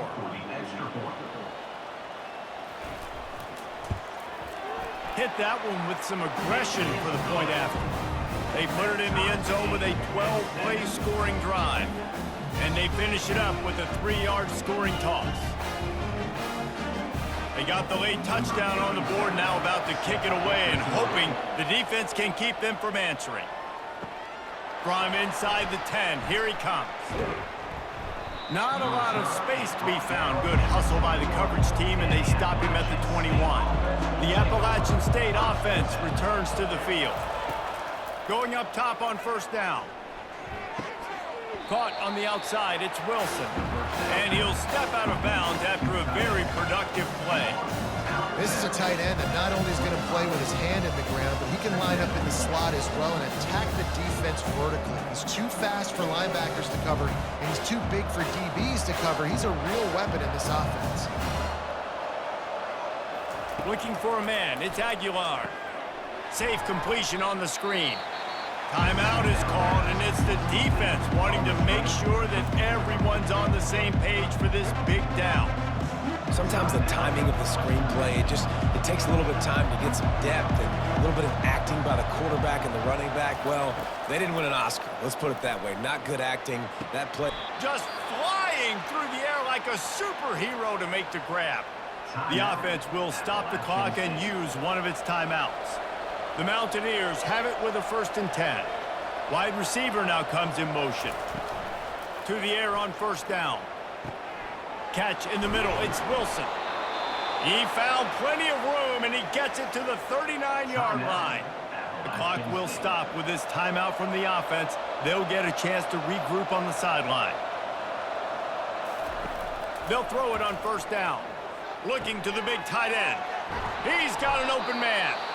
And they finally get him stopped, but it's a big throw and catch, and he's down at the 5. The offense burns its third and final timeout of the half.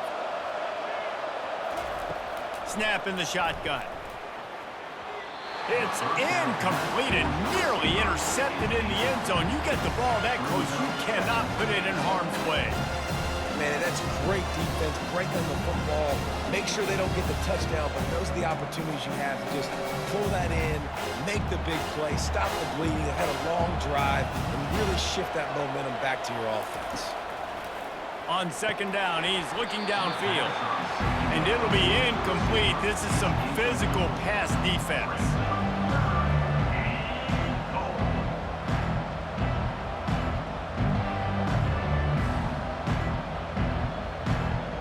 Huge play in the red zone. 3rd and goal coming up. To the air. It's Aguilar. Into the end zone. And he can't find his man as he was trying to pay off this red zone opportunity. You got to love this job by the defense here in their own end. They're doing an outstanding job in coverage, reading the quarterback's eyes. Everybody's getting to their marks. They're breaking on the ball, and they forced 3 straight incompletions here with their backs against the wall. They'll try to get something out of this drive and kick the field goal here on 4th down. And he missed it. No good. After that failed field goal attempt, fellas, still tie ball game. Well, that's one the kicker would like to have back. That's a kick he should be making in his sleep.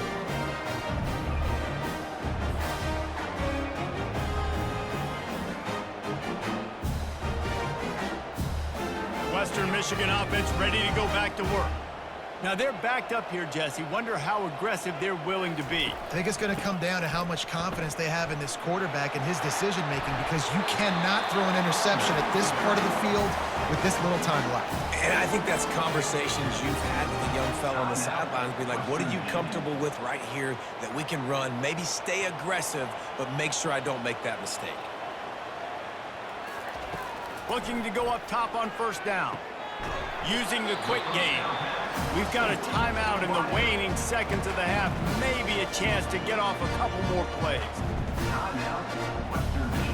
Time dwindling away as they try to put points on the board right before the half. They'll try the run. Fighting off the defender. And the defense makes the tackle, and that ought to do it here in the first half. We've played 2 quarters here. Time to go to Kevin Connors in our halftime update. Fellas, you have been calling a great broadcast today from there in Kalamazoo. And a compelling first half for a variety of reasons.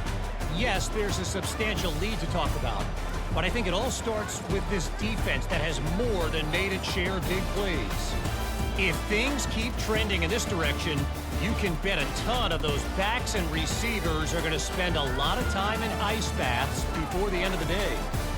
And with that, let's send it back to the guys inside Waldo Stadium.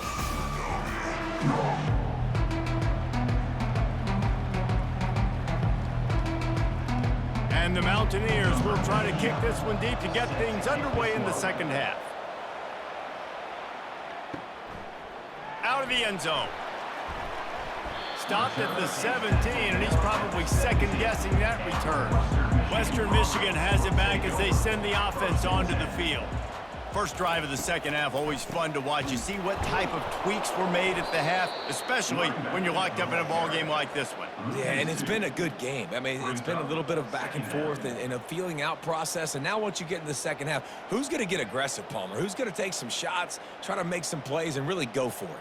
Yeah, it's interesting. I think as play callers right now, you learn a lot about these coaching staffs with respect to who does make the best adjustments. There's a lot of coaches that believe we're just going to be who we are. We're going to keep doing what we do. We're just going to do it better. But then there are others that tweak things a little bit on offense and on defense. We're going to find out here.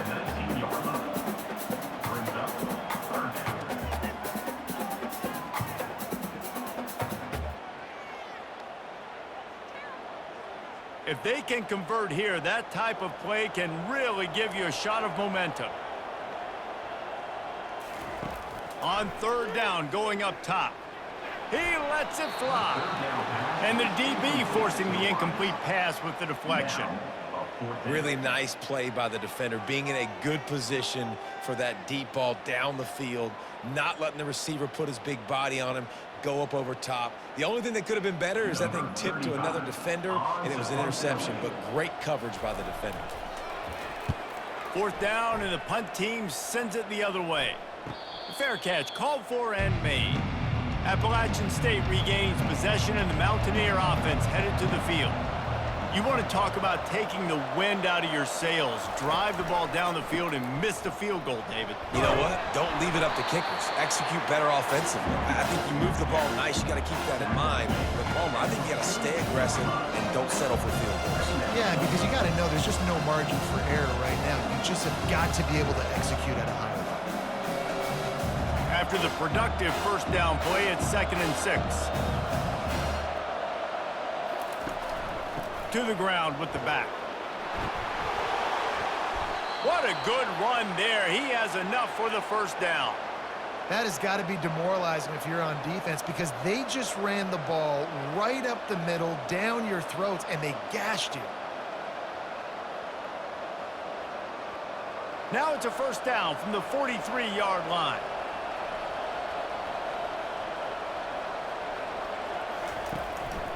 Single back formation, and they give it to him.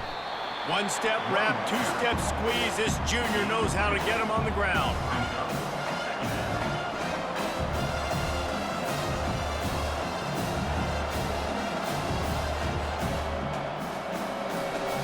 After picking up a couple, it's 2nd and 8.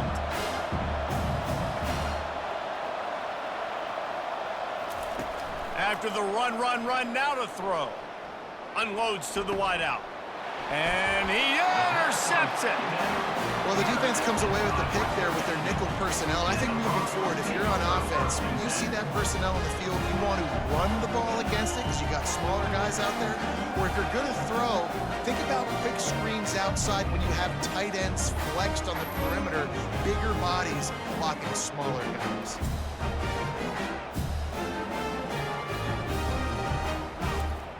Guys, we're about to get another look at this Western Michigan offense.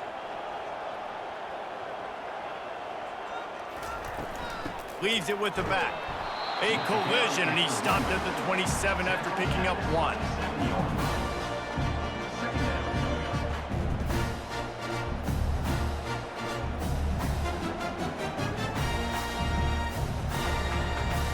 Didn't get much on 1st down. It's 2nd and 9.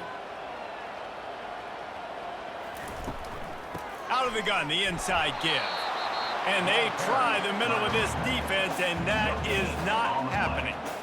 You got to have that defense you know you can go to in running situations. Your base defense where you say, okay, this is where I'm going to start, and I'm going to stop the run, stuff it up front. My guys play big up front. And if I need to add some blitzes to it later on down the road, I can. But great job in the base defense making a play. Fires to the wideout. All kinds of room to throw that one in there.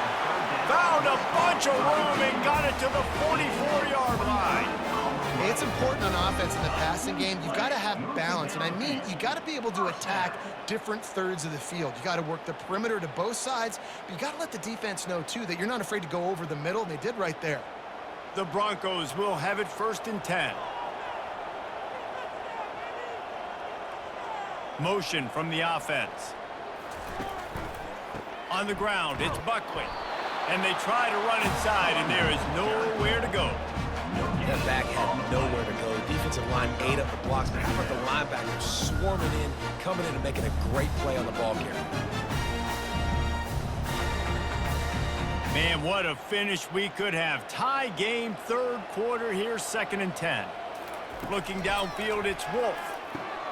Takes the easy throw in the flat. The defense wouldn't let him loose, and even though it's a completion, they lost yardage. And listen, if I'm the quarterback, I'm trying to dump the ball off to my playmaker and make this a manageable 3rd down. Get something positive. But how about the defense? Just reacting so fast, getting to the running back, and getting that sucker on the ground in the open field. On 3rd and long, he's going to have to turn one loose downfield. Throws toward the end zone. He can't make the grab. It's incomplete, but there is a flag, and I believe this is going to be pass interference.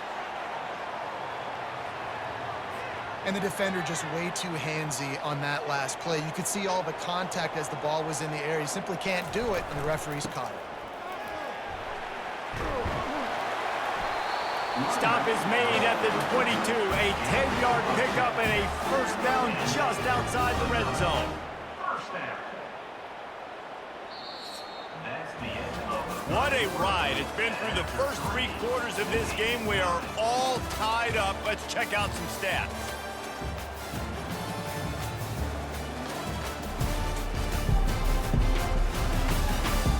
This is when winning plays are made, and we start right now in the 4th. And the Broncos have this offense rolling. Oh, and it's picked off. This could be huge in a tie game. Not much on that return, but I think they'll let him slide after making that pick, and they'll have it at the 20. Big-time players make big-time plays in big-time games. It's the 4th quarter. It's a tie ball game. You need a stop. What an unbelievable job forcing the interception, creating offensive opportunity for your offense to go out and win this ball game.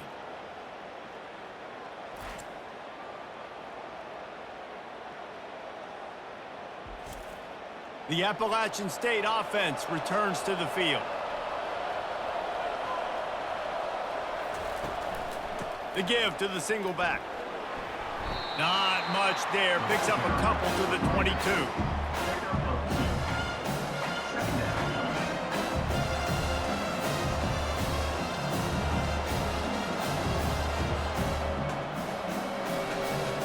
Picked up 2 yards on that last one. They need 8 on 2nd down.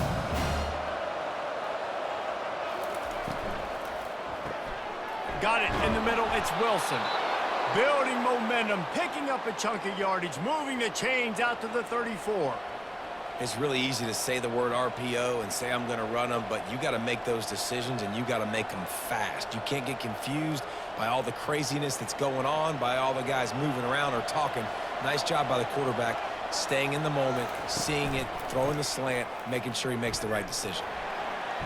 And I think they'll give him 2 on that one. 2nd and 8 coming up.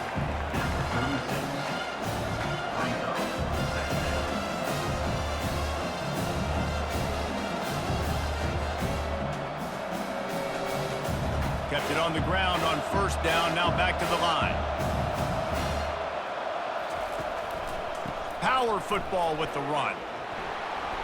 They can rely on this guy to pick up solid yardage when they need it, and he's out to the 43.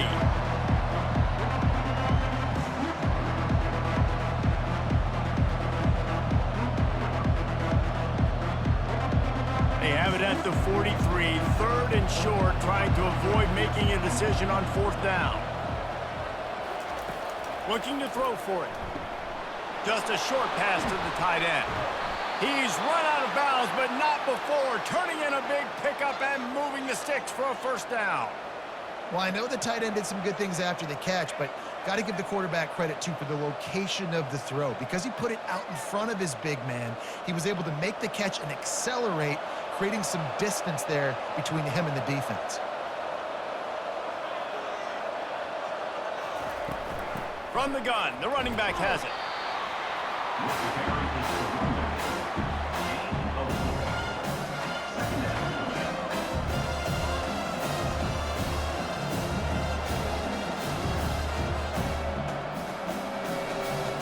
Solid pickup of 4 on 1st down. It's 2nd and 6.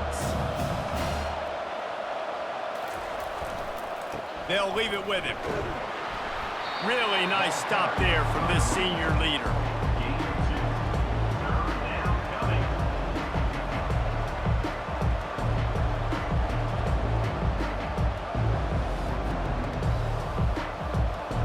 They'd love to make this kick easier by picking up a few on 3rd down. It's 56 yards out from here. To the air, it's Aguilar. Got his man. And they'll finally bring him down after he rips off a huge play. And this is what's so great about play action. The run fake sucks those linebackers up, and it just creates so much more space for these receivers to operate. Beautiful execution by the offense. The clock stops. 2 minutes left to play in this one.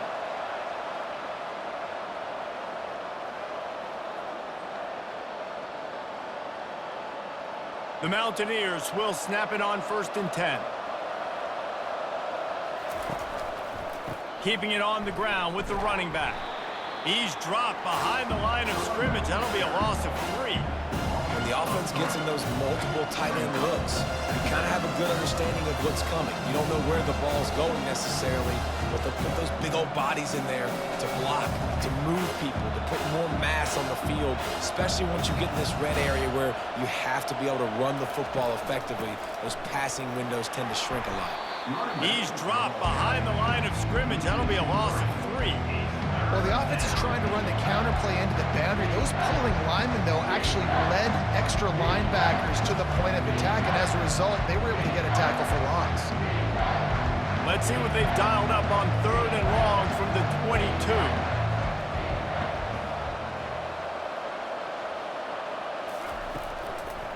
They'll give it to the back. And sure, tackling there to keep him from getting to the 1st down marker.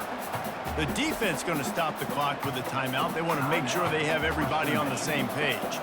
So on 4th down, here comes the field goal kicker in a huge spot. Absolutely perfect. Just over a minute to go in this one. They have the lead now to try to hold it. Well, the offense and special teams did their job right here late in the 4th quarter. They put themselves now in position to win this game. It all comes down to the defense. Can they deliver? If they get the stop, they win this game.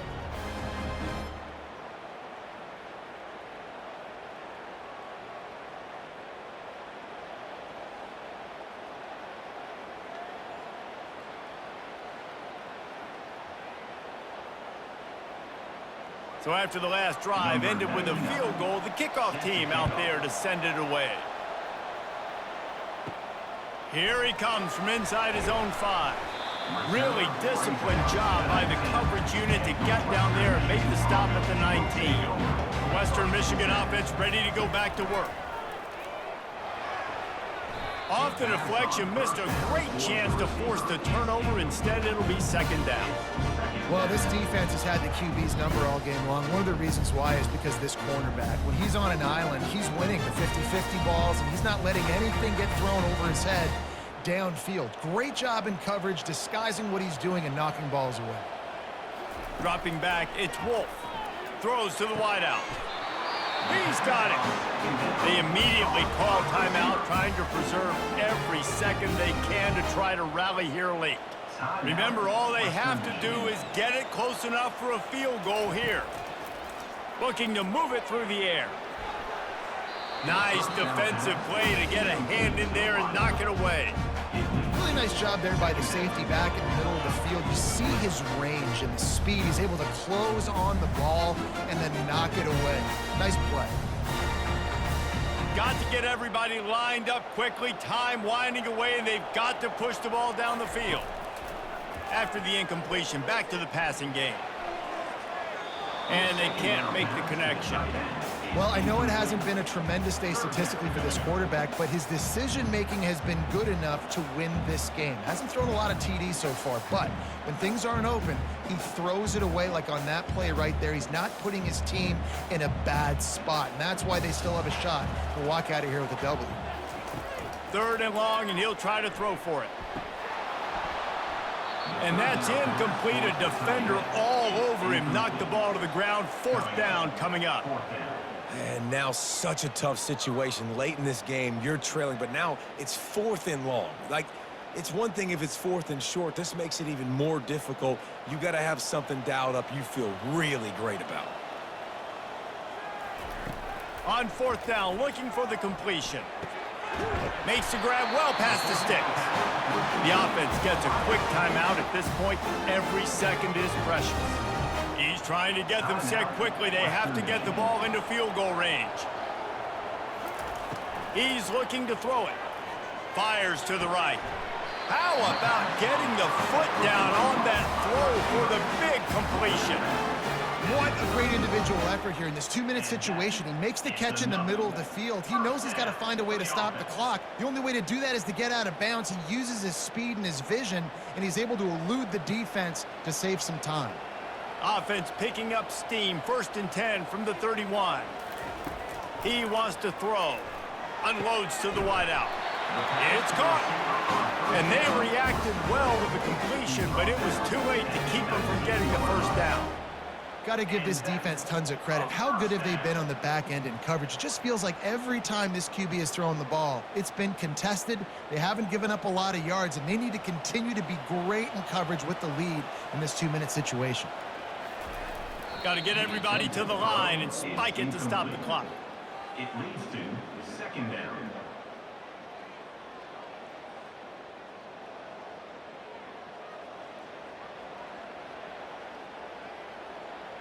This kicker is going to need nerves of steel on this one. And this to lock things up late. Timeout is called and the clock is down to 8. And they decide to trot out the kicker. And this one to bring us to a deadlock in the final moments. It's good. He could have hit a string right in the middle of the uprights there. And they tie it up, fellas, here in the final second. And that's why this kid is so automatic. You set him up anywhere on the field, and he puts it right down the pipe.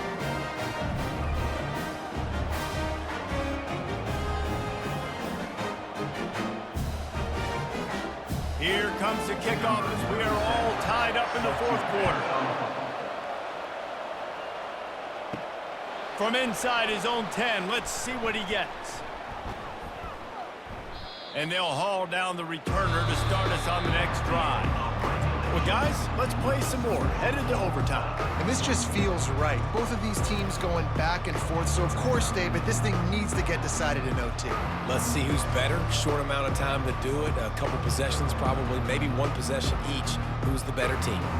All right, guys, so here we go in overtime. And just to refresh everyone's memory, alternating possessions starting on the opponent's 25. And it's so nice to be on defense first, just to set the tone, to understand what you need. Try to hold them to a field goal. The offense knows they can do their job to go out and get a win. Just 2 possessions, Palmer, like you got to be at your best. Yeah, and I love the new rules, too, because in the 3rd overtime possession, it goes to alternating 2-point plays, back and forth. Who's got anything left in the tank here in OT? He'll come out throwing on 1st down. Caught behind the line. It's Buckley. And just a short, safe pass play. They pick up a few.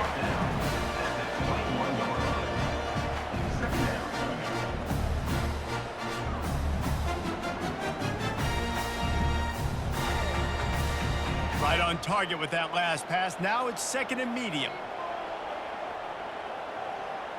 Wants to throw. It's Wolf. Fires to the tight end. Brought to the ground, but not before getting enough for the 1st down. For the offense.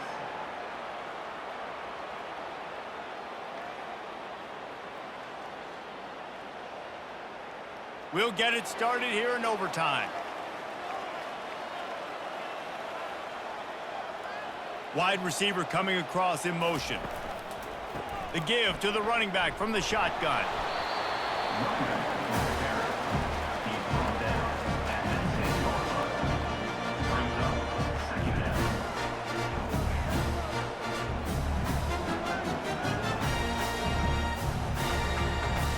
Going to work on 2nd down in the red zone is still some ground to cover to pick up that 1st down. He's looking to throw. Touchdown, Western Michigan!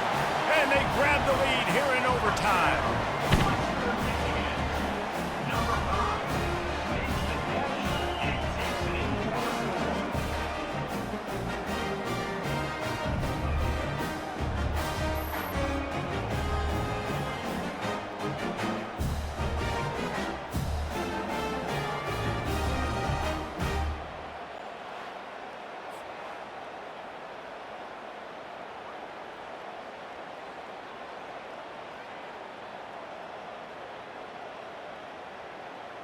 Now to push the lead to 7 in overtime.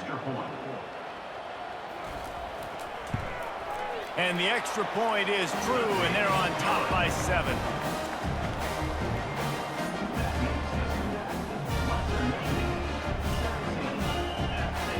Now on first down, they need to answer with a touchdown. He'll start this drive firing. Looking down the middle. He's got it and still on his feet. He makes the catch. He's knocked down immediately, but they'll have a goal-to-go situation from the 8.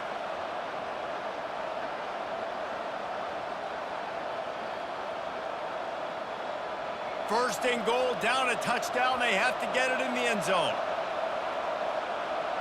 Scanning the field, it's Aguilar. He makes a grab. Touchdown, Mountaineers. They got it in, and now an extra point away from the tie. Number 12. That's number 2 on the day, having a day. I mean, you know he's going to catch the football, and you know he's going to make plays after he catches. Those are the kind of guys that you feature, and you find them, and they produce like this, you keep finding them.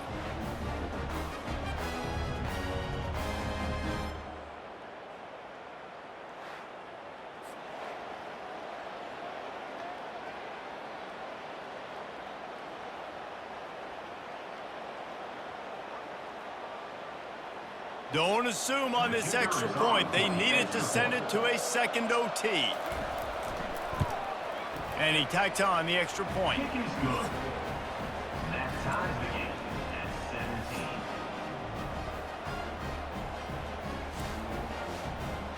Here in the second overtime, they'll snap it on first down. They'll come out on this drive and let it rip. It's complete.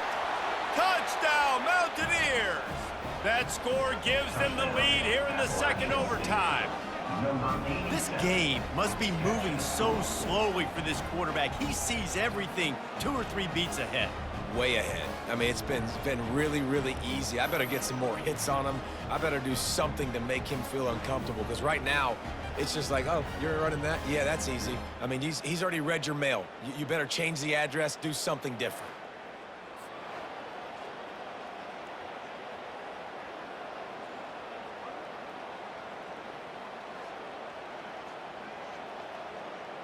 Now in the second overtime, you must go for the 2-point conversion. They'll run play action. They can't convert, and the lead remains at 6, and now they'll have to go on defense. 23, Western Michigan, 17. They know what's in front of them. They have to answer that score with a touchdown. Comes out throwing on first down. He caught it! That is exactly what you're looking for when you talk explosive plays. The defense finally able to make the stop. Western Michigan.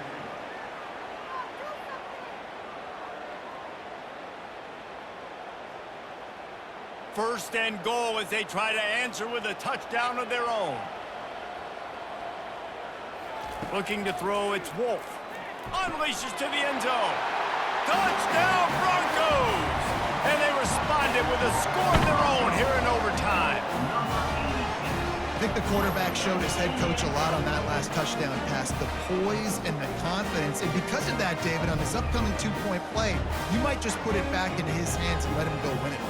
Yeah, man, I need it again, right? Like these rules, I gotta go for 2. This is a clutch moment. Obviously, gotta come up big. Do you trust him again? You worked on these 2-point plays all year long, all week long. That's what you do. You know the rules. Now you gotta go execute.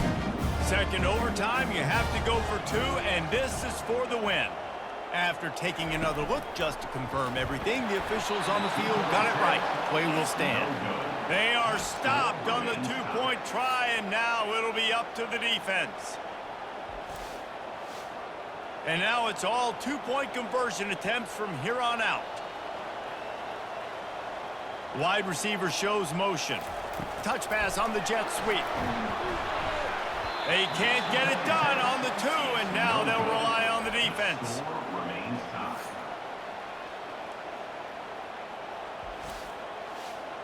Now this 2-point conversion attempt for the win.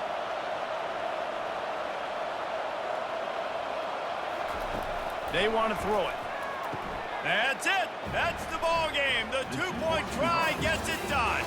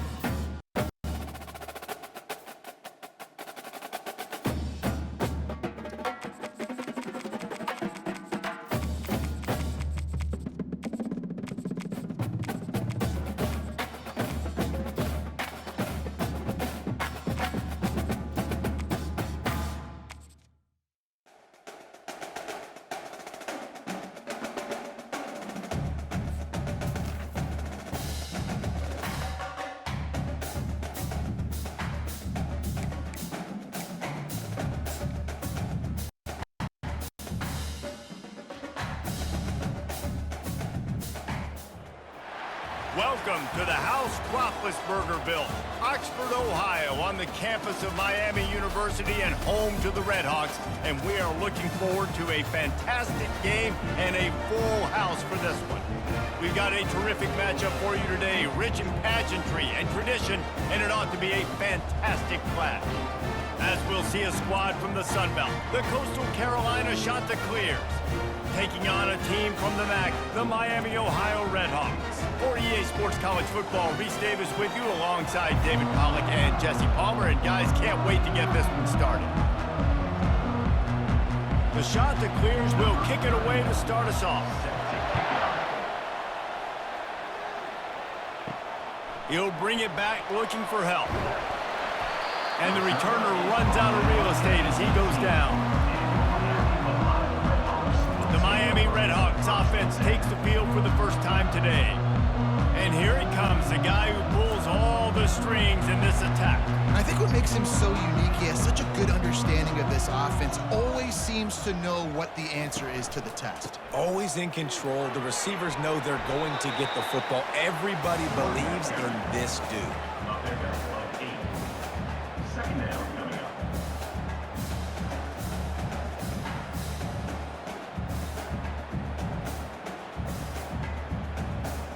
8-yard pickup on first down leaves them with second and short. They'll go to the ground. And the Redhawks will keep this drive going. It's not a flashy play call, but that is exactly what it was designed to do. Get 2 yards, get the first down.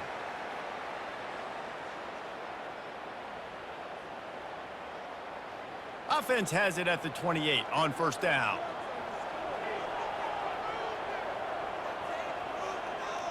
Looking for a man. It's Gabbert.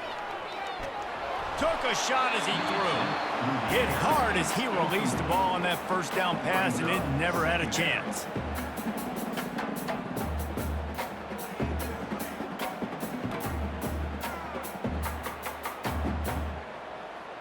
Let's see if they go back to the air on 2nd and 10 from the 28. Give to the back. They get him stopped at the 32. That's a gain of 4.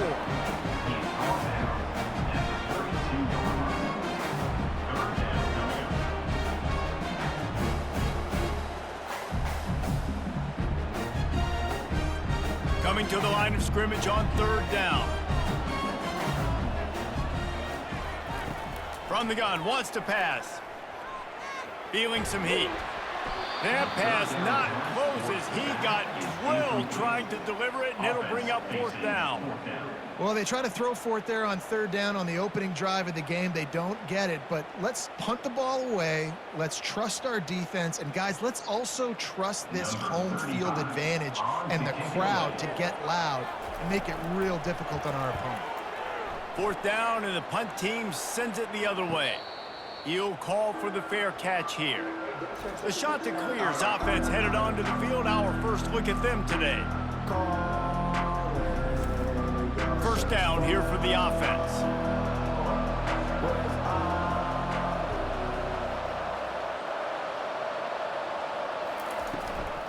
On the run, it's Bennett. Get him on the ground after a 4-yard run out to the 31.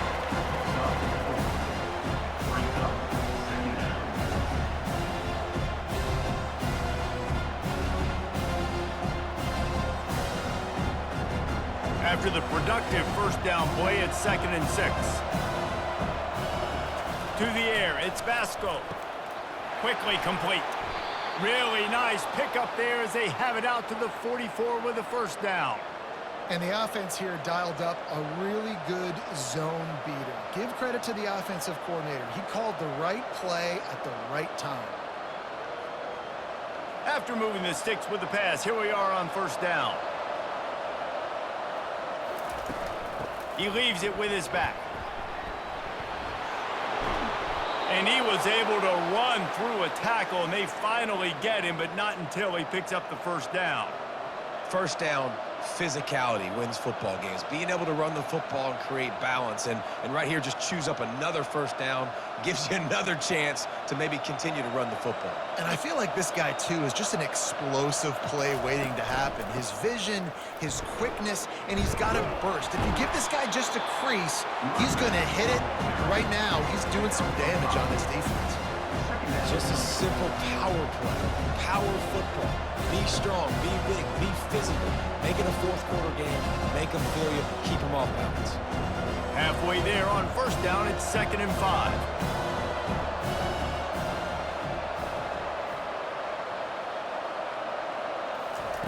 He's looking to throw. Makes the catch and knocked down. And the defense had that one well covered, just a short gain there.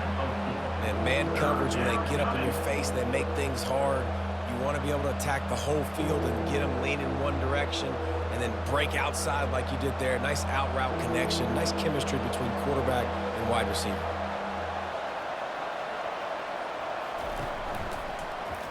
Quarterback on the keeper. At the 20, he's got space. What a nifty run there to pick up the first down. Well, this is one of the fastest quarterbacks in college football, and that's why the option's a good idea, because if he can get out in space and he has a chance to get downfield, he is really difficult to tackle, and he's very difficult to catch, as you saw in that last play, getting a first down. Looking for a crease, it's Bennett. Trying to run it in the red zone. He's got 4, and he's down at the 12.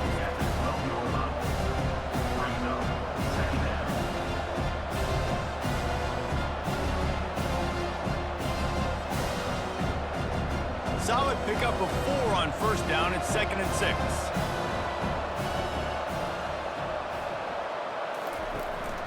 The give to the back. He works his way all the way down to the 3, and the defense is reeling. And another nice gain by the offense. All right, defense, we got to change something up here. They're putting a big drive together, play after play, having a lot of success. How do we break the rhythm? How do we give them something that can create a tackle for a loss or a sack or something to get momentum back on my side? Defense has dominated the early part of this game, and the stats point that out emphatically.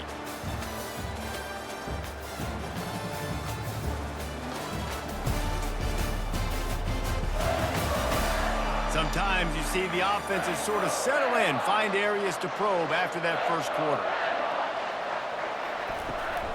Keeping it on the ground on 1st and goal.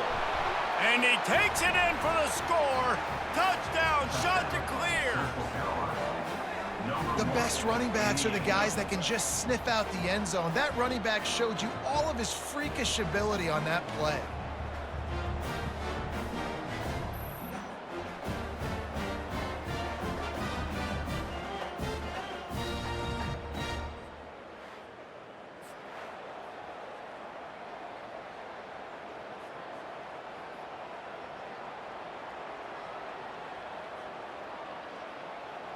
He'll try to tack on one more.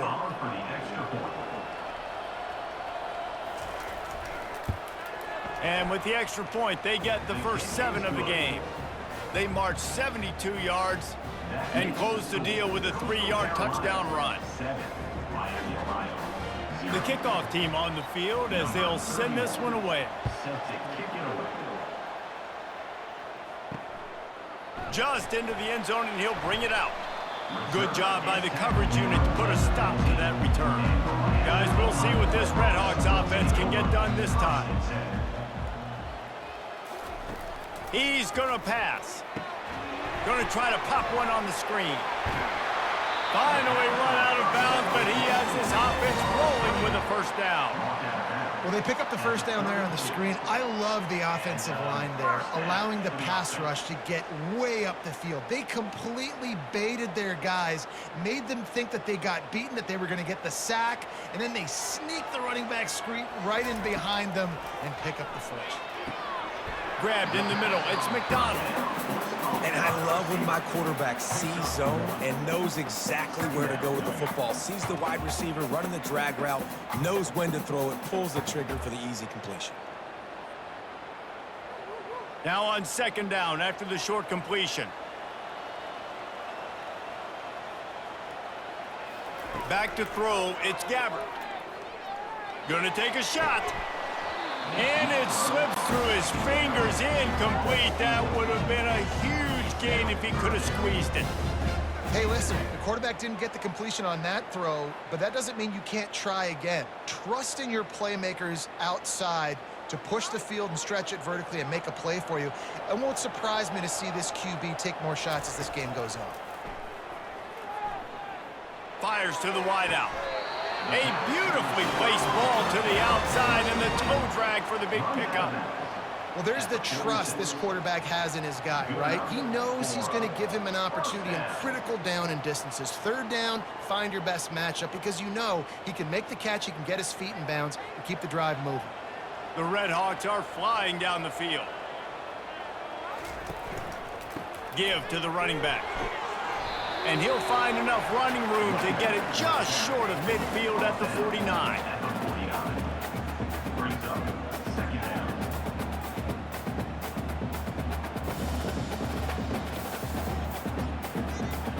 After the productive first down play, it's 2nd and 6.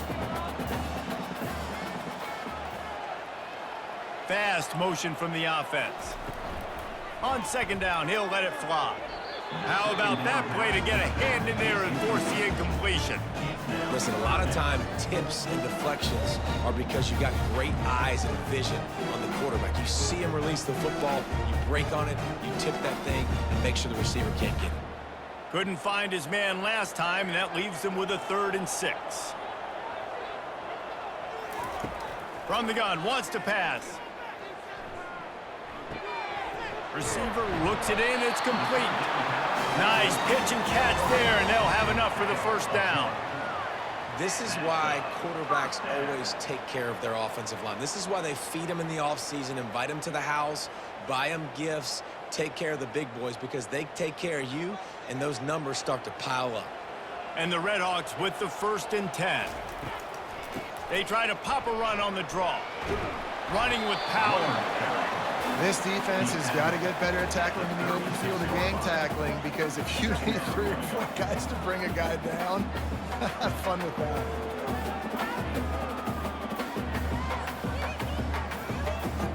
Halfway there on 1st down, it's 2nd and 5. Back to pass, it's Gabbert. Fires to the big fella. Slammed to the ground, but not before he gets the first down.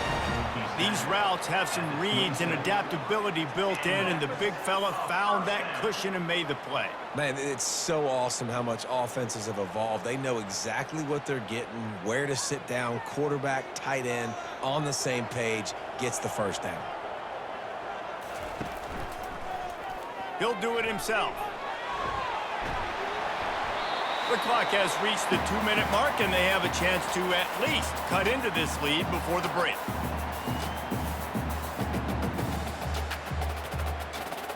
The Red Hawks are in the red zone.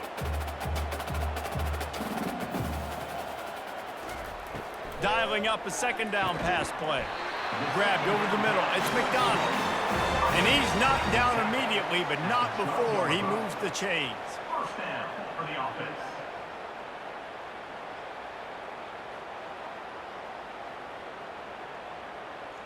Now down to the 12-yard line, it's 1st down.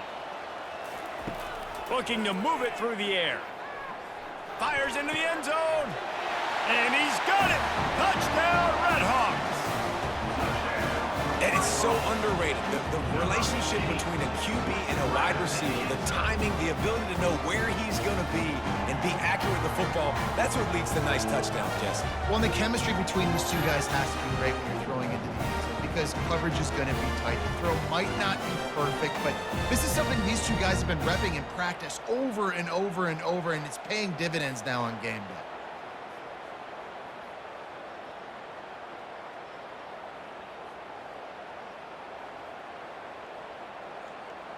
Lining up to add another. Kicker on for the extra point.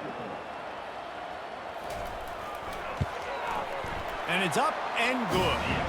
They put it in the end zone with a 12-play scoring drive. And the score comes on a 12-yard touchdown pass.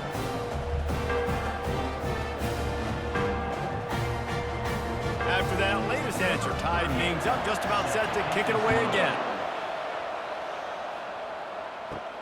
On the move from inside his 5. Nice job executing all of the assignments as they put a stop to that return at the 22. Coastal Carolina has it. The Chanticleer offense headed back to the field. Wasting no time throwing on this drive. They get enough rush, and it pays off. The sack at the 20.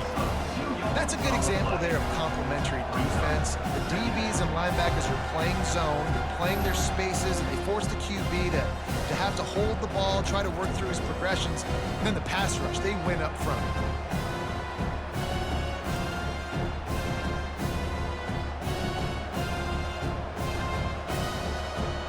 We'll see if they can get a little better protection after the sack at 2nd and 12.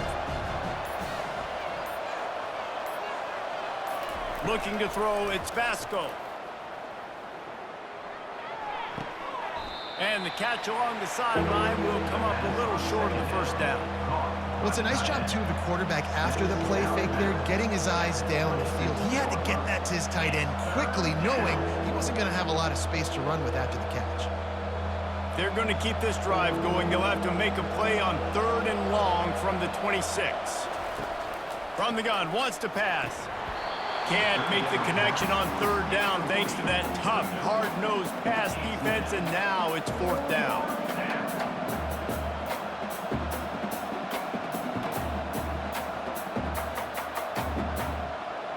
And the Chanticleers will try to pin them back with the punt. Getting our first look of the afternoon at the punter. He's got great speed. Working his way on the return up to the 40-yard line before he stopped. The Miami, Ohio offense returns to the field. This could be a real turning point in the game.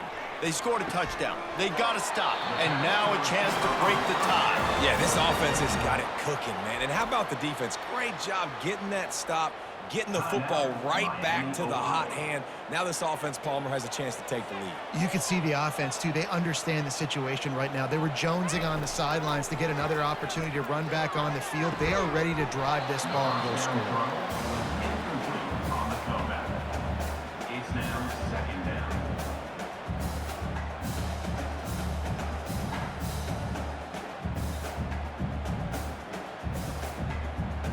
After the missed connection, it's 2nd down. He's looking to throw. Fires to the tight end. Can't get him to the ground. Offense calls a timeout here. Critically important to make sure they have the right play call and everyone on the same page here. Here on 3rd down for this offense. They'll try to get the first through the air. Throws to the back. And he drops it just a little too slippery in the hands. And this offense stays aggressive and they pass the football. I think you can always look back and say, 3rd and short, I'd love for you to run it, be the more physical team. But nice job sticking up and bowing their necks for this defense. And the Redhawks will punt it away on 4th down. This will be the 2nd time they've had to kick it away. And that punt will sail out of bounds. Let's see where the official spot. Just a few seconds remaining here as they try to put something up before halftime. Quarterback touch pass on the jet sweep. And he is stopped immediately by the big defensive lineman.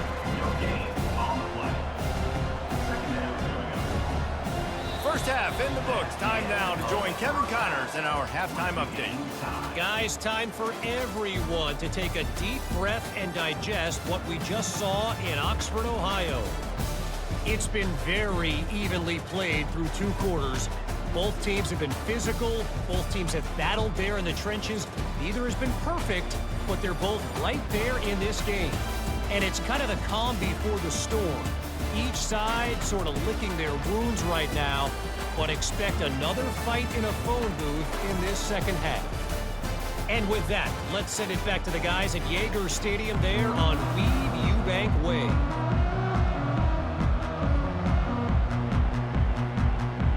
The Redhawks will kick it off to start the 2nd half.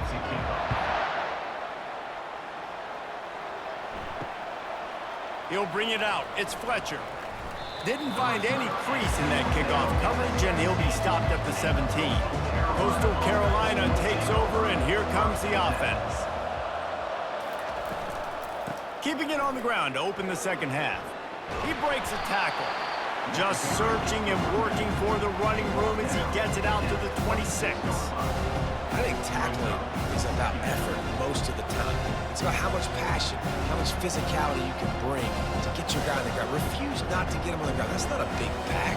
You got to get that guy on the ground. You can't let him pick up an extra couple yards and stay ahead of the sticks.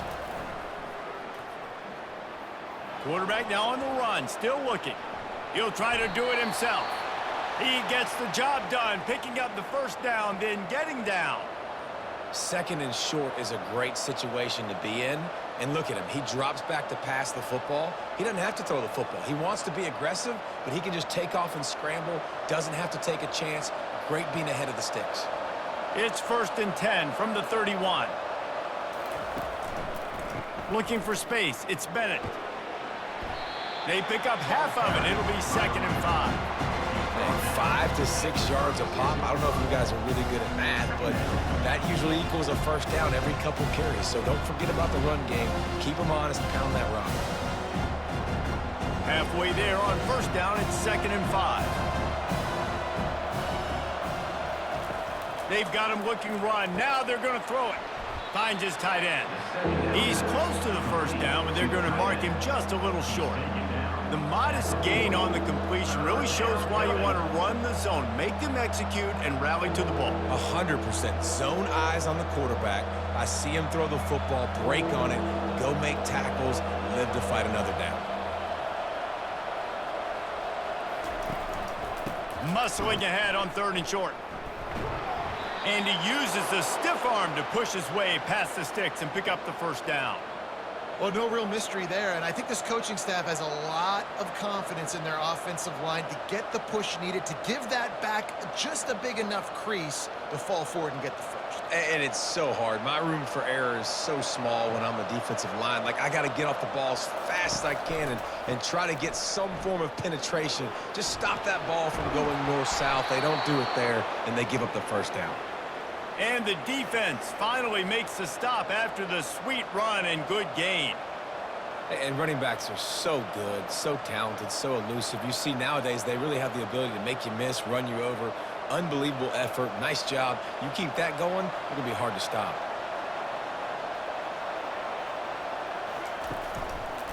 Trying the left side.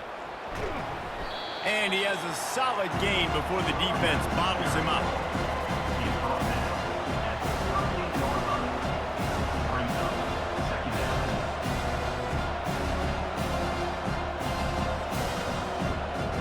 Solid pickup of 4 on first down. It's 2nd and 6. Back to throw. It's Vasco. Finds his big tight end. They make the stop, but this passing game does some damage, and they move the sticks with the first down. Kind of like that big, reliable security blanket. And that's what tight ends are a lot of the times. They're just usually big, huge guys that if I throw it anywhere near him, he's going to pluck it, catch it, and give me some positive yards. The shot that clears will snap it on 1st and 10. He's looking to throw it. Got away from trouble and got rid of it. Quarterback needs to make a better throw there. Incomplete. Well, the good news is he did a nice job reading the coverage. He knew exactly where to go with the football that time. Just a little bit too much on that pass. You wonder if that's just nerves. He's got to settle himself down a little bit. Got a good one going here. All tied up in the 3rd. It's 2nd and 10. Off play action. Slings it downfield. Got it.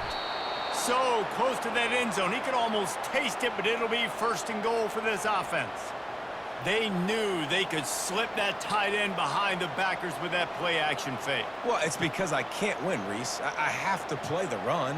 You know, all these RPOs, all these different things, it makes me come up and use my eyes and play run. And these tight ends are so valuable to find space behind.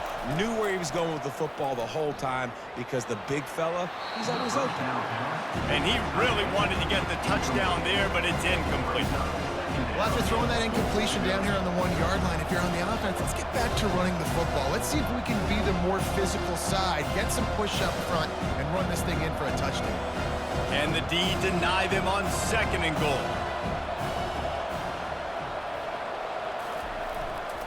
On the ground. Touchdown, Coastal! They take the lead with the 6. And the running back gets his 2nd rushing touchdown of the game. You want to continue to feed this guy. You could tell he's got a nose for the end zone, knows how to get in there, knows how to make things happen.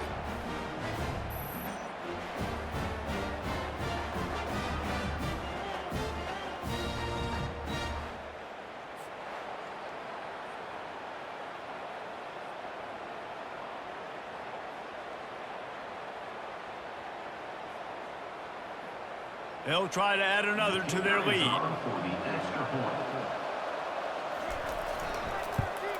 And the PAT gives them a 14-7 lead. They put it in the end zone with a 12-play scoring drive. And they close the deal, pushing their way inches into the end zone. Lining up to cover the kick after that touchdown drive. He'll bring it back from inside his 5. He was looking for some running room, but not much to be found as he stopped at the 18. Miami, Ohio has it back. The Red Hawks offense heads to the field. On the move at the 30. Just what they were looking for to get this drive rolling. They're out to the 35. The quarterback and the offensive line really do a good job. What do? They sell pass first. Everything looks like pass. Nope, they hit you with a run. Really great job working together with a little bit of misdirection. They opened up this drive, getting all the way out to the 35, and now it's 1st down again. They're going to ride this running back. That's what you expect from a senior. Don't give them any extra yards. Great tackle there.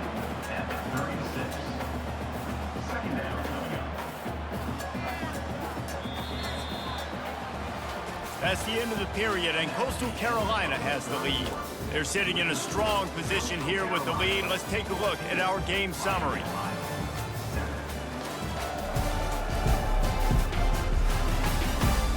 One more period to go to see who can make the winning plays and come home with the victory.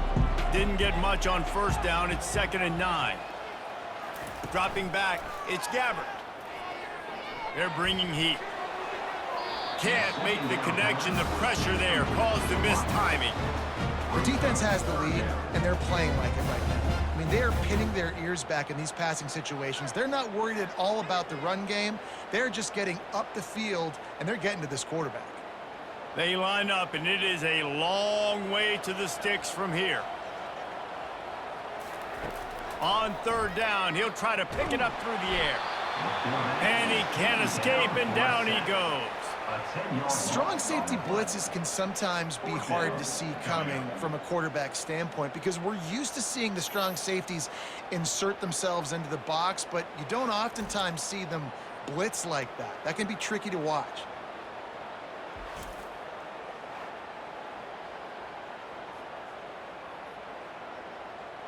And the Red Hawks will call on their punt team. On to kick it away.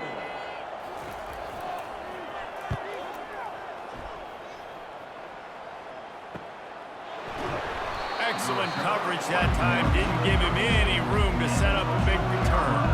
Coastal Carolina has it. The Chanticleer offense headed back to the field. Throws for the tight end. And the physical play there forces the incompletion on 1st down. Big tight end tries to make a catch, and you can tell extends for the ball, but great job by the defender getting in there, making the hit, dislodging the football out at the same time as he's going to catch it, and the big tight end couldn't hold on to it. After they couldn't connect, it's 2nd and 10. Throws to the wideout.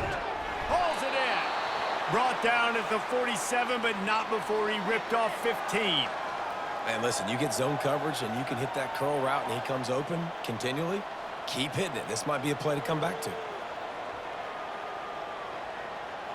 The offense will put it in play from the 47 on 1st and 10.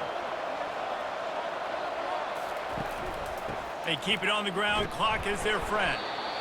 At this point of the game, the offense has the lead. The offensive coordinator knows they want to keep running the football. So he's going back, he's looking at his playlist, and he's saying, which runs work the best for me in this game? What can I lean on right here to make sure we win this one? Clock continues to run, and they'll be happy to wind it all the way down before they snap it. The give to the tailback. Not a whole lot of progress made there on the short run. Well, this offense thinks that they have enough left in the tank here to run the football and run all the time off the clock. They got the lead late. Didn't get the first down on that last one, but it's not going to surprise anybody if they turn around and hand it off again here. The crowd elevating its energy, willing this defense to get a stop on this big third down. Looking downfield, it's Vasco. They're working that left side. Gets it all the way down to the 39-yard line. It'll be a first down. Boy, the defense really needed to get off the field there, and they just couldn't do it, and it's a fresh set of downs. Man, that hurts. When you're trailing late in the ball game, you need those stops, and you get them to third down. You get them to those critical points. Now they get the first down. You don't have many left. You better get aggressive. Wants to throw on first down. Lost the defense. He's wide open. And he takes it all the way. They couldn't stop him. Touchdown, Coastal Carolina.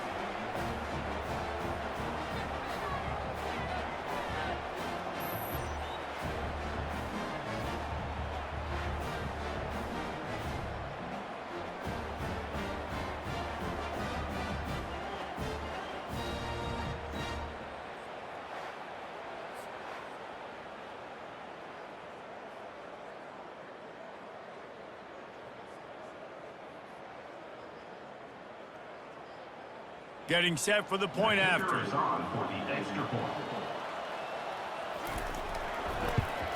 And the extra point is true, and they have a 2-touchdown lead, up 14 in the fourth.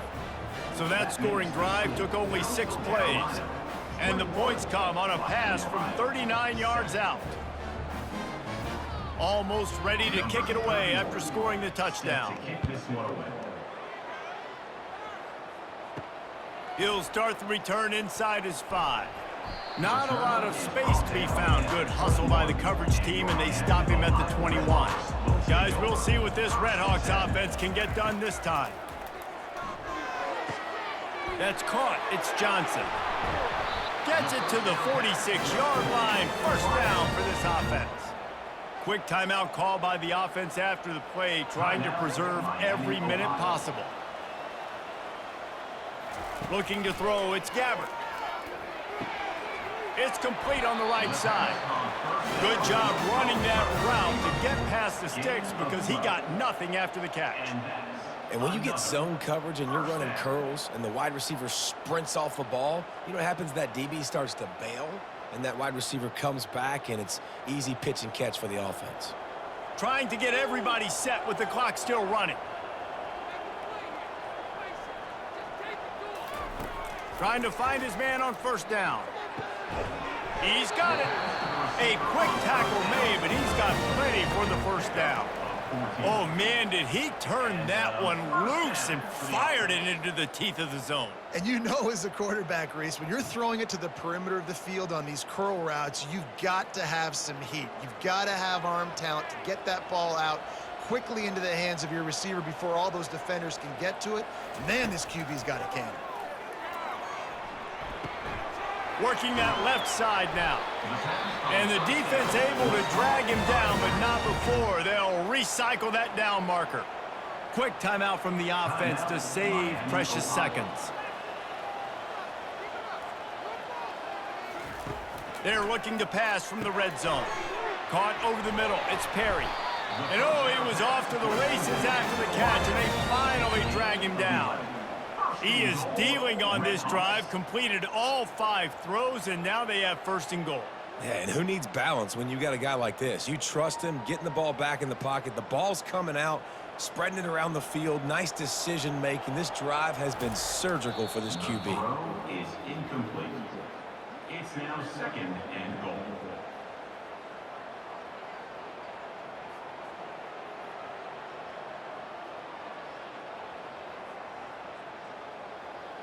Defense rose up deep in its own end on that last play. Now a second and long coming. Dropping back, it's Gabbert. He's got it. And he'll step out of bounds just short of the goal line. Almost a touchdown, but not in there yet. And the wide receivers have to understand what part of the field they're on. I got to make sure I have enough space when I run those out routes that when I break, I can catch the football and try to get upfield, get a few more yards. He runs out of space, but he got the catch and got some positive yards. Can't make the grab as he was going for 6 right there.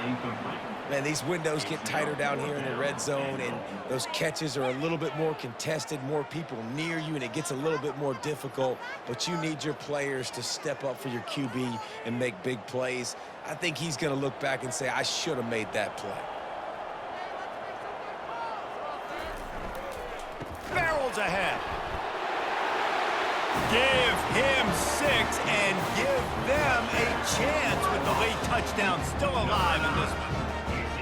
If we had any chance to make this happen, we had to score with a little bit of time on the clock. Now we need a miracle. Now we need to kick the onside, get an onside kick, and somehow, some way, make a big play.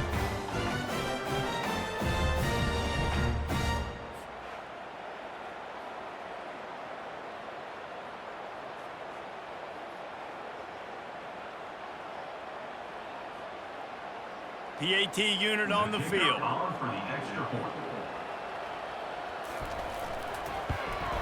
And with the extra point, they're down a touchdown, 21-14. So it's a 77-yard touchdown drive, and it was closed out by the short yardage touchdown.